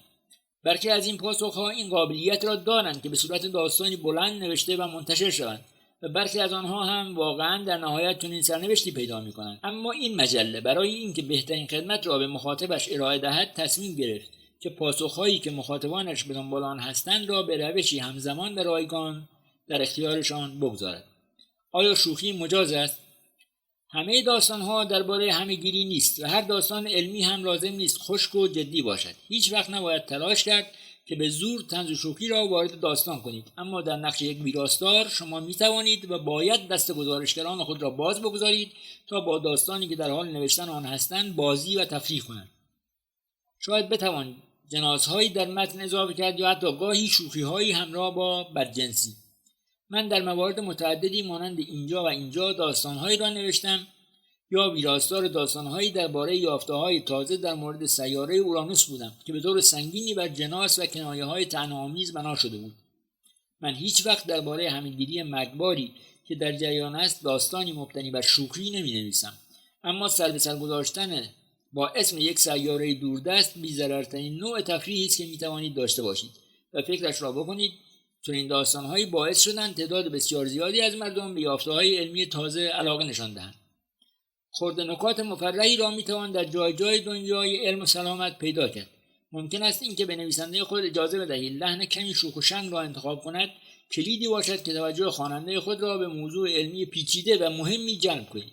هیچ نکته به ذاتاً منفی یا سبک و سطحی درباره اینکه اجازه دهیم محتوایی که تولید می‌کنیم قابل دسترس، مرتبط و لذت بخش باشد وجود ندارد. آیا حد بالایی برای میزان اطلاعاتی که درون یک متن مکتوب ساده شده درباره علم می‌نویسیم وجود دارد؟ همانند هر موضوع دیگری داستان‌های حوزه علم هم می‌توانند تحول پیدا کرده و در قالب‌های مختلفی ظهور کنند. صدا، تصویر، نمایش اسلاید و دیگر موارد. همیشه به این سوال فکر کنید که آیا داده‌ها و شکل‌هایی که نویسنده شما وارد متن خود کرده است را می‌توان به شکل بهتری ارائه کرد؟ آیا داده‌نگاری یا حتی یک نمودار ساده ممکن است به خواننده کمک کند؟ چون این عناصری ممکن است در نهایت جایگزین حجم بالایی از متن غیر قابل درک شوند. برای مثال نمونه گرافیک ساده و قانع کننده بالا را در نظر بگیرید که اطلاعات پیچیده‌ای درباره تغییرات اقلیم را با سرعت بسیار بیشتری نسبت به چیزی که یک متن توانش را دارد به مخاطب منتقل می‌کند و این گرافیک به طور گسترده‌ای هم در شبکه‌های اجتماعی بازنشر شد. همچنین ممکن است شما بسته اطلاعاتی را بسازید که در آن از انواع ابزارها و سبک‌ها استفاده کرده باشید. یک خطابه مقدماتی که به دنبالش خطوط زمانی، نمودارها و سرخطهای کوتاه قرار دارد، گاهی ممکن است موثرتر از یک داستان روایی طولانی باشد. اگر احساس کردید که قرار دادن همه داده‌ها، شکل‌ها و چارچوب‌ها درون یک داستان خطی ساده غیر ممکن است، احتمالاً حق با شماست. اما این بهانه خوبی برای این نیست که به طور کلی آنها را حذف کنید و نادیده بگیرید. ستون‌ها، داده‌نگاری‌ها و سرکلیشه‌ها دوستان شما برای مواجهه با این چالش هستند. ساخت روایت درون فرایند گزارشگری. یکی از چالش‌هایی که ما نویسنده‌ها و ویراستاران برای جذاب کردن داستانی علمی برای مخاطبان عام با آن دست به گریبان هستیم، خود دانشمندان هستند. با وجودی که افرادی که در حوزه علم مشغول به کار هستند به طور عمومی و اکثرشان افراد جذابی به شمار می‌روند، اما عمده آنها برای داستانگویی تربیت نشدند و صادقانه باید گفت برخی از آنها در ترجمه و بیان تحقیقی که انجام میدهند به شکل یک روایت و داستان افتضاح هستند. در کنار این موضوع این واقعیت هم وجود دارد که حتی هیجان انگیزترین روندها و یافته‌های علمی در فضای اتفاق میافتد که به طور غافلگیر کننده‌ای کند و راکد است و همین هم باعث می شود که گزارشگری عمومی که تخصص حوزه علم ندارد دچار این برداشت شود که نمیتواند مسیر ساخت صحنه رویداد، توسعه شخصیت‌ها و به هم دوختن ریسمان‌های روایت را به خوبی انجام دهد. سوزان مورکو، ویراستار داستان‌های بلند فیچر در پاپیولار ساینس، در این باره می‌گوید که به همین دلیل هم هست که ارزش و ضرورت پیدا کردن جزئیاتی که به داستانی روح و حیات ببخشد فوق‌العاده مهم است. به طور سنتی پیدا کردن و طراحی آجرهای سازنده بنای داستان مانند صحنه یا شخصیت‌ها می‌تواند کاری چالش برانگیز باشد. زمانبندی یک گزارش ممکن است به گونه‌ای باشد که گزارشگر ناچار شود تا با دانشمند به جای اینکه در فضای متفاوت و جذاب دیدار کند، در آزمایشگاه یا دفتر او ملاقات کند و این تازه در شرایطی است که روزنامه‌نگار اصولاً برای گزارش از دفترش بیرون برود. واقعا اهمیت دارد که سعی کنید تا هر قطعه‌ای که میتوانید از جزئیات درباره شخصیت‌ها جمع‌آوری کنید، آن هم در فضا و شرایطی که محیط قابلیت توصیف بالایی ندارد و بیشتر شبیه یک محیط استریل شده است. در نتیجه باید نویسنده‌هایتان را تشویق کنید که به دنبال بهترین فضایی باشند که میتواند برای بیان داستان گیرایی داشته باشد. مکان‌های کاری یا محل‌هایی که تحقیق صورت می‌گیرد یا به آن مربوط است، برای نمونه یک ساختمان مسکونی که به طور مستقیم تحت تاثیر آن موضوع علمی قرار دارد که درباره آن گزارش تهیه می‌کنید می‌تواند فضای مناسبی باشد. اما اگر بخش بزرگی از مصاحبه‌های گزارشگرانتان قرار است در فضای آزمایشگاه‌ها اتفاق بیفتد، پیش از مصاحبه توصیه‌های لازم را به آنها درباره مشکلاتی که ممکن است برای آنها پیش بیاید در اختیارشان قرار دهید. با آنها درباره سوال‌هایی که باید بپرسند و جزئیاتی که باید به آن توجه کنند هم فکری کنید تا مطمئن شوید نسخه اولیه داستانی که به دست می‌آورید حتی الامکان آغاز یک داستان گیرا باشد و حجم پیگیری‌های بعدی را که لازم است از آنها بخواهید تا به انجام برسانند به حداقل برسانید. از سوی دیگر مراقب باشید چندان هم بر دانشمندان یا محققانی که به طور غیر معمولی خوشبیان هستند و کارشان را با آب و تاب زیاد تعریف می‌کنند تکیه نکنید. روزنامه‌نگاری علم پیش از هر چیزی روزنامه‌نگاری است و اگر روایت دانشمندی از کارش در بردارنده انبوهی از قهرمانان و دشمنان و کلی ماجرای پرپیچ و خم و غیر منتظره باشد، باز هم این وظیفه شماست که گفته‌های آنها را دنبال کرده راستی آزمایی کنید. نظر کارشناسان غیر درگیر در پروژه را بپرسید و هر بزرگنمایی یا ساده‌سازی بیش از اندازه‌ای که آنها برای جلب توجه بیشتر به کارشان صورت دادند را به چالش بکشید. اگر بعد از این که تنها یک تماس تلفنی با یکی از نویسنده‌های اصلی یک تحقیق گرفتید احساس کردید که داستانتان خود به خود در حال نوشته شدن است و همه چیز مرتب به پیش می‌رود، به احتمال خیلی زیاد آن ترتیب رویدادها بیش از اندازه خوب است و نمی‌تواند واقعی باشد. برخی از داستان‌های علمی تصویری خوب و مثبت از یافته‌ها یا محققانی که پشت آن تحقیق قرار داشته‌اند ارائه نمی‌کنند. باید همیشه اطمینان حاصل کنید که به اندازه کافی در اطراف داستان اصلی کند و کاف کرده اید که بتوانید سوء رفتار یا تخلفات احتمالی را تشخیص دهید. مدی استون از ارتر میگوید یکی از ذهنیت‌هایی که بعضی وقتها نویسنده‌های علم به آن تکیه می‌کنند و باید از آن حذر کنند این است که علم به ذات خود خوب است و افرادی که مشغول کار علمی هستند نیز به ذات افراد خوبی هستند. او ادامه می‌دهد خیلی از افراد به این دلیل وارد حوزه روزنامه‌نگاری علم می‌شوند چون عاشق علم هستند و نه به این دلیل که قصد دارند فساد و بی‌عدالتی موجود درون دنیای علم را آشکار کنند. اما چون این داستان‌هایی در علم هم مهم هستند. اغلب اوقات داستان‌هایی درباره تعرض‌های جنسی یا تبعیض‌ها در فضای دانشگاهی یا اینکه چطور علم به ابزاری برای استعمار بدل می‌شود نادیده گرفته می‌شوند. به این دلیل که دانشمندان و مؤسساتی که در کانون آن قرار دارند چهره‌های شناخته شده و مورد احترامی در رشته تخصصی خود هستند و تحقیقاتی که انجام می‌دهند از سوی رسانه‌ها مهمتر یا جذابتر از این موضوعات برآورده می‌شود.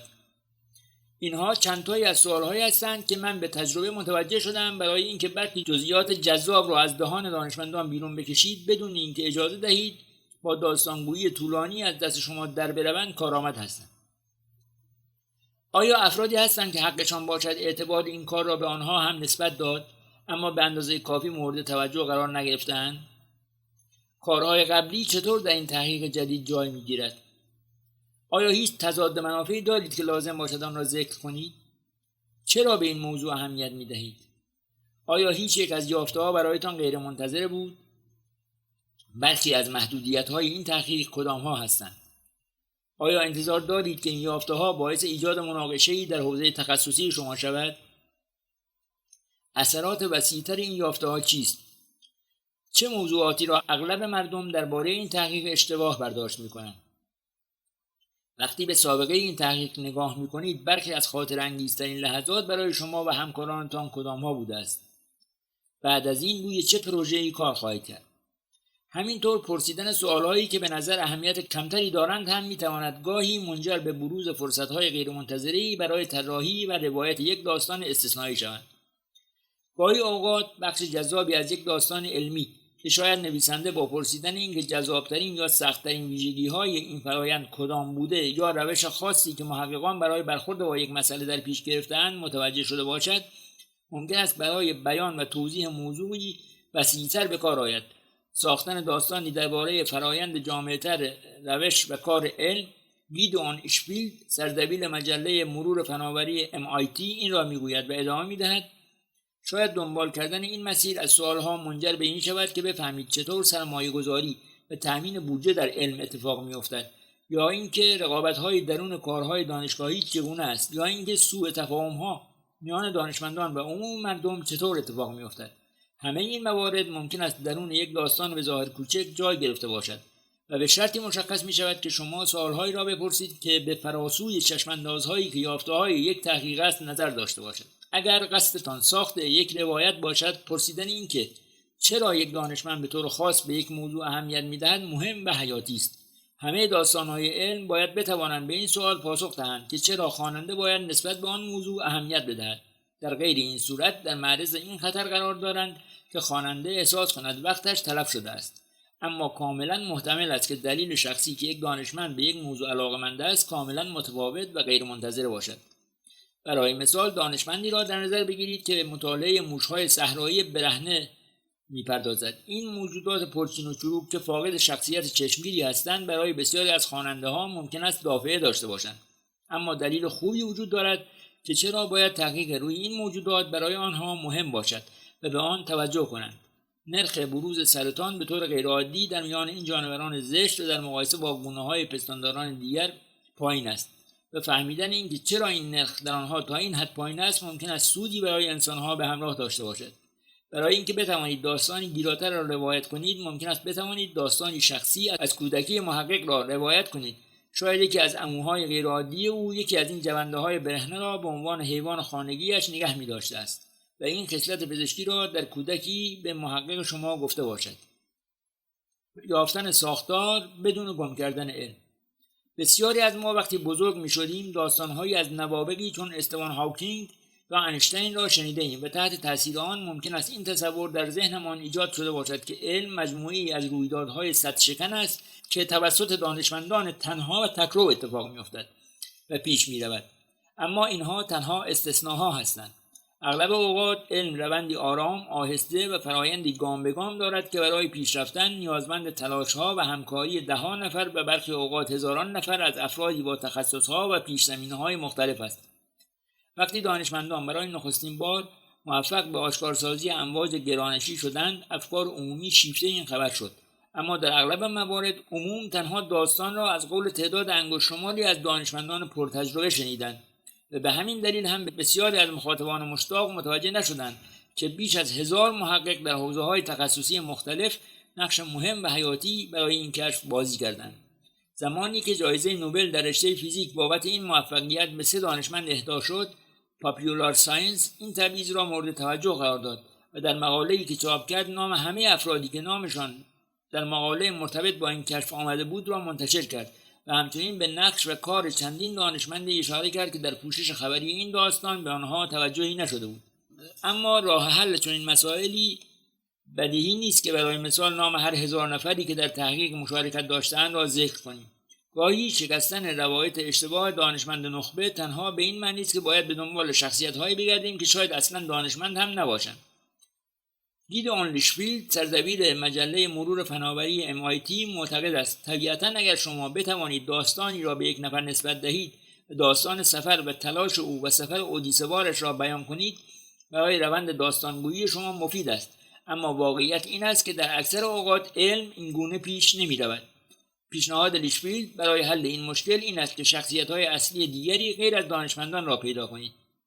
برای مثال داستانی درباره بیمارانی را در نظر بگیرید که به دنبال پیدا کردن درمانی برای بیماری خود هستند، در شرایطی که هیچ کس در دنیای پزشکی به آنها توجهی نمی‌کند.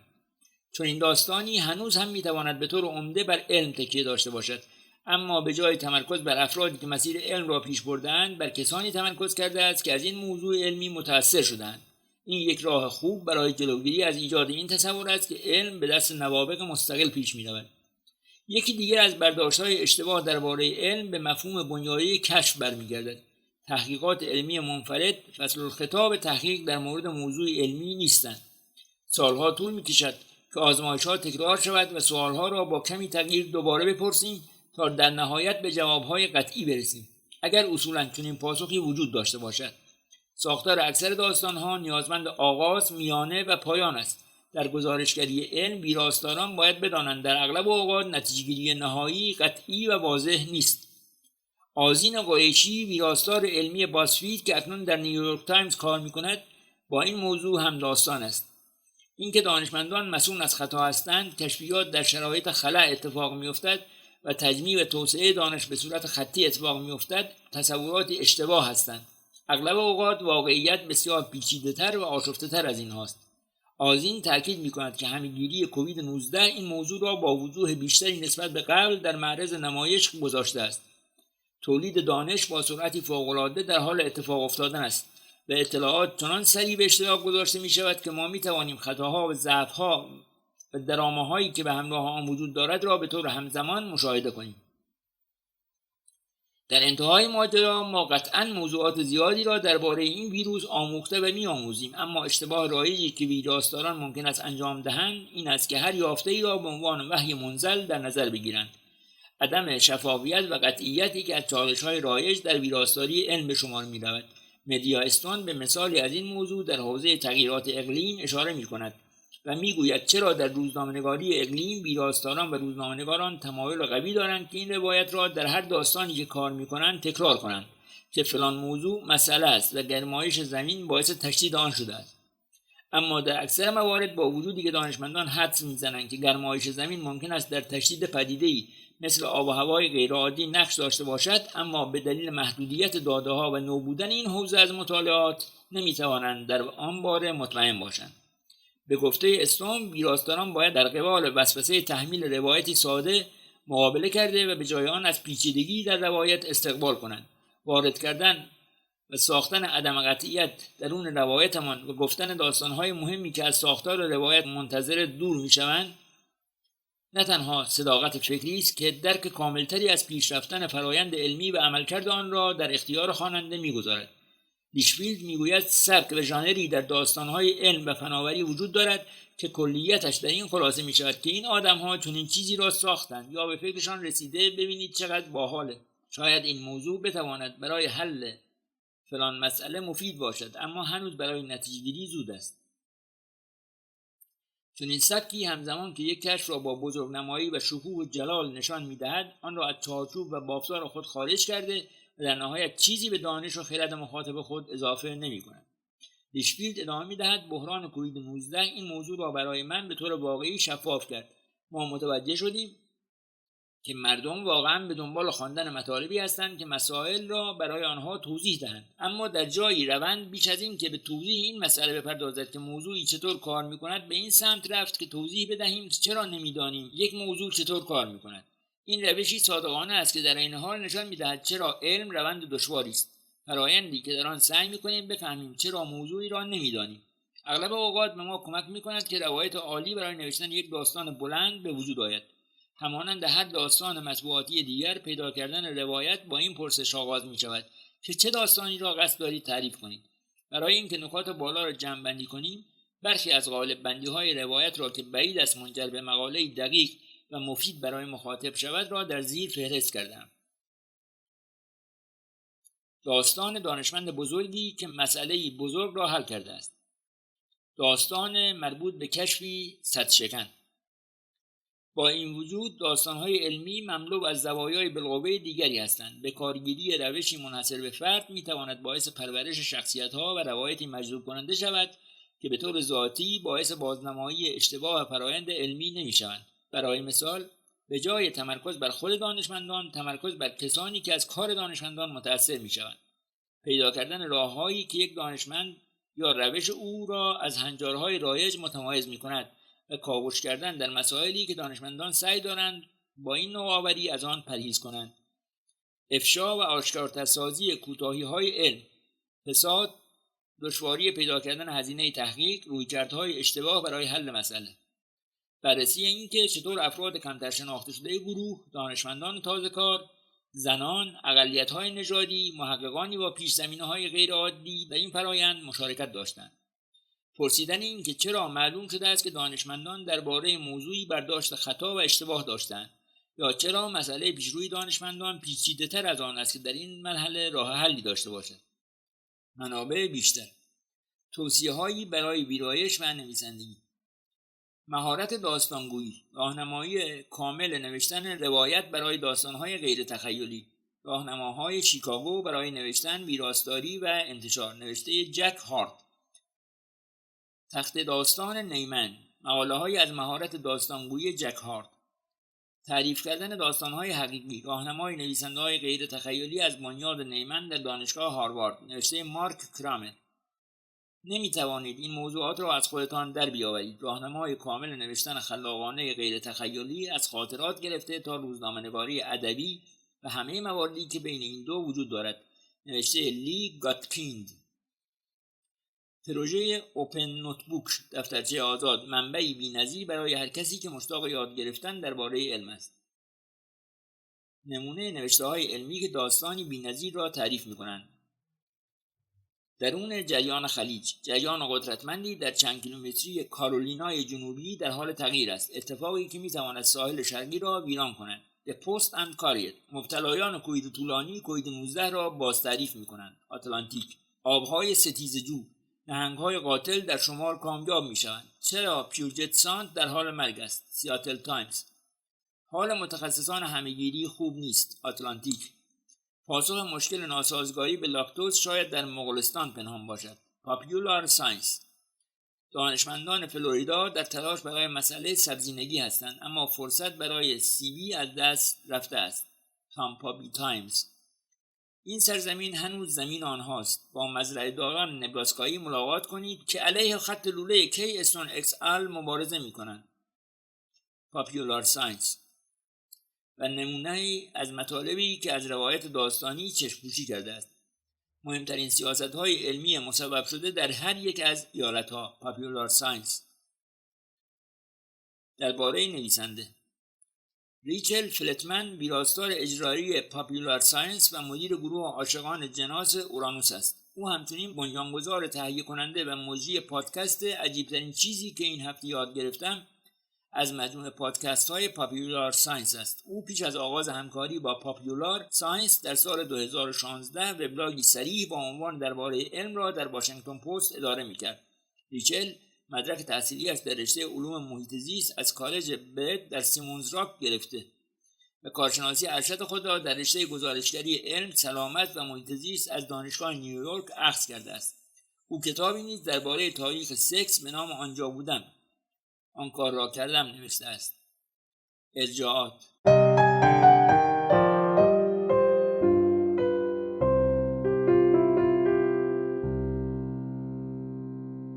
دفترچه ویراستاری علم.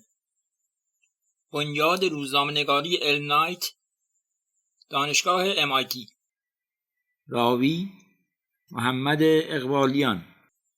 پخش فایل صوتی از کتابخانه اینترنتی آوای بوف. avayaboof.com.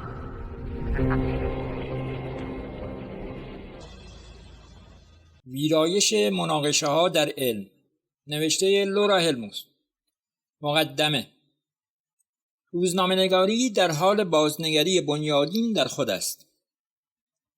افرادی درون و بیرون از این حوزه در حال بازنگری و بررسی مجدد تنش میان حقیقت و عینیت و بی‌طرفی هستند.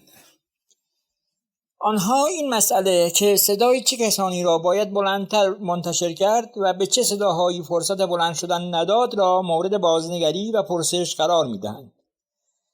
آنها به ما هشدار می‌دهند تا زمانی که ادعاهای طرفین یک مناقشه را اسناد و مدارک پشتیبانی نمی‌کند، از پوشش دادن یکسان آنها خودداری کنیم و تلاش می‌کنند بیاموزند که آنجایی که لازم است نجات پرست را نجات پرست و دروغ را دروغ بنامند. این بازنگری به خصوص با نقدهایی که در رابطه با پوشش خبری انتخابات ریاست جمهوری ایالات متحده در سال 2016 و دوره ریاست جمهوری ترامپ رخ داد شدت گرفت و مواجهه با همه‌گیری ویروس کرونا و جنبش زندگی سیاهان مهم است در حوزه عدالت اجتماعی ضرورت بیشتری پیدا کرد. روزنامه‌نگاران علم مدت‌های طولانی است که با این سوال‌ها دست و پنجه نرم می‌کنند و سایر حوزه‌های روزنامه‌نگاری می‌توانند از تجربیات ما استفاده کنند. داستان علمی خوب زمانی که در یک مناظره علمی تنها یک سوی ماجرا درست می‌گوید، هر دو سوی مناظره را بازنشر نمی‌کند. ما نظر خلقتگرایان را در داستانی درباره تکامل وارد نمی‌کنیم. موضع شکاکان علوم اقلیم را در گزارش‌های مربوط به تغییرات اقلیم بازگو نمی‌کنیم یا حرف‌های جنبش ضد واکسن را در داستانی درباره واکسن بازتاب نمی‌دهیم. و زمانی که لازم است به داستان خلقتگراها، منکران علوم اقلیم و فعالان ضد واکسن بپردازیم، حتما به مخاطب خود یادآوری می‌کنیم که دیدگاه‌های آنها با مدارک موجود در تضاد است. ما وقتی با تئوری توطئه روبرو می‌شویم، آن را با همین نام تئوری توطئه می‌خوانیم. ما تخصص یک فرد و ارتباط آن با موضوع را ارزیابی می‌کنیم و تنها به واسطه مدارک یک فرد به طور کامل به او اعتماد نمی‌کنیم. متخصصی در یک حوزه ممکن است با اطمینان بالایی نظر اشتباهی درباره حوزه دیگری داشته باشد. همانطور که این مورد را درباره برخی از همه‌گیری شناسان ذوقی‌کار و پیشبینی‌های عجیب و غریبشان درباره همه‌گیری کرونا ویروس دیدیم. ما اغلب اوقات کارمان را بهتر از آن بلدیم که گفته عجیب و غریب و ادعای بزرگ از یک برنده جایزه نوبل را درباره موضوعی خارج از حوزه تخصصی او نقل قول کنیم. زمانی که نشریه‌ای قضاوت اشتباهی در تشخیص خود انجام می‌دهد، بقیه ما سعی می‌کنیم از این خطا درس بگیریم. مثال چنین تشخیص اشتباهی روزنامه نیویورک تایمز بود که در سال 1998 از قول جیمز واتسون، یکی از کاشفان ساختار دی ان ای، نوشت که دانشمند دیگری تا 2 سال دیگر درمان سرطان را پیدا می‌کند. با این وجود مناقشات اکسیری قدرتمند به شمار می‌روند. آنها می‌توانند توجه افرادی را به موضوع علم جلب کنند که به طور معمول علم را دنبال نمی‌کنند، ولی از داستان یک رو در رویی لذت می‌برند. مناقشات اغلب اوقات در بردارنده شخصیت‌های شورمندی است که نقل قول‌های گیرا و جذابی را بیان می‌کنند.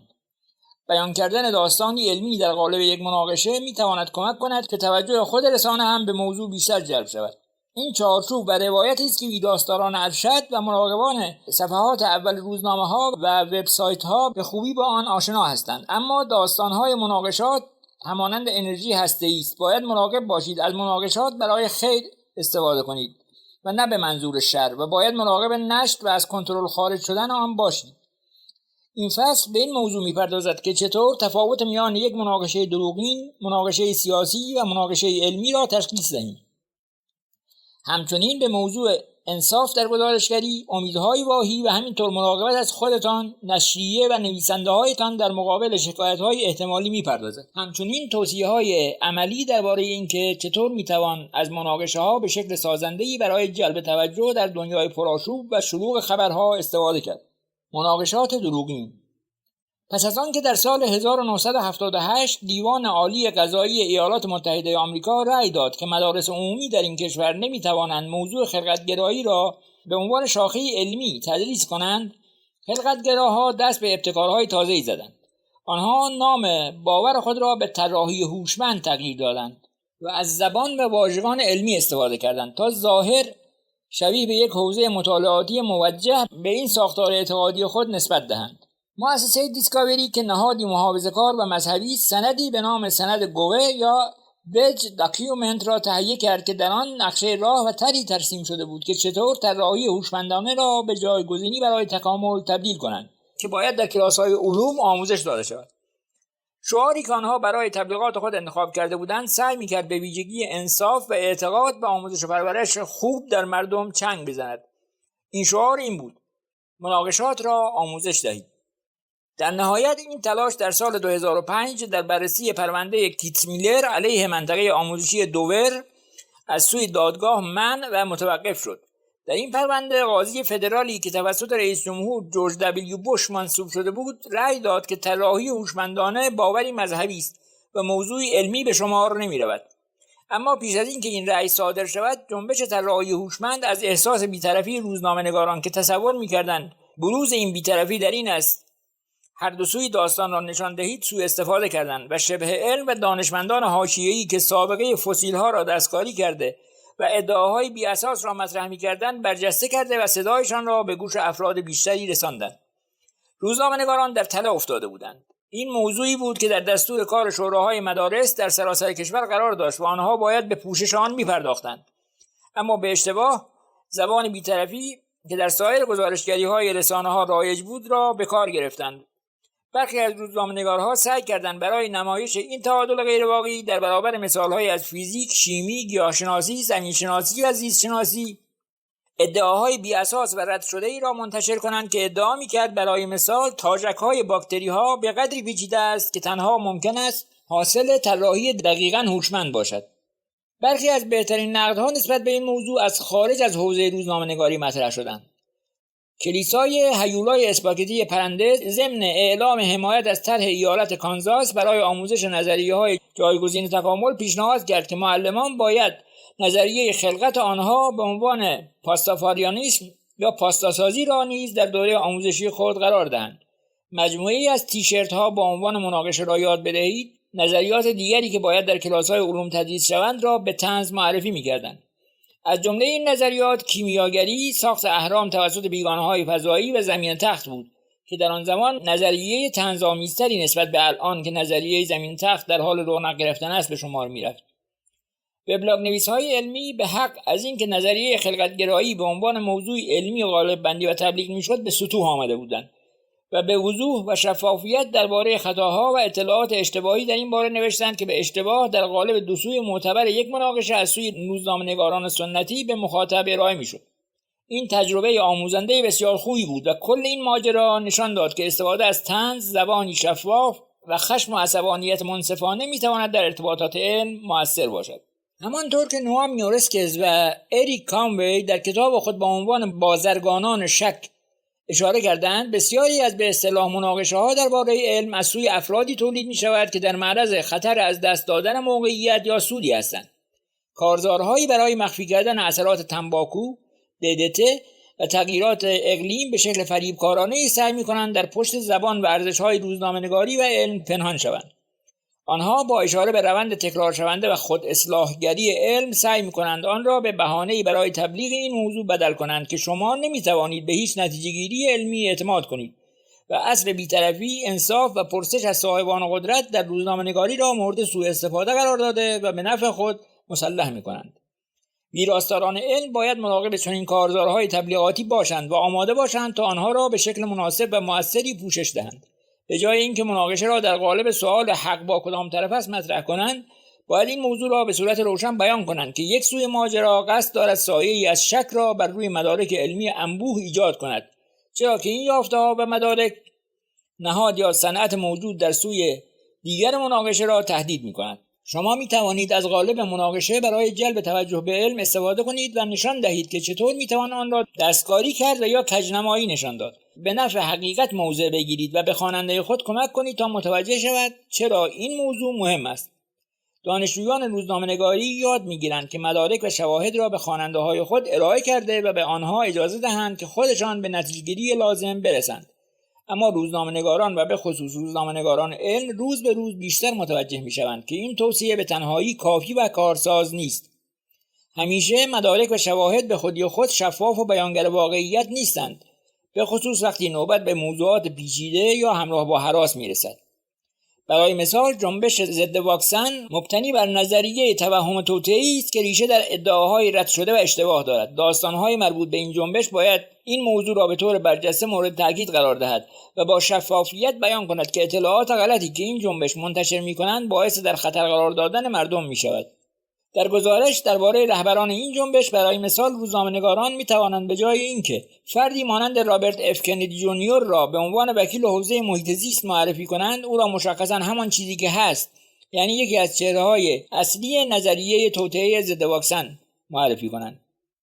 آپوروا مندالی، گزارشگر نیویورک تایمز و سردبیر سابق وبسایت اسپکتروم که وبسایتی درباره تحقیقات مربوط به اوتیسم است، به روزنامه‌نگاران توصیه می‌کند تا فراموش نکنند که همیشه عنصری انسانی در باورهای قوی مردم وجود دارد.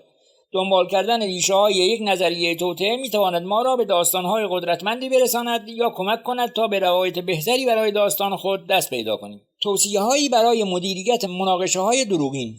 ادعاهای اشتباه و غلط را به شفافیت با همین نام‌ها معرفی کنید. ادعاهای دروغین را تا زمانی که باعث جلب توجه عمومی نشده‌اند پوشش ندهید. به وضوح و شفافیت خطرات ادعاهای اشتباه را توضیح دهید. به مدعیان با ذکر ارتباطشان با ادعاهای غلط اشاره کنید. پشت حقیقت بایستید و از آن دفاع کنید. مهمترین کار یک ویراستار تشخیص این است که چه موضوعی ارزش پوشش دادن را دارد و زمانی که نوبت به مناقشه‌های دروغین میرسد، تشخیص این موضوع دشوارتر و تصمیم‌گیری درباره آن ظریف‌تر از قبل می‌شود. افراد معروف اغلب اوقات اطلاعات جعلی یا داده‌های اشتباه را منتشر می‌کنند، چه درباره واکسیناسیون یا همه‌گیری کووید یا زمین تخت. اگر ادعا یا بیانی تاکنون توجه چندانی را به خود جلب نکرده است، آنها را پوشش ندهید، چرا که ردیه نویسی درباره آنها باعث جلب توجه افراد بیشتری به اصل ادعاهایی می شود که به خودی خود فراموش می شوند. خیلی از اوقات ما برای ویراستاران بابت داستان‌های بدی که رد کرده و مانع انتشارشان شدند اعتبار کافی قائل نمی‌شویم. زمانی که دیگر امکان نادیده گرفتن اطلاعات اشتباه وجود ندارد، برای مثال زمانی که از آن برای تعیین سیاست‌های عمومی استفاده می‌شود، حیاتی است که با شفافیت تمام خطا بودن این ادعاها را بیان کرده و پوشش خطا و اشتباه بودن آنها را با همان شدتی که ادعای اولیه مطرح شده است دنبال کنید. دومین کار مهم یک ویراستار این است که تیترها را بنویسد. اینها مهمترین کلمات یک داستان هستند و در اغلب موارد تنها کلماتی از یک داستان به شمار می‌روند که ممکن است مخاطبی آن را ببیند. در مورد داستان‌هایی که درباره ادعاهای اشتباه و غلط نوشته می‌شود، به خصوص آنهایی که بر سلامت مردم اثر دارند، حتما باید تیترها به طور مشخص بیان کنند که ادعای مطرح شده غلط است. برای مثال، زمانی که رئیس جمهور دونالد ترامپ این فرض را مطرح کرد که تزریق مواد ضد عفونی می‌تواند از مردم در مقابل کرونا ویروس محافظت کند، واشنگتن پست مطلب خود را با این سرخط و تیتر آغاز کرد: ترامپ درمان دروغین دیگری را برای کرونا ویروس مطرح کرد. ضمناً در نظر داشته باشید که مخاطبان شما با همان دقتی که شما این موضوعات را دنبال می‌کنید آنها را پیگیری نمی‌کنند، همانطور که آنجلا فریتز، ویراستار واشنگتن پست، در بخش سفارش مطالب عمومی که قبلا سابقه ویراستاری و دبیری میز علم و سلامت این روزنامه را داشته است بیان می‌کند درباره تعریف این که موضوع مناقشه چیست شفاف عمل کنید. این انتظار را نداشته باشید که مخاطب شما موضوع را دنبال کرده و در جریان پیشینه و زمینه داستان مورد نظر شما باشد. همینطور در نظر داشته باشید که نوشتن درباره مناقشه‌ها نیازمند تلاشی مضاعف است. شما و نویسنده‌ای که مأمور نوشتن داستان می‌کنید باید انتظار واکنش و بازخوردهای متفاوت و مقاومت‌هایی را در برابر داستان داشته باشید. شما باید با واقع بینی تصمیم بگیرید که آیا زمان کافی برای سرکله زدن با داستان‌های مربوط به مناقشه را دارید یا نه. این توصیه توری بوش، یکی از ویراستاران زمان آینده، فیوچر تنس است. او میگوید بعضی وقتها لازم می شود که اینچنین داستانهایی راستی آزمایی دقیق‌تر و کاملتری را پشت سر بگذارند. منابع و حمایت‌های حقوقی بیشتری به آنها اختصاص داده شده و ویرایش و نظارت بیشتری از سوی دبیران و ویراستاران بالادستی روی آنها صورت گیرد.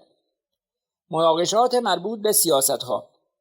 هر داستانی درباره سیاست‌گذاری را باید داستانی علمی نیز در نظر گرفت.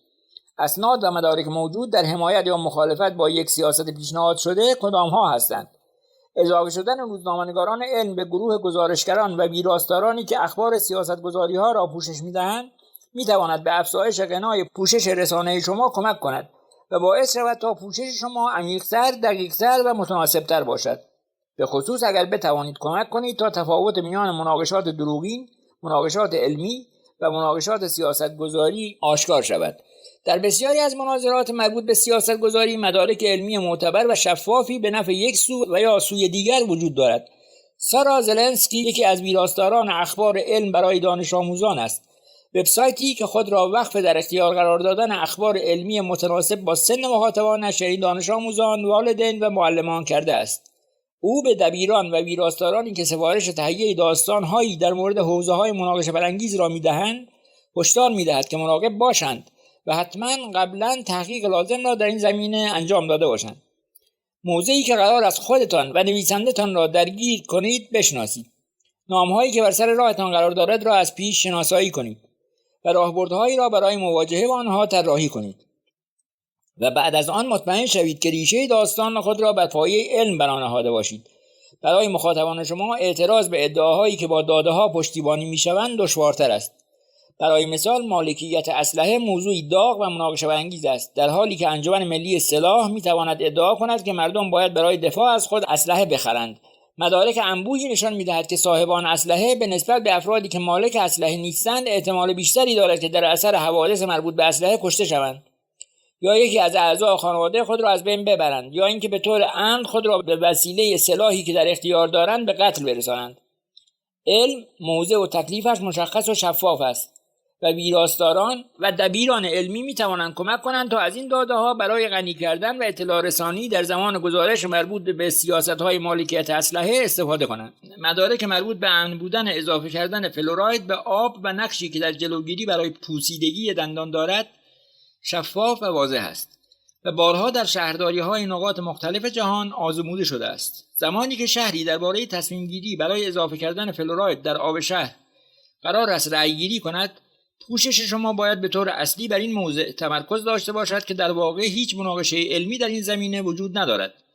در یک سوی ماجرا گروهی هستند که علم از توصیه آنها برای فلوراید کردن آب حمایت می‌کند و در سوی دیگر داده‌های اشتباهی وجود دارد که سلامت مردم را به خطر می‌اندازد.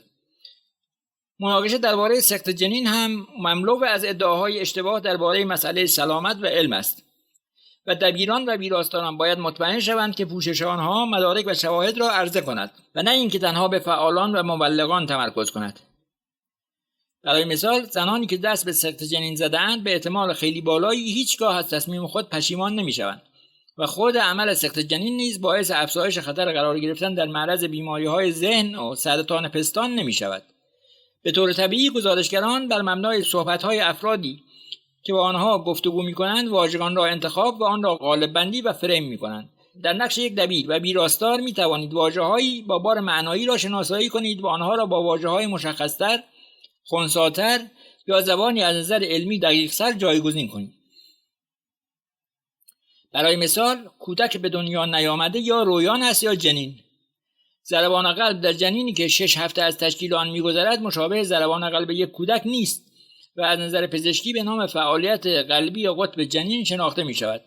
از استفاده از اصطلاح حامی زندگی خودداری کنید، چون این اصطلاح به طور ضمنی بر این موضوع دلالت دارد که طرف مقابل به زندگی و حیات علاقه ندارد. به جای آن سعی کنید موضوع سیاسی را دقیق مشخص کنید. سیاستمدار یا سازمانی که از حقوق سقط جنین حمایت می‌کند یا با آن مخالف است. مهندسی ژنتیک نیز یکی دیگر از حوزه‌هایی است که در آن واژگان با بار معنایی مضاعف و ضمنی به وفور یافت می‌شود. برای مثال واژه فرانکنفوت اشاره به ترکیبی از دو واژه غذا و فرانکشتاین که هیولای فرانکشتاین را به یاد می‌آورد. با این ادعا که دانشمندان در حال بازی و دستکاری طبیعت هستند مکرراً مورد استفاده قرار می‌گیرد. هیچ مدرکی مبنی بر این که خوردن غذاهایی که دستکاری ژنتیک شده‌اند خطرناک است وجود ندارد. چیزی که در دنیای علم وجود دارد مناظره و بحث علمی درباره این است که چطور میتوان از گونه‌های مختلفی از محصولات تراریخته برای کمک یا آسیب زدن به طبیعت استفاده کرد. پوشش مناظرات مربوط به سیاستگذاری درباره این که آیا باید محصولات تراریخته را با برچسب ویژه‌ای تعیین کرد، باید به طور همزمان ادعاهای اشتباه در زمینه سلامت را برجسته کرده و توضیح دهد و نشان دهد که فواید و سود این محصولات چیست و توضیح بدهد که چه چیزی را درباره آنها می‌دانیم و چه چیزهایی را نمی‌دانیم. روزنامه‌نگاری علم یکی از بهترین سپرهایی است که مردم در برابر کلاهبرداری‌های مربوط به سلامت در اختیار دارند. در ایالات متحده سازمان نظارت بر دارو و غذا و سازمان‌های صدور مجوز پزشکی در برابر کسانی که با استفاده از زبان رایج در آزمون‌های بالینی و داروهای تجربی وعده داروهای معجزه‌آسا را می‌دهند ناتوان بودند. بیش از 1000 کلینیک ادعا می‌کنند که با استفاده از سلول‌های بنیادی به درمان آرتروز، اضمحلال لکه زرد یا ماکولا در چشم و بیماری‌های ریوی، نقص‌های عصب شناختی و موارد دیگر مشغولند. و برای این کار سلول‌های چربی را از بیمار گرفته و با دوران دادن آنها سلول‌های بنیادی فرضی را از آنها جدا کرده و دوباره به افراد تزریق می‌کنند. چطور از روزنامه‌نگاری علم برای عمق بخشیدن به گزارش‌های حوزه‌های دیگر استفاده کنیم؟ 1. بپرسید که چه مدارکی برای پشتیبانی از ادعاهای مطرح شده وجود دارد. 2. مراقب واژگان دارای بار معنایی اضافه باشید و از زبانی دقیق و خنثی استفاده کنید. 3. بین مناظره‌ها در مورد سیاست‌ها و مناظره درباره واقعیت‌ها و مستندات تفاوت قائل شوید. 4. توضیح دهید که برای پوشش داستان چگونه فرایند حرفه‌ای روزنامه‌نگارانه را به کار برده‌اید. مناقشه‌های سیاستگذاری در مواردی مثل این که تا چه حد FDA اداره نظارت بر غذا و دارو باید در برخورد و مواجهه با درمان‌های تایید نشده شدت عمل نشان دهد، اینکه آیا نظام‌های پزشکی و نهادهای تخصصی باید اعضایی را که ادعاهای اشتباه مطرح می‌کنند جریمه کرده یا اینکه آیا بیماران ناامید از روش‌های رایج و تایید شده این حق را دارند که مسیرهای تایید نشده را در پیش بگیرند. اینها مناظره‌های معتبر است، اما هنگام پوشش آنها باید این نکته را با شفافیت مطرح کرد که ارائه دهندگان این خدمات درمانی هیچ سندی مبنی بر کارآمد بودن درمانشان ندارند و حتی باعث آسیب رساندن به بیماران شدند. زمانی که داستان‌هایی درباره ادعاهای مناقشه برانگیز سلامت را ویرایش می‌کنید، به این نکته توجه داشته باشید که افرادی که ثروتشان وابسته به اطلاعات غلط، امید و بیچارگی دیگران است معمولاً به شدت از نظر اقامه دعاوی حقوقی ستیزجو هستند. زمانی که موضعی مانند ادعاهای بزرگنمایی شده درباره خواص تغذیه‌ای مواد مکمل غذایی را پوشش می‌دهید یا به موضوع مسائل ایمنی کلینیک‌هایی می‌پردازید که روش‌های درمانی تایید نشده را تبلیغ می‌کنند، سعی کنید از ابتدا با گروه حقوقی و وکلایتان مشورت کنید و این مشورت‌ها را در طول روند به طور مکرر ادامه دهید. تمرکز بر روی بخش علمی موضوع می‌تواند شما را از اتهام‌های حقوقی در امان نگه دارد. بنابراین سعی کنید روند کارتان را نشان دهید. بسیاری از مقاله هایی که این روزها به پوشش و ردیه نویسی بر ادعاهای غلط یا مناقشه برانگیز میپردازند، بخشی را تحت عنوان چطور این کار را کردیم در ابتدای مطالب خود درج میکنند و در آن فهرستی از تعداد منابع، اینکه از چه اسنادی در این گزارش استفاده شده و چه اسنادی برای آن آشکار شده است، توضیح اینکه چرا برخی از منابع به شکل بینام مورد اشاره قرار گرفتند و اینکه چه بخش‌هایی از گزارش با موضوع و سوژه اصلی داستان تایید شده است را برای مخاطب توضیح میدهند. مناقشات علمی. ویرایش داستان‌هایی درباره مناقشات واقعی و رسمی علمی کار مفرحی است. این همان موضوعی است که خیلی از افراد این حرفه امیدوارند به آن بپردازند. مناظراتی پرحرارت درباره طبیعت و ماهیت و واقعیت کشفیات جدید و اینکه چطور ما چیزهایی را که می‌دانیم فرا گرفته‌ایم. برخی از این مناظرات درباره سوال‌های بزرگ است. حیات چطور تکامل پیدا کرده است؟ آیا پیش از آن که موجوداتی که بر مبنای ساختارهای ژنتیکی DNA بر زمین حکومت کنند، حیات عرصه یک کتازی موجودات مبتنی بر RNA بوده است؟ آیا جهان ما تنها یکی از خطوط زمانی در جهانگانی بی‌پایان است؟ آیا روزگاری از قطب تا قطب زمین را یخ پوشانده بود؟ آیا ابر آتشفشان یلوستون بار دیگر فوران خواهد کرد؟ چون این داستان‌هایی معمولاً زمانی که با یکی از روش‌های کلاسیک نویسندگی علمی که در ادامه این کتاب بیشتر توضیح داده خواهد شد در هم آمیخته شود، می‌تواند تأثیر بیشتری بر مخاطب داشته باشد و آن به کار گرفتن و استفاده از نظر کارشناسان مناسب، توضیح دادن مدارک و آمار مورد اشاره ایشان و استفاده از چند رسانه‌ای‌ها برای توضیح مفاهیم پیچیده است که بتواند حسی از شور و شگفتی و اکتشاف را به مخاطب منتقل کند. سایر مناقشه‌ها به ترکیبی از مسئله علم و اخلاق مربوط می‌شوند. آیا ما می‌توانیم و باید رویان انسان را به طور ژنتیکی دستکاری کنیم تا به کمک آن ژن‌های عامل بیماری را از بین ببریم؟ آیا ما می‌توانیم و باید از مهندسی زمین برای جلوگیری از بروز برخی از بدترین اثرات گرمایش زمین استفاده کنیم؟ ارزش مطالعه بر روی حیوانات کدام هاست و چطور می‌توان این آزمایش‌ها را به روشی انسانی‌تر انجام داد؟ و سوال بزرگ همیشگی: چه کسی باید در این موضوعات تصمیم بگیرد؟ ویرایش داستان‌های مربوط به این مناقشه‌ها نیازمند ویرایشی دقیق و با احتیاط بالاست، روشی که بهترین استدلال‌های طرف‌ها را آشکار کرده، مورد اعتماد ترین متخصصان اخلاق را به کار بگیرد، نگرانی‌های غیر متخصصان را پوشش دهد و عمدتاً نیازمند تواضعی بیش از آن چیزی است که عمدتاً ویراستاران ممکن است در برخورد با داستان‌های دیگر به کار گیرند. اینجا حداقل درباره خودم صحبت می‌کنم. ویراستاران و دبیران همچنین باید بر ساختار داستان تمرکز کنند. این را تیم اپنزلر، دبیر بخش خبر مجله ساینس میگوید. از ساختار پینگ پونگی استفاده نکنید.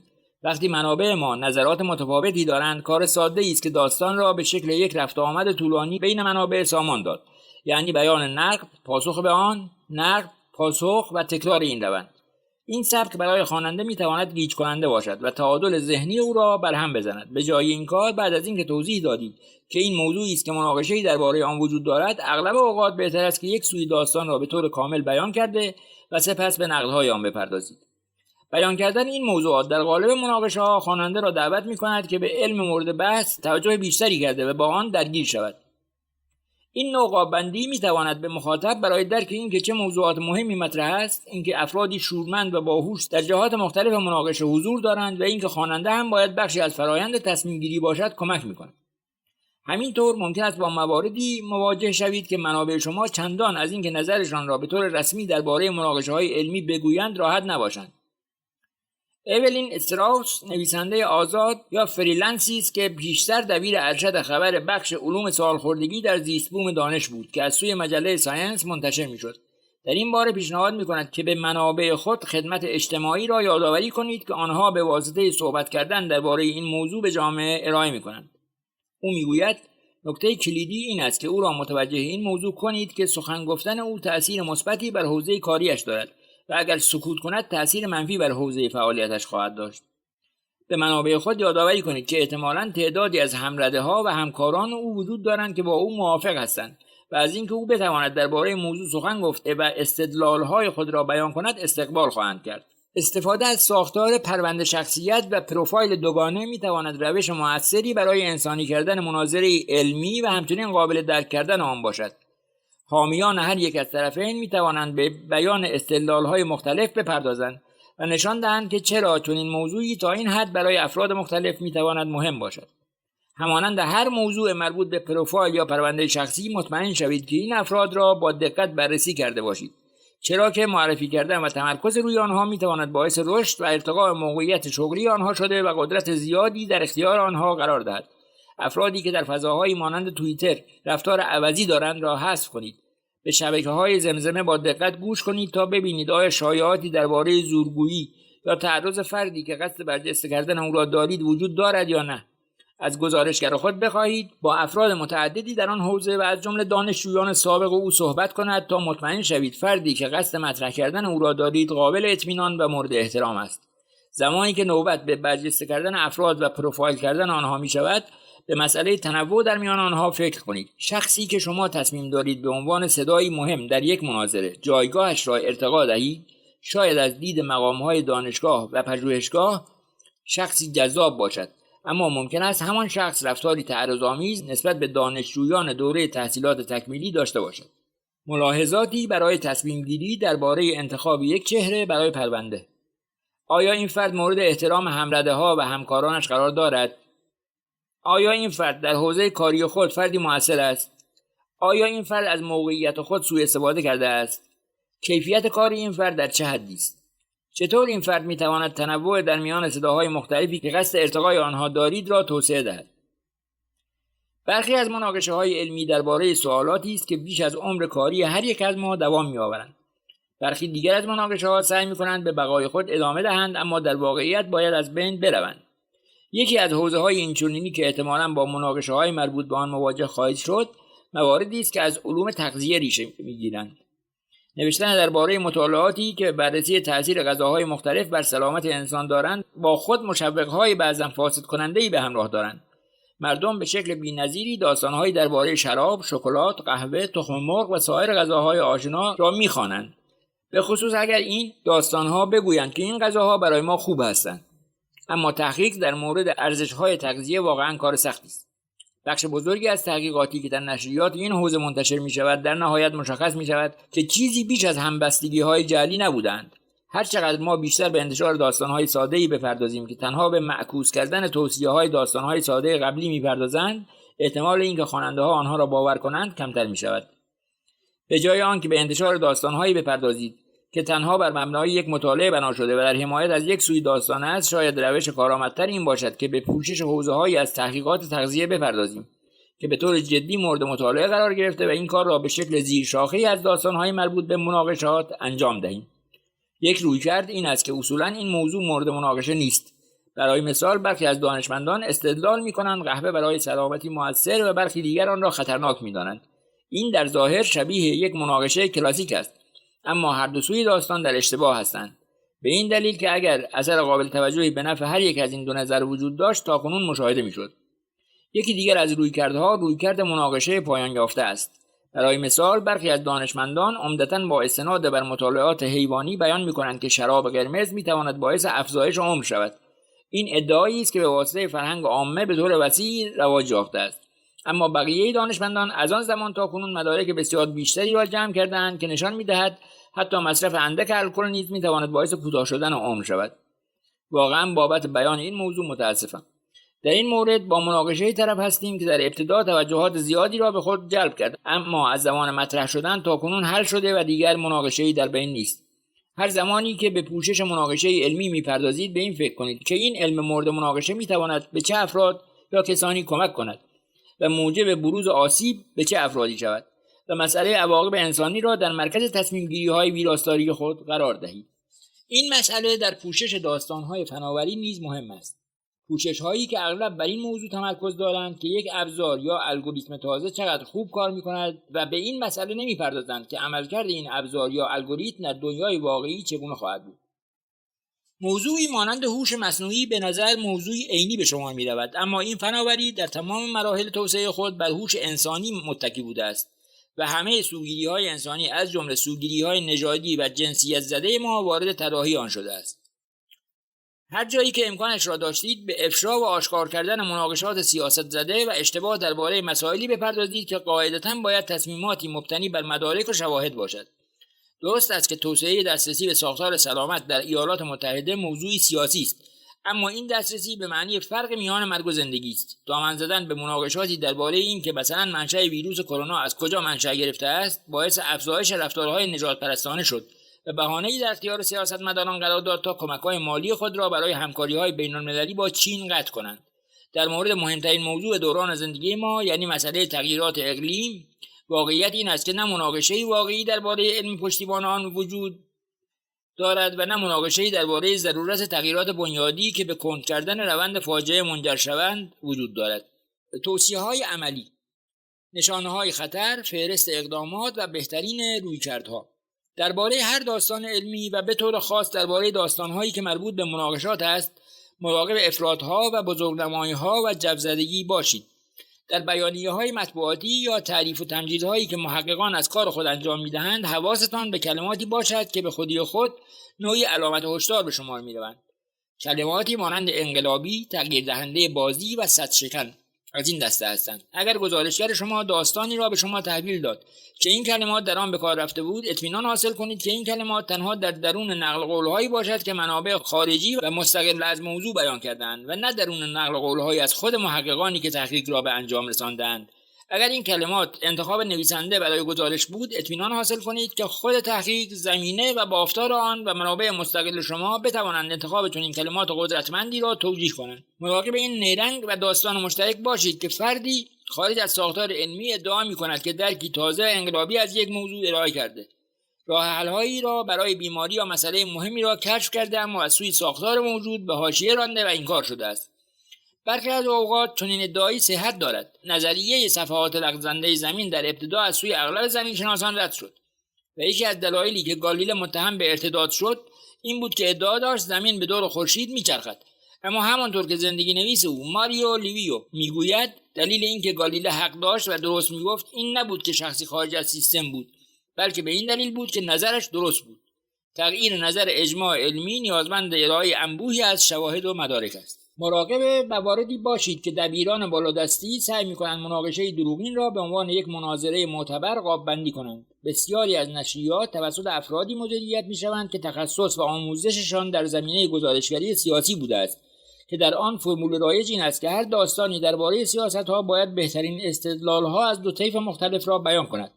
گاهی لازم است این موضوع و این انتظار اولیه را به طور شفاف و واضح به چالش بکشید و به صراحت بگویید این موضوع داستانی درباره یک مناظره نیست، بلکه داستانی درباره پاسخ دادن به اطلاعات غلط است.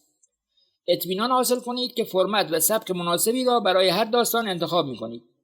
برای مثال از انتشار دیدگاه آپ-اد که نمی‌توان درون متن مقاله آن را به چالش کشید و راستی آزمایی کرد، از یک نویسنده معتقد به نظریه توطئه خودداری کنید. از ایجاد انجام سوال و جواب با شخصی که اطلاعات غلط را منتشر می‌کند خودداری کنید، مگر اینکه آمادگی این را داشته باشید که هر یک از گزاره‌هایی که میگوید را به چالش بکشید. تصاویر و طرح‌های گرافیکی دارای قدرتی بسیار بالا در مورد داستان‌های مربوط به مناقشات هستند. در انتخاب آنها دقیق باشید. اگر در حال پوشش شیوع سرخک هستید، از عکس کودکی که در حال فریاد زدن هنگام تزریق واکسن است استفاده نکنید. این بیان رایج و نشانی از جهتگیری جنبش ضد واکسن است. درباره داستان‌های درباره روزهای نخستین همه‌گیری کرونا ویروس از انتشار تصاویری از بازارهای شلوغ که به طور خاص بار سرزنش را بر دوش مردم چین می‌گذارد و آنها را تنها به دلیل اینکه در برخی از این بازارها خرید می‌کردند به دیگری تبدیل می‌کند خودداری کنید.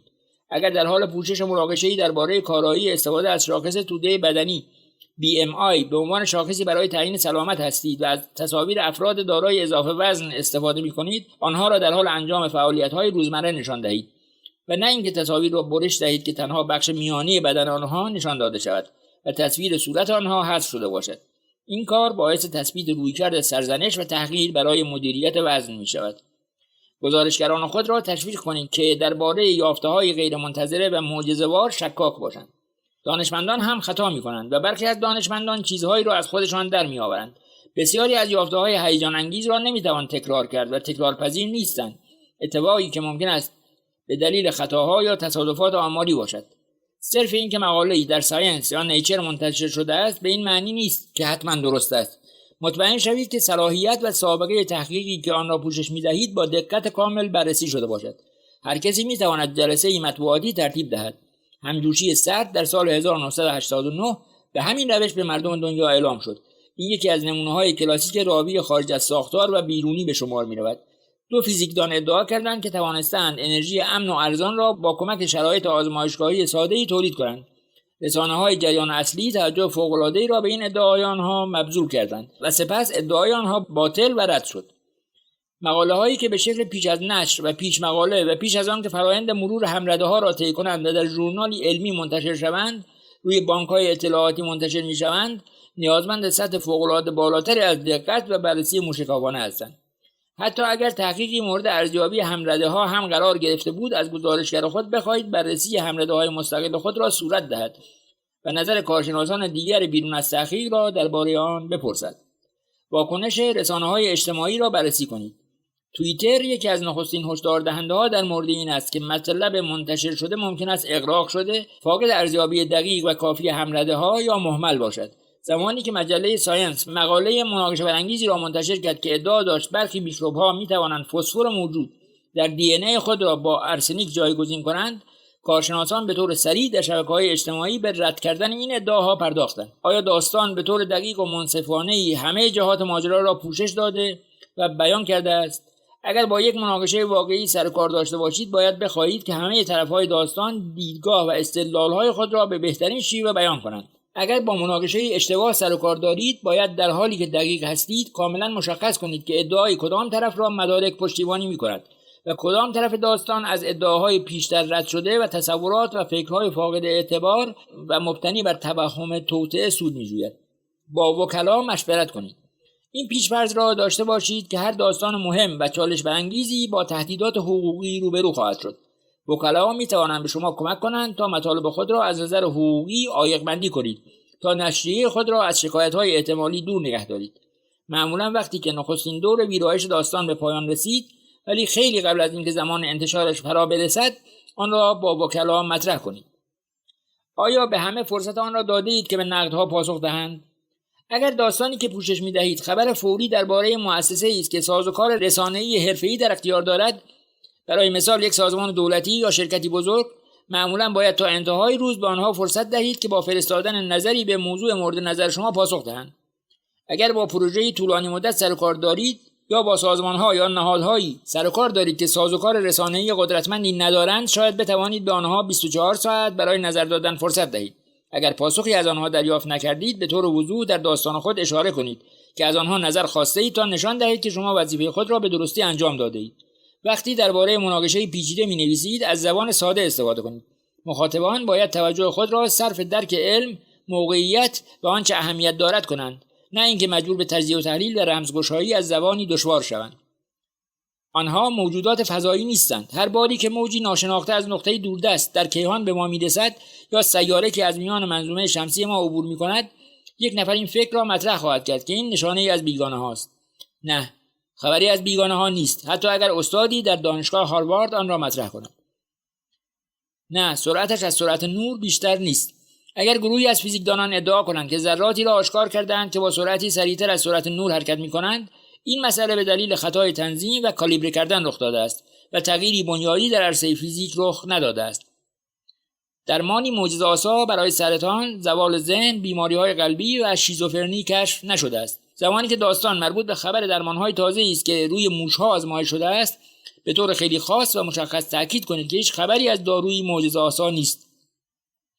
بسیاری از درمان‌هایی که روی حیوان‌ها نتیجه مثبت دادند، هنگام آزمایش انسانی شکست خوردند و اغلب نشریات عمومی درباره بسیاری از این موارد واقعاً نباید خبر این تحقیقات پزشکی را پوشش دهند.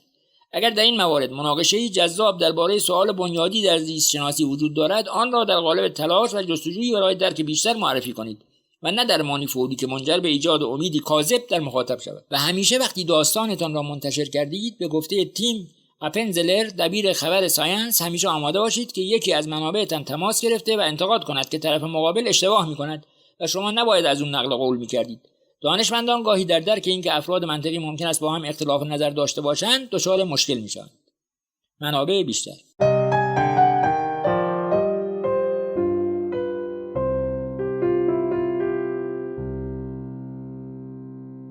دفترچه ویراستاری علم، بنیاد روزنامه‌نگاری علم نایت، دانشگاه MIT. راوی محمد اقبالیان. پخش فایل صوتی از کتابخانه اینترنتی آوای بوف. avayaboof.com.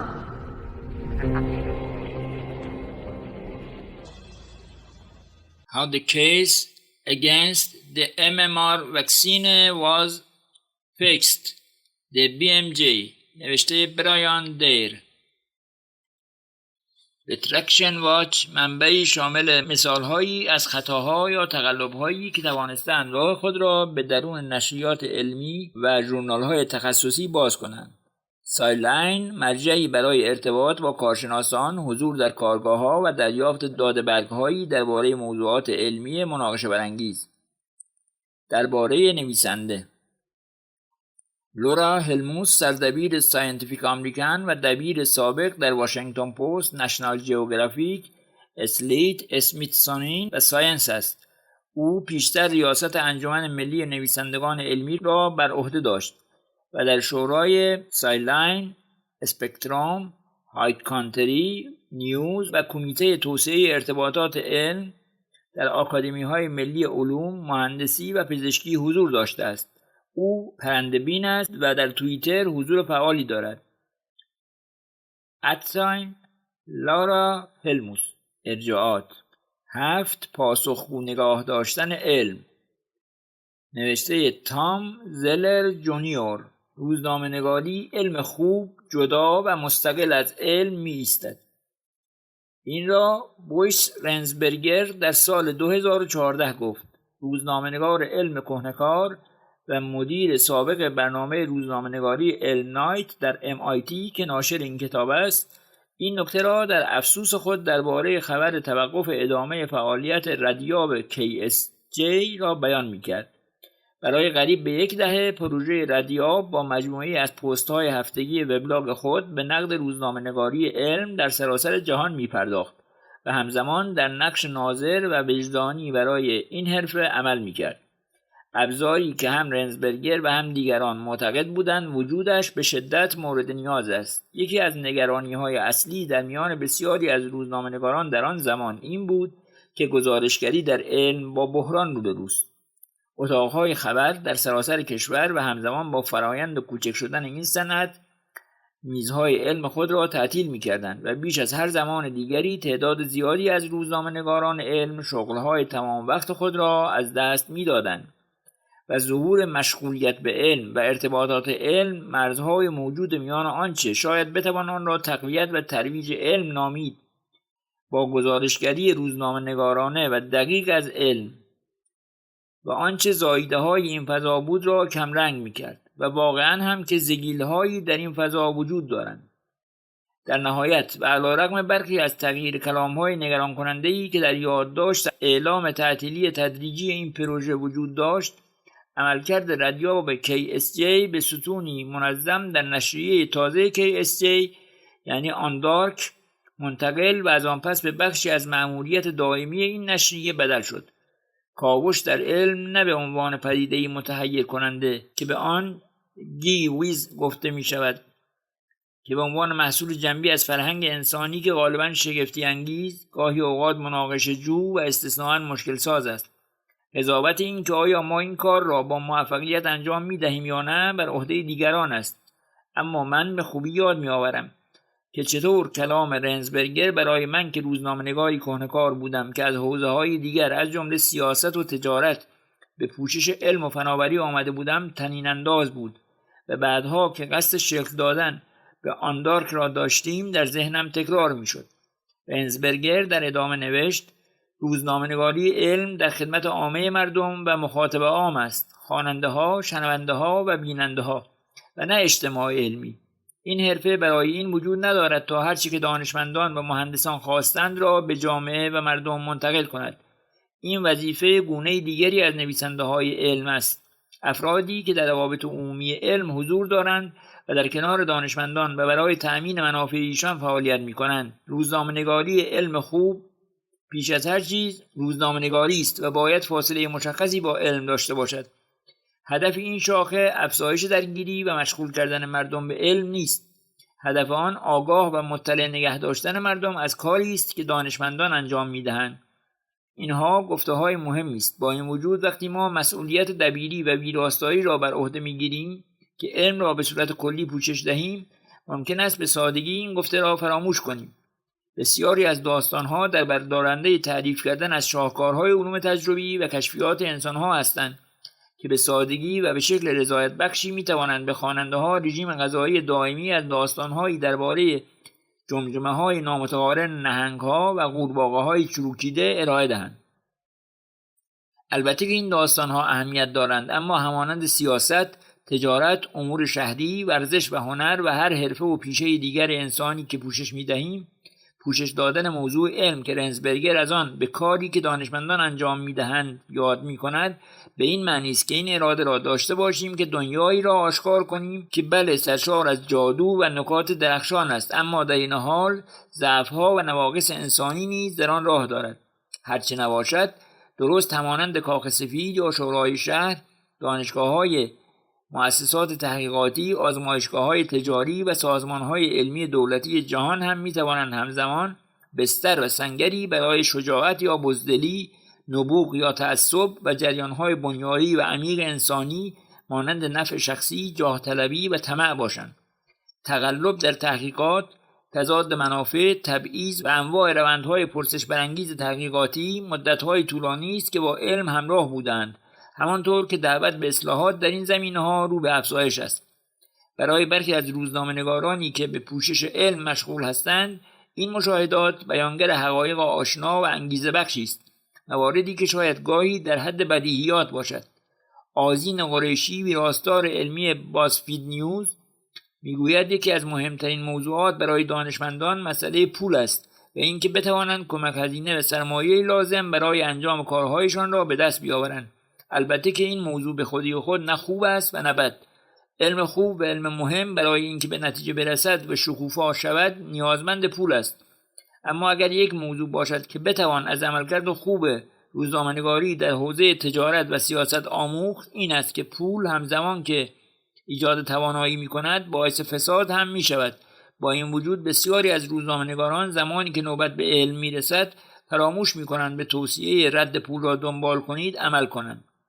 آنجلا ساینی، روزنامه‌نگار و نویسنده علم بریتانیایی، اشاره می‌کند که دلیل چنین موضوعی شاید بدیهی باشد. برخی اوقات ویراستاران و دبیران به خصوص در روزنامه‌ها یا نشریات عمومی علم را به عنوان موضوع جنبی و جذاب در نظر می‌گیرند. آنها به دنبال داستان‌های مفرح و جذاب، کشفیات تازه و این جور چیزها هستند. آنها همیشه موضوع علم را موضوعی روزنامه‌نگارانه همانند آنچه در حوزه‌های دیگر اتفاق می‌افتد نمی‌بینند و من فکر می‌کنم که این نگاه اشتباهی است، به این دلیل که علم و نهاد و ساختار علم قدرت تأثیر بالایی بر زندگی ما در اختیار دارد، نه فقط از این نظر که چه موضوعی برای تحقیق انتخاب می‌شود و چه موضوعاتی نادیده گرفته می‌شود یا یافته‌های این تحقیقات کدام‌ها هستند، که از این نظر که این نهاد نحوه تفکر ما را درباره خود شکل می‌دهد. ساینی به هر ویراستار علمی که قصد دارد گروهی از گزارشگران را برای انجام مأموریتی هدایت کند پیشنهاد می‌کند که در ذهن خود نسبت به قدرت گزارشگری تحقیقی درباره موضوع آگاه بوده و این اراده را داشته باشند که از نویسنده‌های خود بخواهند تا این تحقیقات را انجام دهند. گاهی اوقات افراد به خصوص کسانی که پیش زمینه علمی دارند وارد این رشته می‌شوند تا بتوانند شور و شوق خود و زیبایی موضوع را با مخاطبان در میان بگذارند و اساره تصویر شده آن را به اطلاع مردم برسانند. اما به طور خاص برای من می‌دانم که این موضوع برای همه صادق نیست. این حوزه‌ای است که باید در آن دست به بازجویی و پرسشگری زد. جیمز گلنز، روزنامه‌نگار تحقیقی نیویورک تایمز و گزارشگر علم، مأموریت اصلی و مرکزی روزنامه‌نگاری علم را به زبانی صحیح‌تر بیان می‌کند. اولین اولویت این فهرست این است که جهنمی برپا کنیم. برپا کردن این جهنم رتبه اول اولویت را دارد. باید این کار را بکنید و این کاری است که من برای امرار معاش می‌کنم. البته که همه افراد فعال در روزنامه‌نگاری علم این گونه فکر نمی‌کنند. شاید شما ویراستار علمی باشید که چندان علاقه به برپا کردن جهنم نداشته باشید، یا شاید فکر کنید که چنین موضوع تقابل جویانه گرفتن در پوشش علم ناخوشایند یا حتی ناشایسته است. هدف من این است که در این فصل شما را قانع کنم که این گونه نیست. و دلایلی را مطرح کنم که چرا شاید لازم باشد شما جهنم ساز درونی خودتان را کشف کنید و برای شما که همین الان هم مشتاق در هم آمیختن موضوعات و ریشه‌کنی بازیگران بد در علم هستید، برخی از نظراتم و همچنین نظرات تعدادی از روزنامه‌نگاران و ویراستارانی که تحسین می‌کنم را با شما به اشتراک می‌گذارم.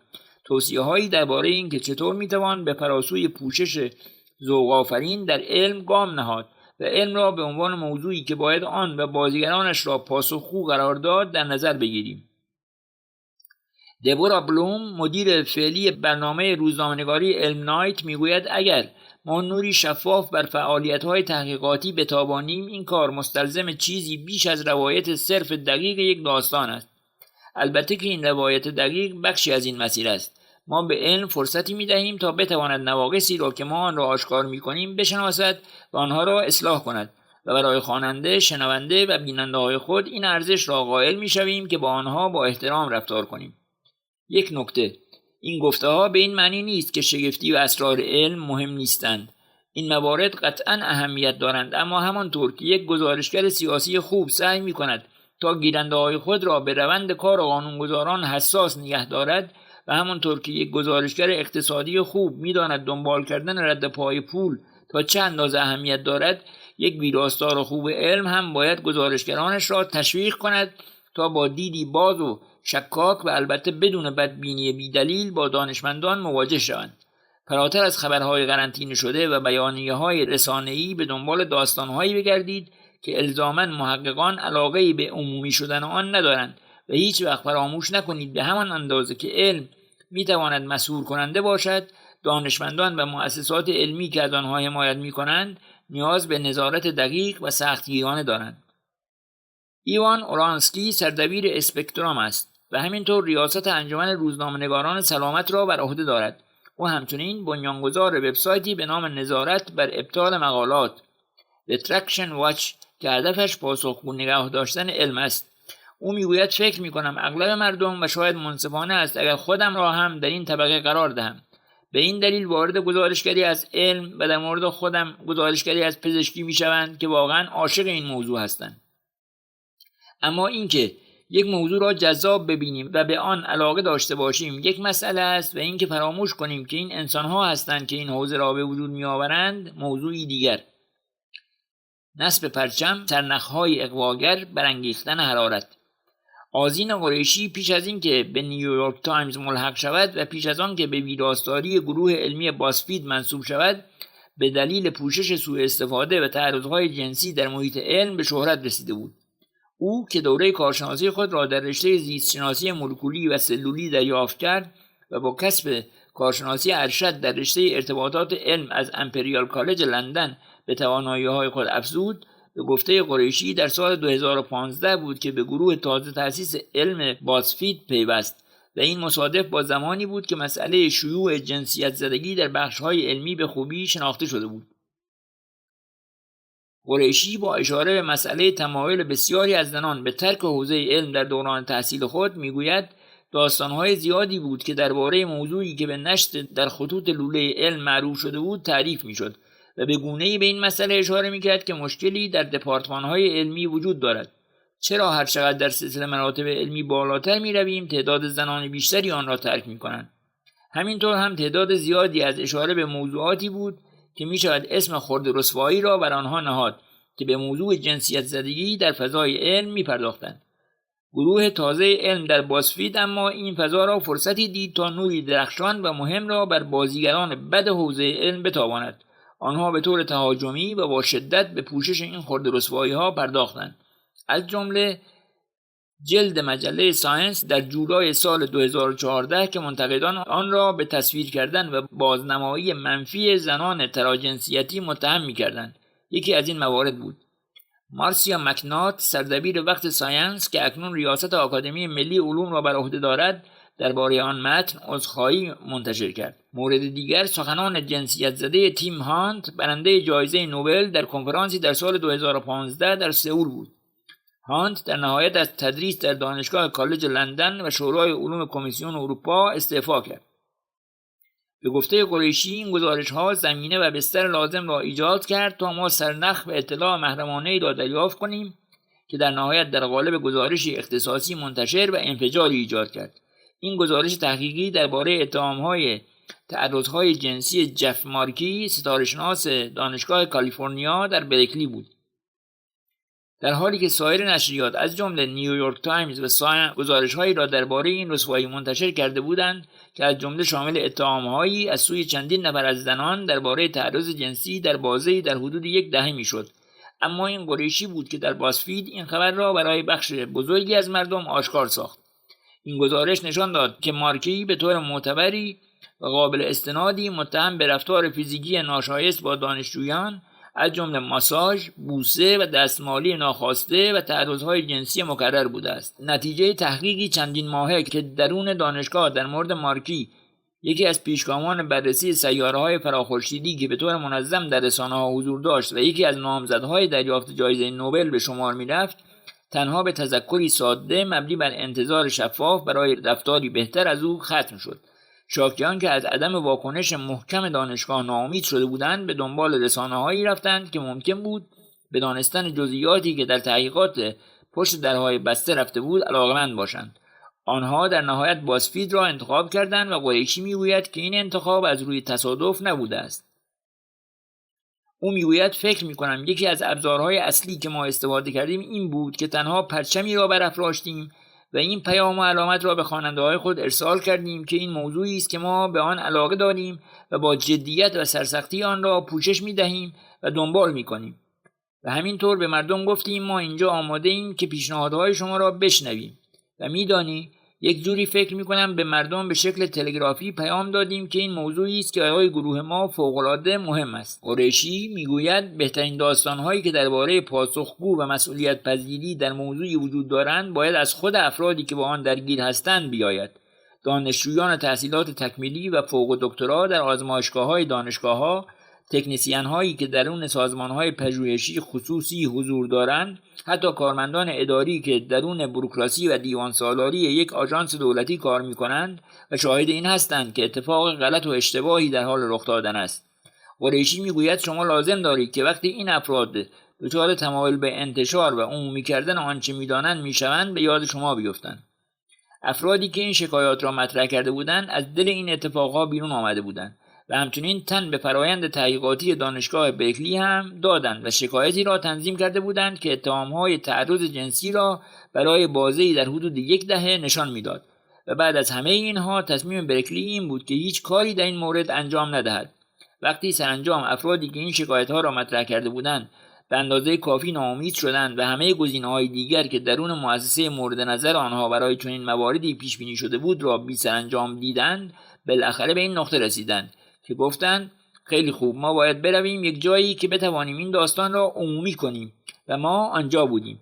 و باید بگویم که فقط گروه ما هم نبود، کل اتاق خبر ما به طور جدی روی تعرضهای جنسی گزارش میداد و همینطور درباره بند 9 قانون مقابله با تعرضهای جنسی و همینطور موضوعات مربوط به پردیس‌های دانشگاهی.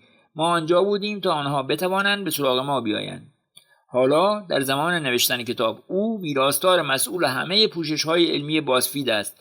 قریشی میگوید از اینکه می‌بیند گروه او این رویکرد را ادامه می‌دهد تا چه حد خرسند است و این رویکردی است که او و ویراستاران را تشویق می‌کند تا در میان گزارشگران جوان خود تقویت کنند. خود را تبدیل به صدای اصلی در پوشش یک حوزه خاص کنید که افشاگران و کسانی که سرنخ‌ها و خبرهایی دارند بدانند شما در آنجا حضور دارید و بتوانند به شما مراجعه کنند. قریشی معتقد است همین رویکرد هم باعث شد تا بازفید سود مزیت بالا و فرصت بیشتری پیدا کند. برای مثال قریشی به کار یکی از گزارشگران خود استفانی املی اشاره می کند که گزارش‌های او درباره هکپی و سایر سوء رفتارها در تحقیقات زمینه لازم را برای برخی از گزارش‌ها درباره کووید 19 ایجاد کرد که از جمله می‌توان به چندین داستان درباره تحقیق پرمناقشه اشاره کرد که درباره نرخ مرگ و ابتلای کرونا ویروس از سوی جان لونیدیس استاد دانشگاه استنفورد انجام شده بود.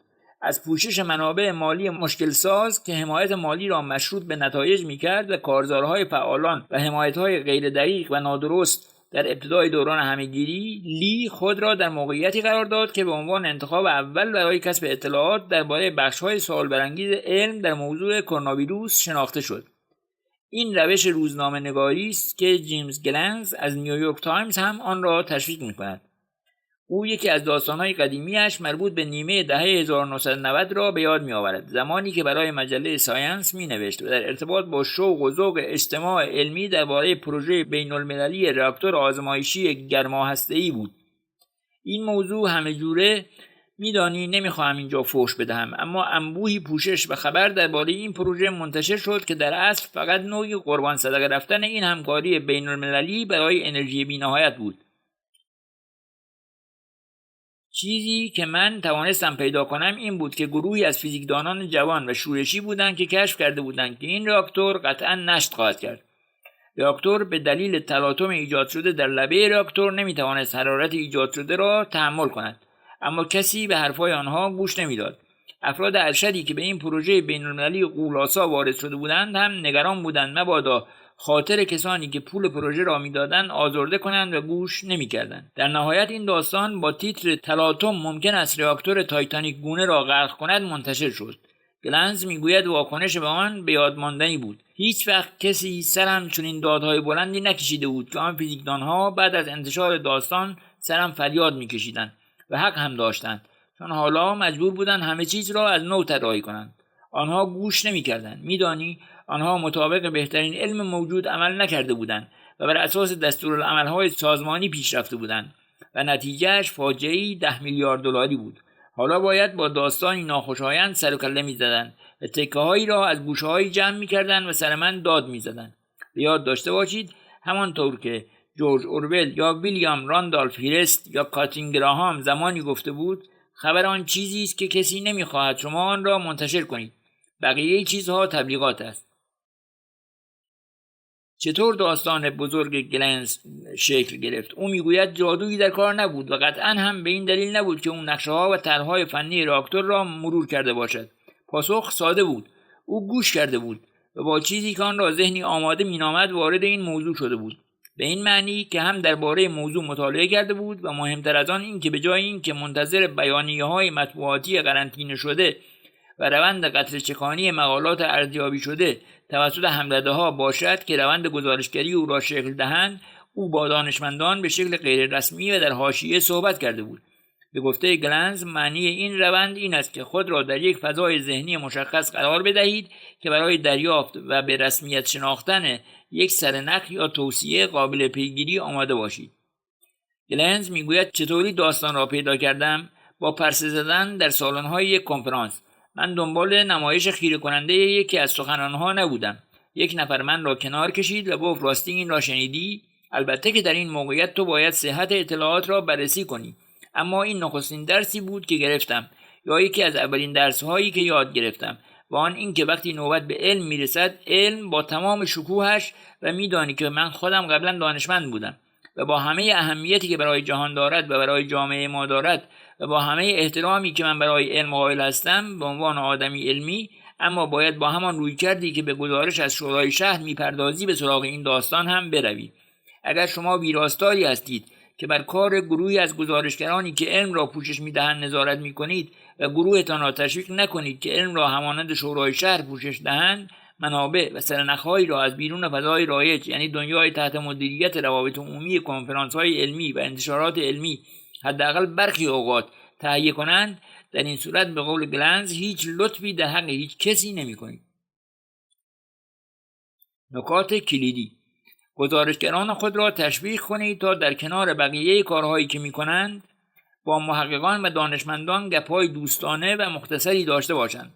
سرنخ‌ها و اطلاعاتی از درون ساختار معمولاً حاصل گفتگوهای بی‌هدف است. قدرت ساختار را یاد بگیرند. چه کسانی درون یک سازمان علمی تصمیم گیر هستند؟ چطور میزان نفوذ و قدرت در این ساختار به سمت بالا، پایین یا به شکل جانبی تغییر می‌کند؟ افراد پشتیبان را نادیده نگیرند. کارمندان، دفترداران، دستیاران تحقیق، همه آنها دسترسی‌های خاصی به اطلاعاتی دارند که می‌تواند سرنخی برای داستان‌های مهم باشد یا شاید داستان‌هایی که رؤسای آنها تمایلی به بیان آنها ندارند. به دنبال روایت‌های مخالف بگردند. خبرهایی که از دل خبرنامه‌ها و بیانیه‌های مطبوعاتی رسمی بیرون می‌آیند به گونه‌ای تنظیم شده‌اند که دانشمندان و مؤسسات مربوط به آنها را در زیر بهترین نور ممکن تصویر کنند. اما آیا داستان‌های دیگری در زیر این لایه سطحی پنهان شده است؟ پرچم‌ها را برافرازید. موضوع و پیرنگ پوشش داستان‌هایی که می‌خواهید در آن مرجعیت داشته و مالک آن باشید را مشخص کنید. زمانی را برای انتشار داستان‌های کوتاه‌تر و مکرر در آن حوزه اختصاص دهید. وقتش که برسد سرنخ‌ها و اطلاعات اولیه به دست شما خواهد رسید.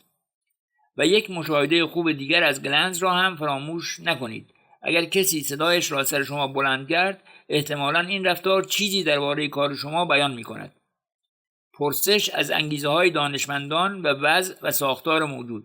در سال 2017 نویسنده علمی بریتانیایی آنجلا ساینی و جاناتان لیک که در آن زمان ویراستار علمی ساندی تایمز لندن بود، بر سر اینکه آیا تحقیق تازه‌ای که در دانشگاه اراسموس در روتردام صورت گرفته بود ارزش پوشش دادن دارد یا نه اختلاف نظر داشتند.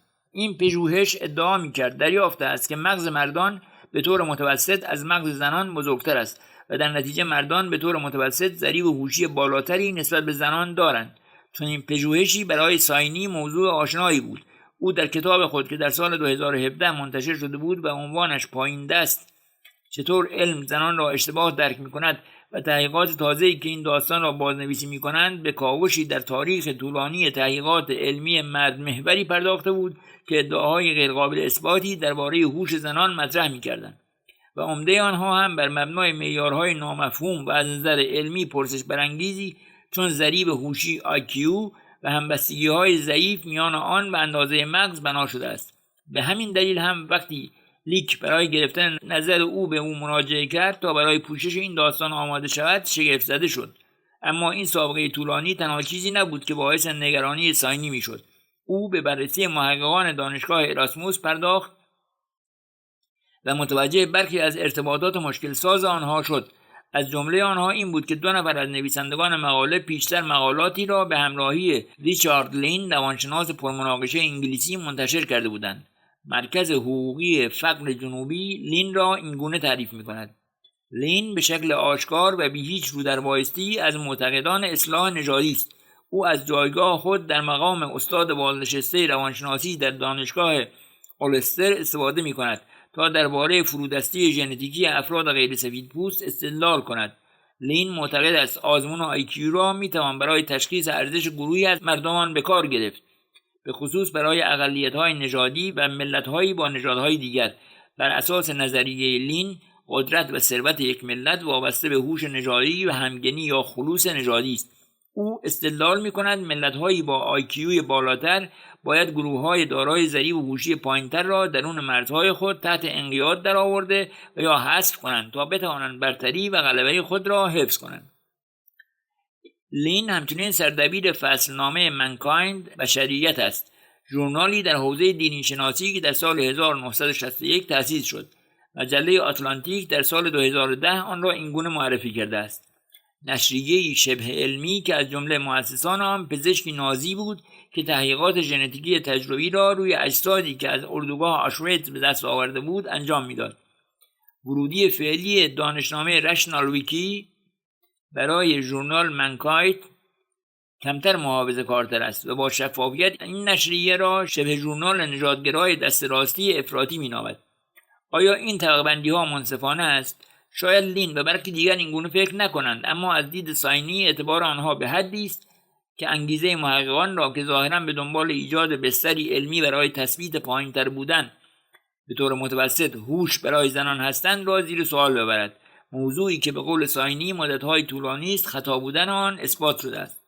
ساینی میگوید که او همین دیدگاه‌ها را به لیک منتقل کرد، اگرچه امیدوار بوده است که موضوعی که درباره انگیزه دانشمندان مطرح کرده باعث شود که لیک اصولاً از انتشار این تحقیق منصرف شود. این اتفاق نیفتاد و این گزارش روز 2 جولای 2017 در ساندی تایمز منتشر شد. گزارش منتشر شده گزارش سبک و نرمی بود که زیر نظر لیک به عنوان ویراستار علمی منتشر شده بود و به ماهیت سیاست زده چنین تحقیقاتی چه از نظر تاریخی و چه در دوره معاصر اشاره می‌کرد. این مطلب با نقل قولی صریح از ساینی به پایان رسیده بود که بیان می‌کرد برای بیش از 100 سال کالبدشناسان و عصبشناسان مرد به دنبال این بودند که با مقایسه مغز زنان و مردان مدرکی پیدا کنند که نشان دهنده بهره هوشی پایینتر زنان باشد. باعث شگفتی است که هنوز و در قرن 21 این تلاش‌ها به پایان نرسیده و ادامه دارد. ساینی اخیراً به من گفت که این که ویراستاران تایمز تصمیم به پوشش این تحقیق گرفته بودند برای او ناامید کننده بوده است. این یک جورهایی برای من ناامید کننده بود، چون الان مثل این بود که ما واسطه شده بودیم. باید در نقش روزنامه‌نگار علمی کمی قضاوت هم در کار خودمان بروز دهیم. فکر کنم این بخشی از مسئولیتی است که نسبت به مردم داریم.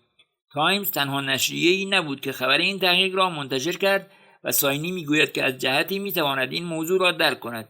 این موضوعی واگیردار بود که به احتمال زیاد توجه عموم را جلب میکرد و همینطور ساینی تأکید میکند که به احتمال زیاد ممکن است که برخی از ویراستاران ندانند که باید درباره اعتبار پژوهش‌هایی که آنها را پوشش میدهند سوال کنند. اگر شما تازه وارد این حوزه شده باشید ممکن است چنین تحقیقی به نظرتان معتبر بیاید. این یکی از موضوعاتی است که ما درباره آن صحبت می‌کنیم.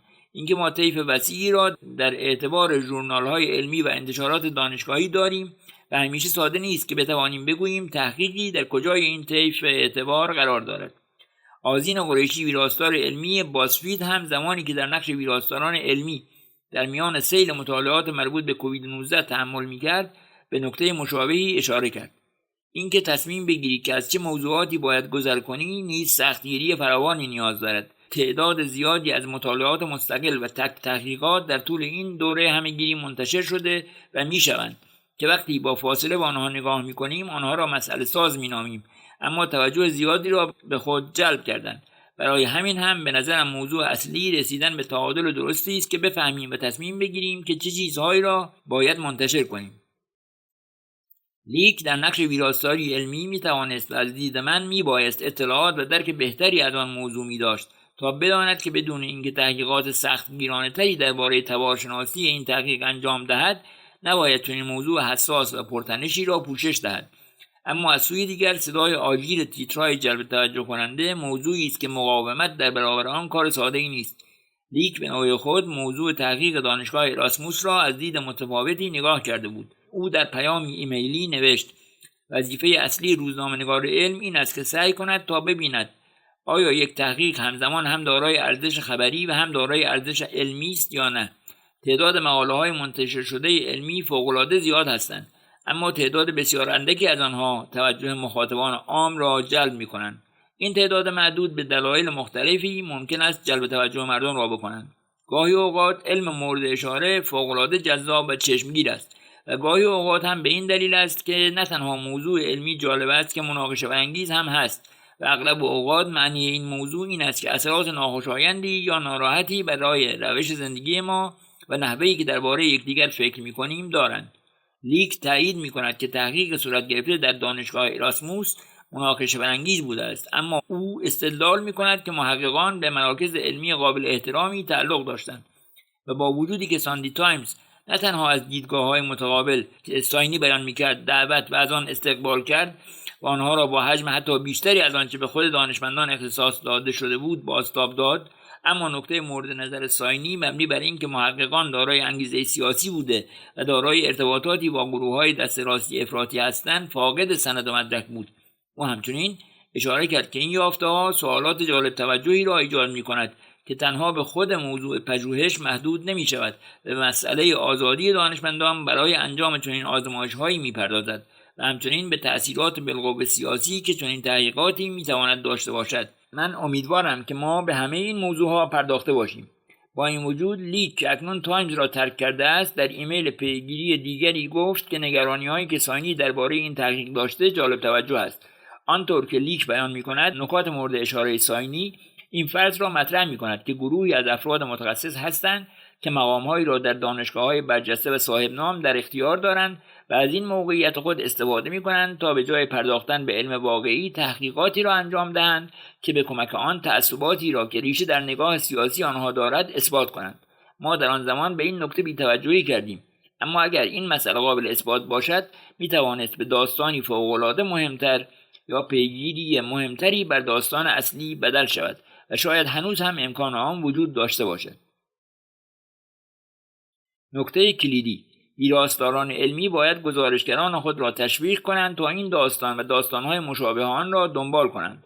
اگرچه به طور قطع تلاش‌های معتبر و مبتنی بر داده‌هایی برای درک و کشف موضوعات داغ و پرحرارتی مانند نژاد، جنسیت و سایر موضوعات که در تقاطع زیستشناسی و فرهنگ قرار می‌گیرند در حال انجام است، اما در همین حال اینجا حوزه‌ای است که کارهایی با انگیزه‌های مشکوک و یا در بردارنده علم بد هم به وفور درون آن یافت می‌شود.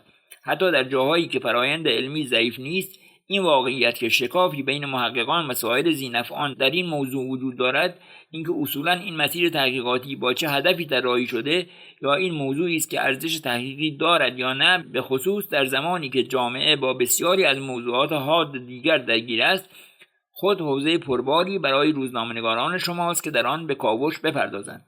تصمیم گیری برای اینکه چه چیزی را پوشش دهیم و چه چیزی را پوشش ندهیم مسئولیتی است که ویراستاران علمی باید با جدیت آن را بر عهده بگیرند و موضوعی است که اهمیت دارد. جدا ایستادن از علم. بهار 2016 و مدت کوتاهی پس از تأسیس آندارک بود که به چارلز اشمیت که گزارشگر علم پرسابقه است مأموریت دادیم تا گزارشی درباره از همگسیختن برنامه مطالعات ملی کودکان تهیه کند. تلاشی 14 ساله با بودجه 1,300,000,000 دلاری که از محل مالیات‌های مردمی تأمین هزینه می‌شد و زیر نظر مؤسسه ملی سلامت فعالیت می‌کرد و هدفش درک بیماری‌های کودکان بود. این برنامه مطالعاتی در سال 2014 و زیر ابری از سوء مدیریت و غیر حرفه‌ای‌گری از هم پاشید. گزارش اشمیت کاملترین سند و روایتی است که از آن شکست داریم و تا امروز هم به نظر من یکی از بهترین تولیدات روزنامه‌نگارانه است که آندارک منتشر کرده است. اما رسیدن به این نتیجه بدون مانع هم نبود. فکر می‌کنم یکی از موارد خاصی که بین گروه ویراستاری و گزارشگر اتفاق افتاد و با اجازه اشمیت با شما به اشتراک می‌گذاریم به طور خاص می‌تواند کمک کند تا تفکری کارآمد درباره نقش روزنامه‌نگار علم در شرایط متفاوتی داشته باشیم. شرایطی که احترام به منابع علمی و دانشگاهی قابل اعتماد است و همینطور مواقعی که این منابع قابل شک هستند و همینطور اینکه چطور ویراستاران می‌توانند به بهترین شکلی آن نوعی از روزنامه‌نگاری و دقتی را که خواننده‌ها انتظار دارند و محق آن هستند شکل دهند و بپرورند. این مورد خاص مربوط به استفاده از واژه عوضی یا جرک بود. لین گولدمن مدیر دانشکده سلامت عمومی مؤسسه میلکن در دانشگاه جورجتاون که از مشاوران قدیمی مطالعه ملی کودکان بود از این واژه استفاده کرده بود تا از آن برای توصیف استیون هرشفیلد متخصص کودکانی استفاده کند که در سال 2009 نقش مدیر اجرایی این تحقیق را بر عهده گرفته بود و بسیاری از منتقدان او را به عنوان فردی بی تجربه و بی توجه به توصیه‌های کارشناسان توصیف می‌کنند. این کلمه در مصاحبه رسمی و ضبط شده به کار رفته بود. با این وجود اشمیت این واژه را در پیشنویس متنی که در اختیار ما قرار داده بود استفاده نکرده بود. این واژه از درون متن پیاده شده آن مصاحبه که اشمیت برای بررسی راستی آزمایی به معاون ویراستار آندارک جین رابرتس داده بود آشکار شد. گولدمن گفته بود هیرشفیلد عوضیه. خلاصه این داستان این بود که ما فکر می‌کردیم جمله بالا باید درون داستان بیاید. این جمله در مصاحبه و هنگام ضبط گفته شده بود و به صورت واضحی احساس سرخوردگی تحقیق و در واقعیت عصبانیت و خشم منتقدان را به شکل شفافتری نسبت به گفته‌های شسته و رفته و آرام شده و مورد تایید روابط عمومی که بسیاری از مشاوران علمی سازمان ملی سلامت و اعضای آنها بیان کرده بودند مطرح می‌کرد. اما ما در آن زمان در پایان چرخه تولید داستان بودیم. قرار بود آن مطلب عصر آن روز منتشر شود و اشمیت هم به این تغییر راضی نبود و از اینکه گزارشگری و مورد حدس و گمان دوباره قرار گرفته است احساس توهین می‌کرد و به این موضوع اعتراض داشت و با وجودی که این گفته در هنگام ضبط بیان شده بود اشمیت گولدمن را دوست خود می‌دانست و فکر می‌کرد اضافه کردن این کلمه باعث خجالت زده شدن او یا حتی عصبانیتش می‌شود. در نهایت و پس از یک عصر دیوانه‌وار مملو از تماس‌های تلفنی و اتهامات متقابل ما موافقت کردیم که علامت نقل قول را برداریم و احساسات بیان شده گولدمن درباره اینکه چطور هرشفیلد جایگزین مدیر پرمشکل قبلی شده بود را تعدیل کنیم. گولدمن گفت هرشفیلد بهتر نبود و از بعضی جهات شخص بدتری بود. داستان در ماه می 2016 به همین شکل منتشر شد و داستان قدرتمندی هم بود، اما این ماجرا هنوز مرا آزرده می‌کرد و سوالاتی را مطرح می‌کرد. نقش روزنامه‌نگاران علم چیست و باید در خدمت منافع چه کسانی باشند؟ خوانندگان، منابع آنها، هر دو؟ نقش ویراستار علمی در برقراری تعامل و ارتباط میان استانداردها، انتظارات و مأموریت رسانه چیست؟ در کجا ویراستار علمی باید گزارشگران خود را وادار به بازبینی دوباره کند و کجا باید عقب نشینی کند؟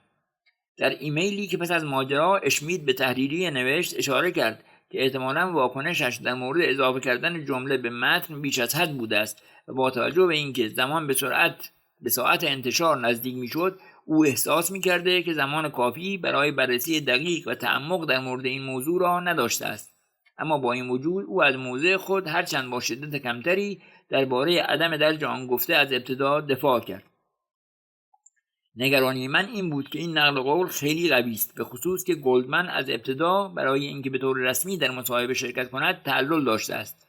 اگر از ابتدا او مشکلی برای مصاحبه نداشت، من هم مشکلی نداشتم، اما من نمیخواستم او را عصبانی کنم. من در پیام صوتیم او را دوست خود نامیدم، اما در آن لحظه از نظر احساسی در حال طغیان بودم. واقعیت این است که او معاشر و آشنای من است که او را چندین بار در نشست‌های مختلف دیدم و نسبت به هم برخوردی دوستانه داریم. او همیشه پاسخ تلفن‌های من را می‌دهد و منبعی قابل قبول است. اما با نگاه گذشته، تام، تو درست می‌گویی و اینکه او هرشفیلد را عوضی خطاب کند باعث می‌شد تا گذر و انتقالی قوی‌تری در متن اتفاق بیفتد. واقعیت این است که من هنوز در برابر آن موضع دارم. با قبول این خطر که به نظر زیاد روی بیاید، من عمده پاسخ طولانیم را در ادامه می‌آورم، به این دلیل که فکر می‌کنم این پاسخ نقشی که ویراستاران می‌توانند در مشورت دادن به گزارشگران ایفا کنند و وظایف و تعهد آنها را به ایشان یادآوری کنند را برجسته می‌کند. حالا آیا من دچار اشتباه و لکنت در مدیریت این رویداد شدم؟ احتمالاً. با نگاه به گذشته فکر می‌کنم من باید انتشار را تا زمانی که امکان انجام گفتگویی کاملتر و پرثمرتر می‌داشتیم به تأخیر می‌انداختم. و این هم کاملا درست است که برخی از گزارشگران از این فکر که ویراستاران و راستی آزماها ممکن است یادداشت و متن‌های پیاده شده آنها را بخواهند و به تصمیمات آنها درباره اینکه چه چیزی را وارد داستان کنند یا نکنند شک ابراز کرده یا نظر دیگری بدهند، احساس توهین می‌کنند. من متوجه این موضوع هستم، اما از سوی دیگر این مسئله درباره این نبود که فقط یک نقل قول پر سر و صدا و محکم را به متن اضافه کنیم. بسیاری از روزنامه‌نگاران، هم ویراستاران و هم گزارشگران ممکن است احساس کنند که قبول نرم کردن لحن برای منبعی قدرتمند رفتاری اشتباه است.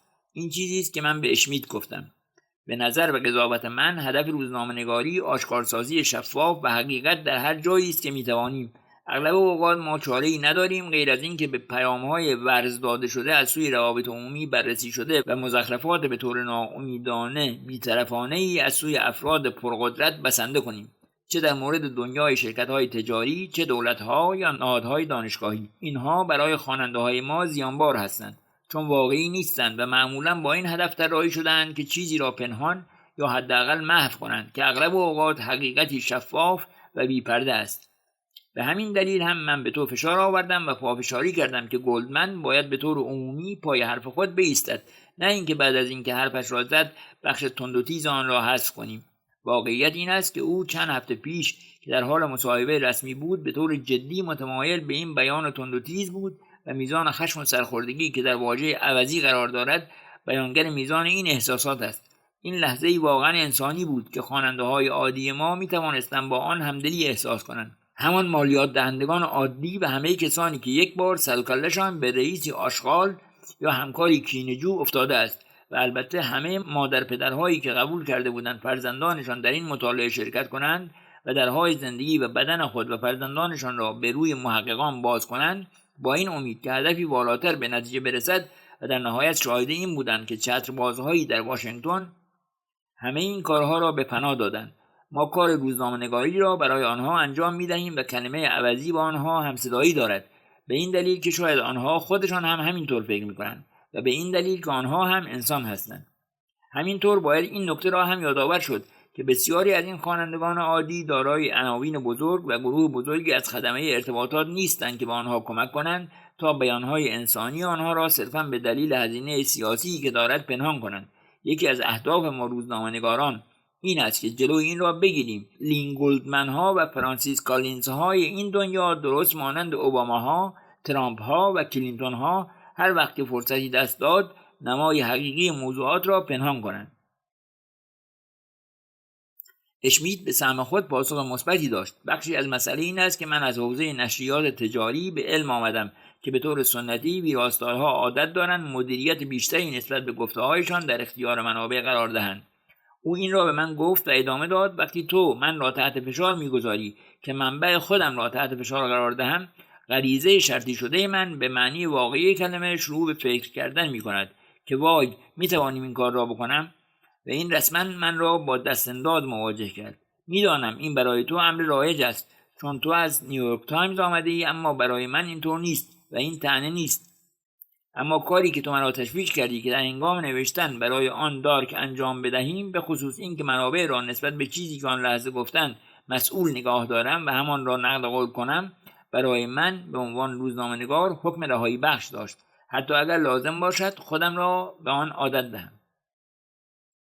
نکات کلیدی: در حوزه علم و نسبت به حوزه‌های دیگر این احتمال بیشتری دارد که شما با گزارشگرانی مواجه شوید که با وجود استعداد و پشتکاری که دارند به طور کامل در معرض برخی از بنیادی‌ترین اصول روزنامه‌نگاری قرار نگرفتند، از جمله اهمیت ایجاد فاصله از موضوع گزارش و منابع خود. بسیاری از روزنامه‌نگاران علم به این دلیل وارد این حوزه شدند که عاشق علم بودند، و چرا هم نباید اینطور باشد؟ این حوزه‌ای مجذوب کننده است، اما این وظیفه شما به عنوان ویراستار آنهاست که به گزارشگران خود یادآوری کنید که دانشمندان هم انسان هستند.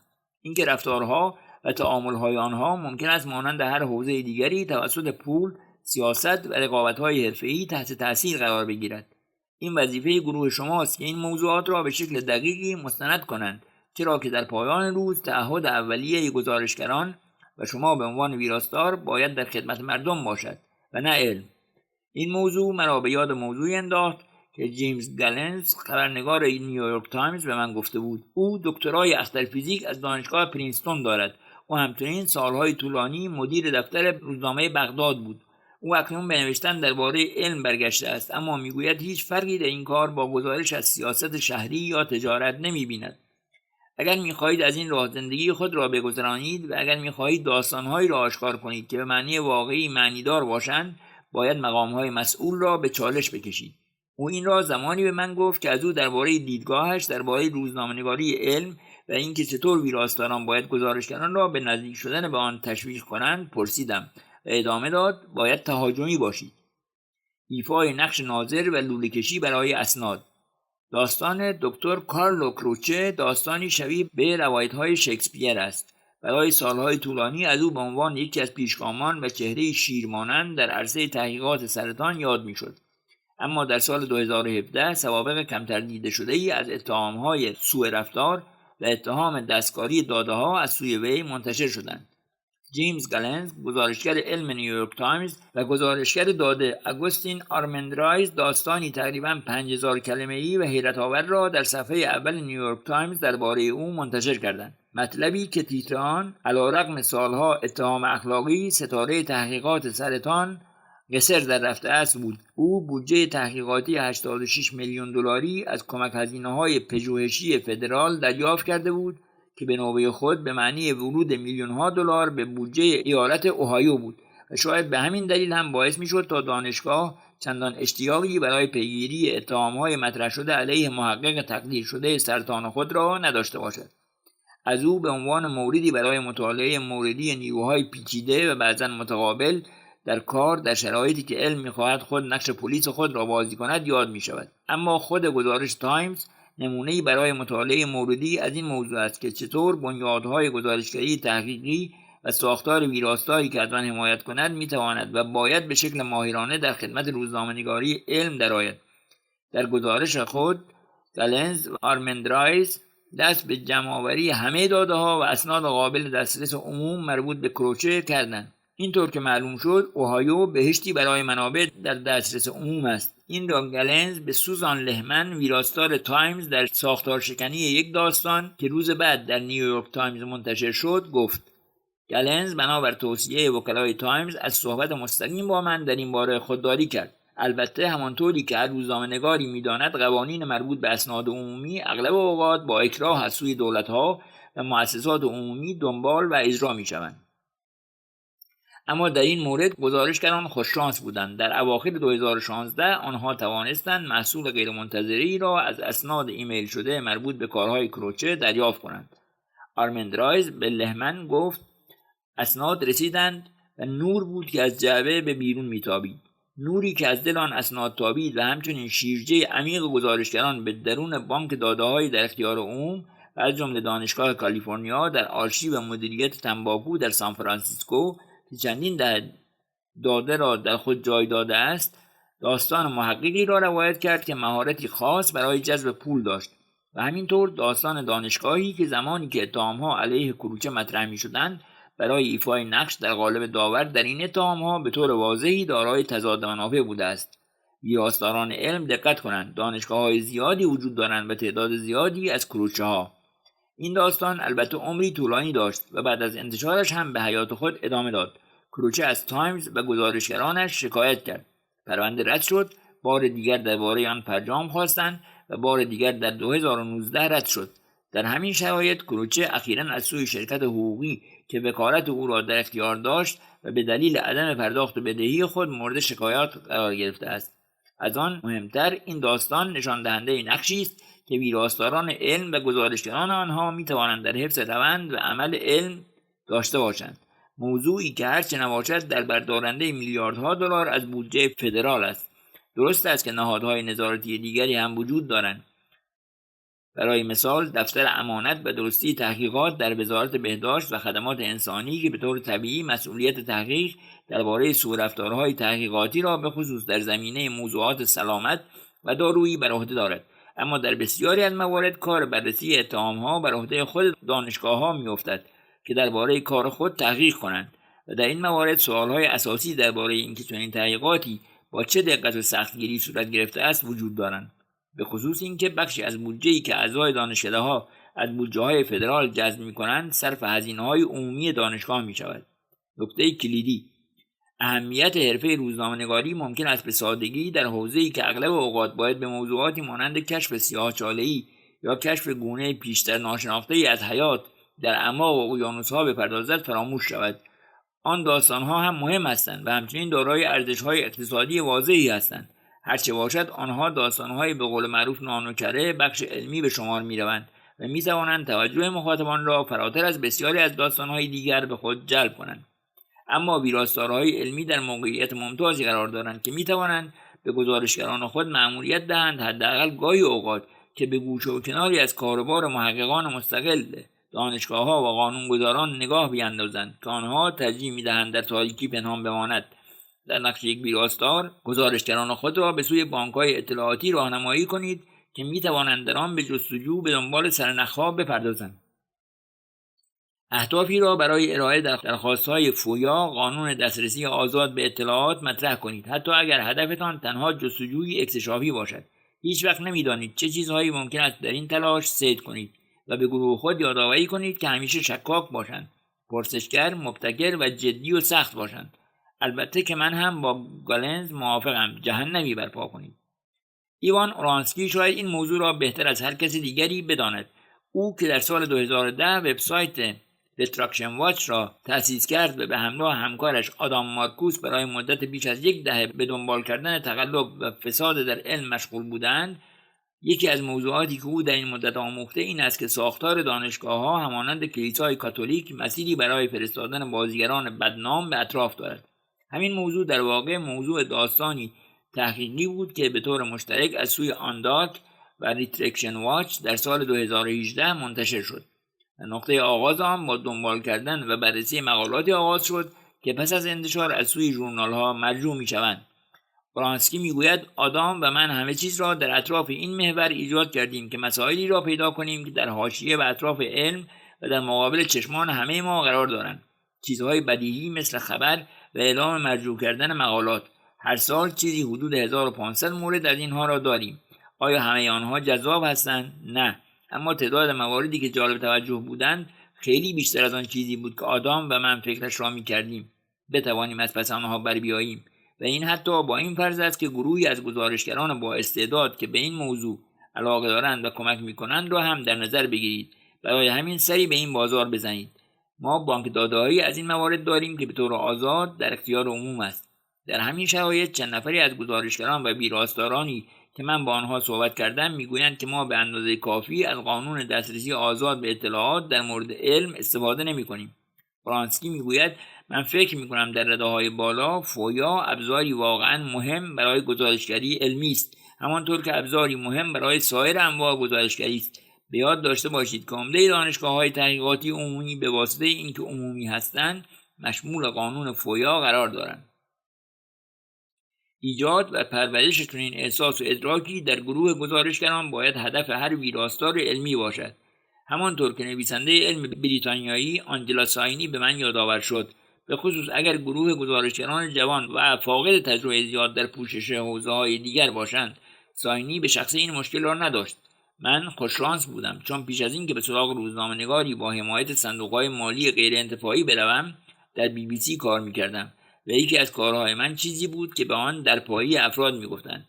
نمیدانم شما برای این کار واژه‌ای در آمریکا دارید یا نه، اما به طور خلاصه کار این فرد این است که وقتی با داستانی برانگیزاننده و مناقشه برانگیز سر کار دارید و لازم است صبح زود به جلو خانه مقام‌های سیاسی بروید و منتظر خروج آنها بمانید تا بتوانید آنها را ببینید و از آنها سوال کنید، اصلا کار مفرحی نیست و معمولا هم جوانترین ها را معمول این کار میکنند.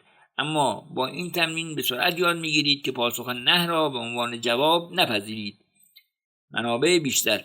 تعداد منابع زیادی درباره تحقیق درباره یک موضوع یا جستجو برای پیدا کردن داستان‌های بالقوه وجود دارند. اینها تنها چند نمونه از آنها هستند.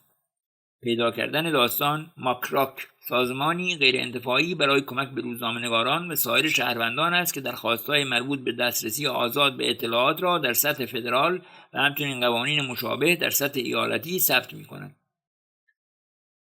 ریتراکشن واچ، بانک اطلاعاتی با قابلیت جستجو از مقالات مرجوع شده ژورنال‌های علمی. آفیس آف ریسرچ اینتگریتی، سازمان دولتی در آمریکا که تمرکزش بر تحقیق در زمینه سوء رفتار در تحقیقاتی است که با بودجه فدرال صورت می‌پذیرد و به طور خاص به حوزه سلامت و دارو می‌پردازد. نایت FOI Litigation Fund، ابزارهای گزارشگری، جعبه ابزار تحقیقات آنلایبلینگت، فهرستی از خدمات ماهواره‌ای و نقشه‌برداری، ابزارهایی برای تایید ویدیوها و عکس‌ها، وبسایت‌هایی برای دستیابی به آرشیو صفحات وب و بسیاری چیزهای دیگر.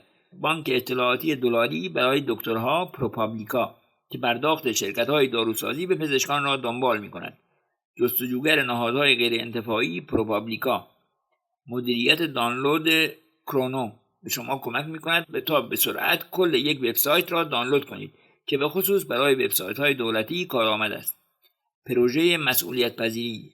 داده‌های عمومی به شکل استاندارد شده و فهرست‌بندی شده ارائه شده است تا به روزنامه‌نگاران، محققان و سایر افراد روشی ساده برای تحقیق درباره موضوعاتی که دسترسی به اسناد و مدارکشان به صورت مستقیم مشکل است قرار می‌دهد. این مجموعه در بردارنده 891 میلیون داده تاکنون است. آموزش. درسنامه رایگان گزارشگری تحقیقی گوگل نیوز. توصیه‌های برندگان گزارشگری تحقیقی بنیاد AAS کاولی. فرهنگنامه BMJ درباره سوءرفتارهای تحقیقات علمی. کمیته بین‌المللی ویراستاران ژورنال‌های پزشکی. درباره نویسنده تام زلر جونیور، روزنامه‌نگار آمریکایی است که بیش از 2 دهه به پوشش سیاست‌های انرژی، فقر، علم، فناوری و محیط زیست برای تعدادی از رسانه‌های ملی پرداخته است. از جمله او برای مدت 12 سال ویراستار نیویورک تایمز بوده است. او یکی از ویراستاران مؤسس آندارک است، مجله دیجیتال مستقلی که خود را وقف پوشش علم در راستای منافع عمومی کرده است. تحت رهبری زلر، تولیدات روزنامه‌نگارانه آندارک در مجموعه کتاب‌های بهترین نوشته‌های علم و طبیعت سال قرار گرفته و مفتخر به دریافت چندین جایزه از جمله جایزه جورج پولک برای گزارشگری محیط زیست و جایزه ال نوهارت در نوآوری‌های گزارشگری تحقیقی از سوی انجمن اخبار آنلاین شده است. ارجاعات 8. پوشش خدمات سلامت، نوشته ایرین برادوین.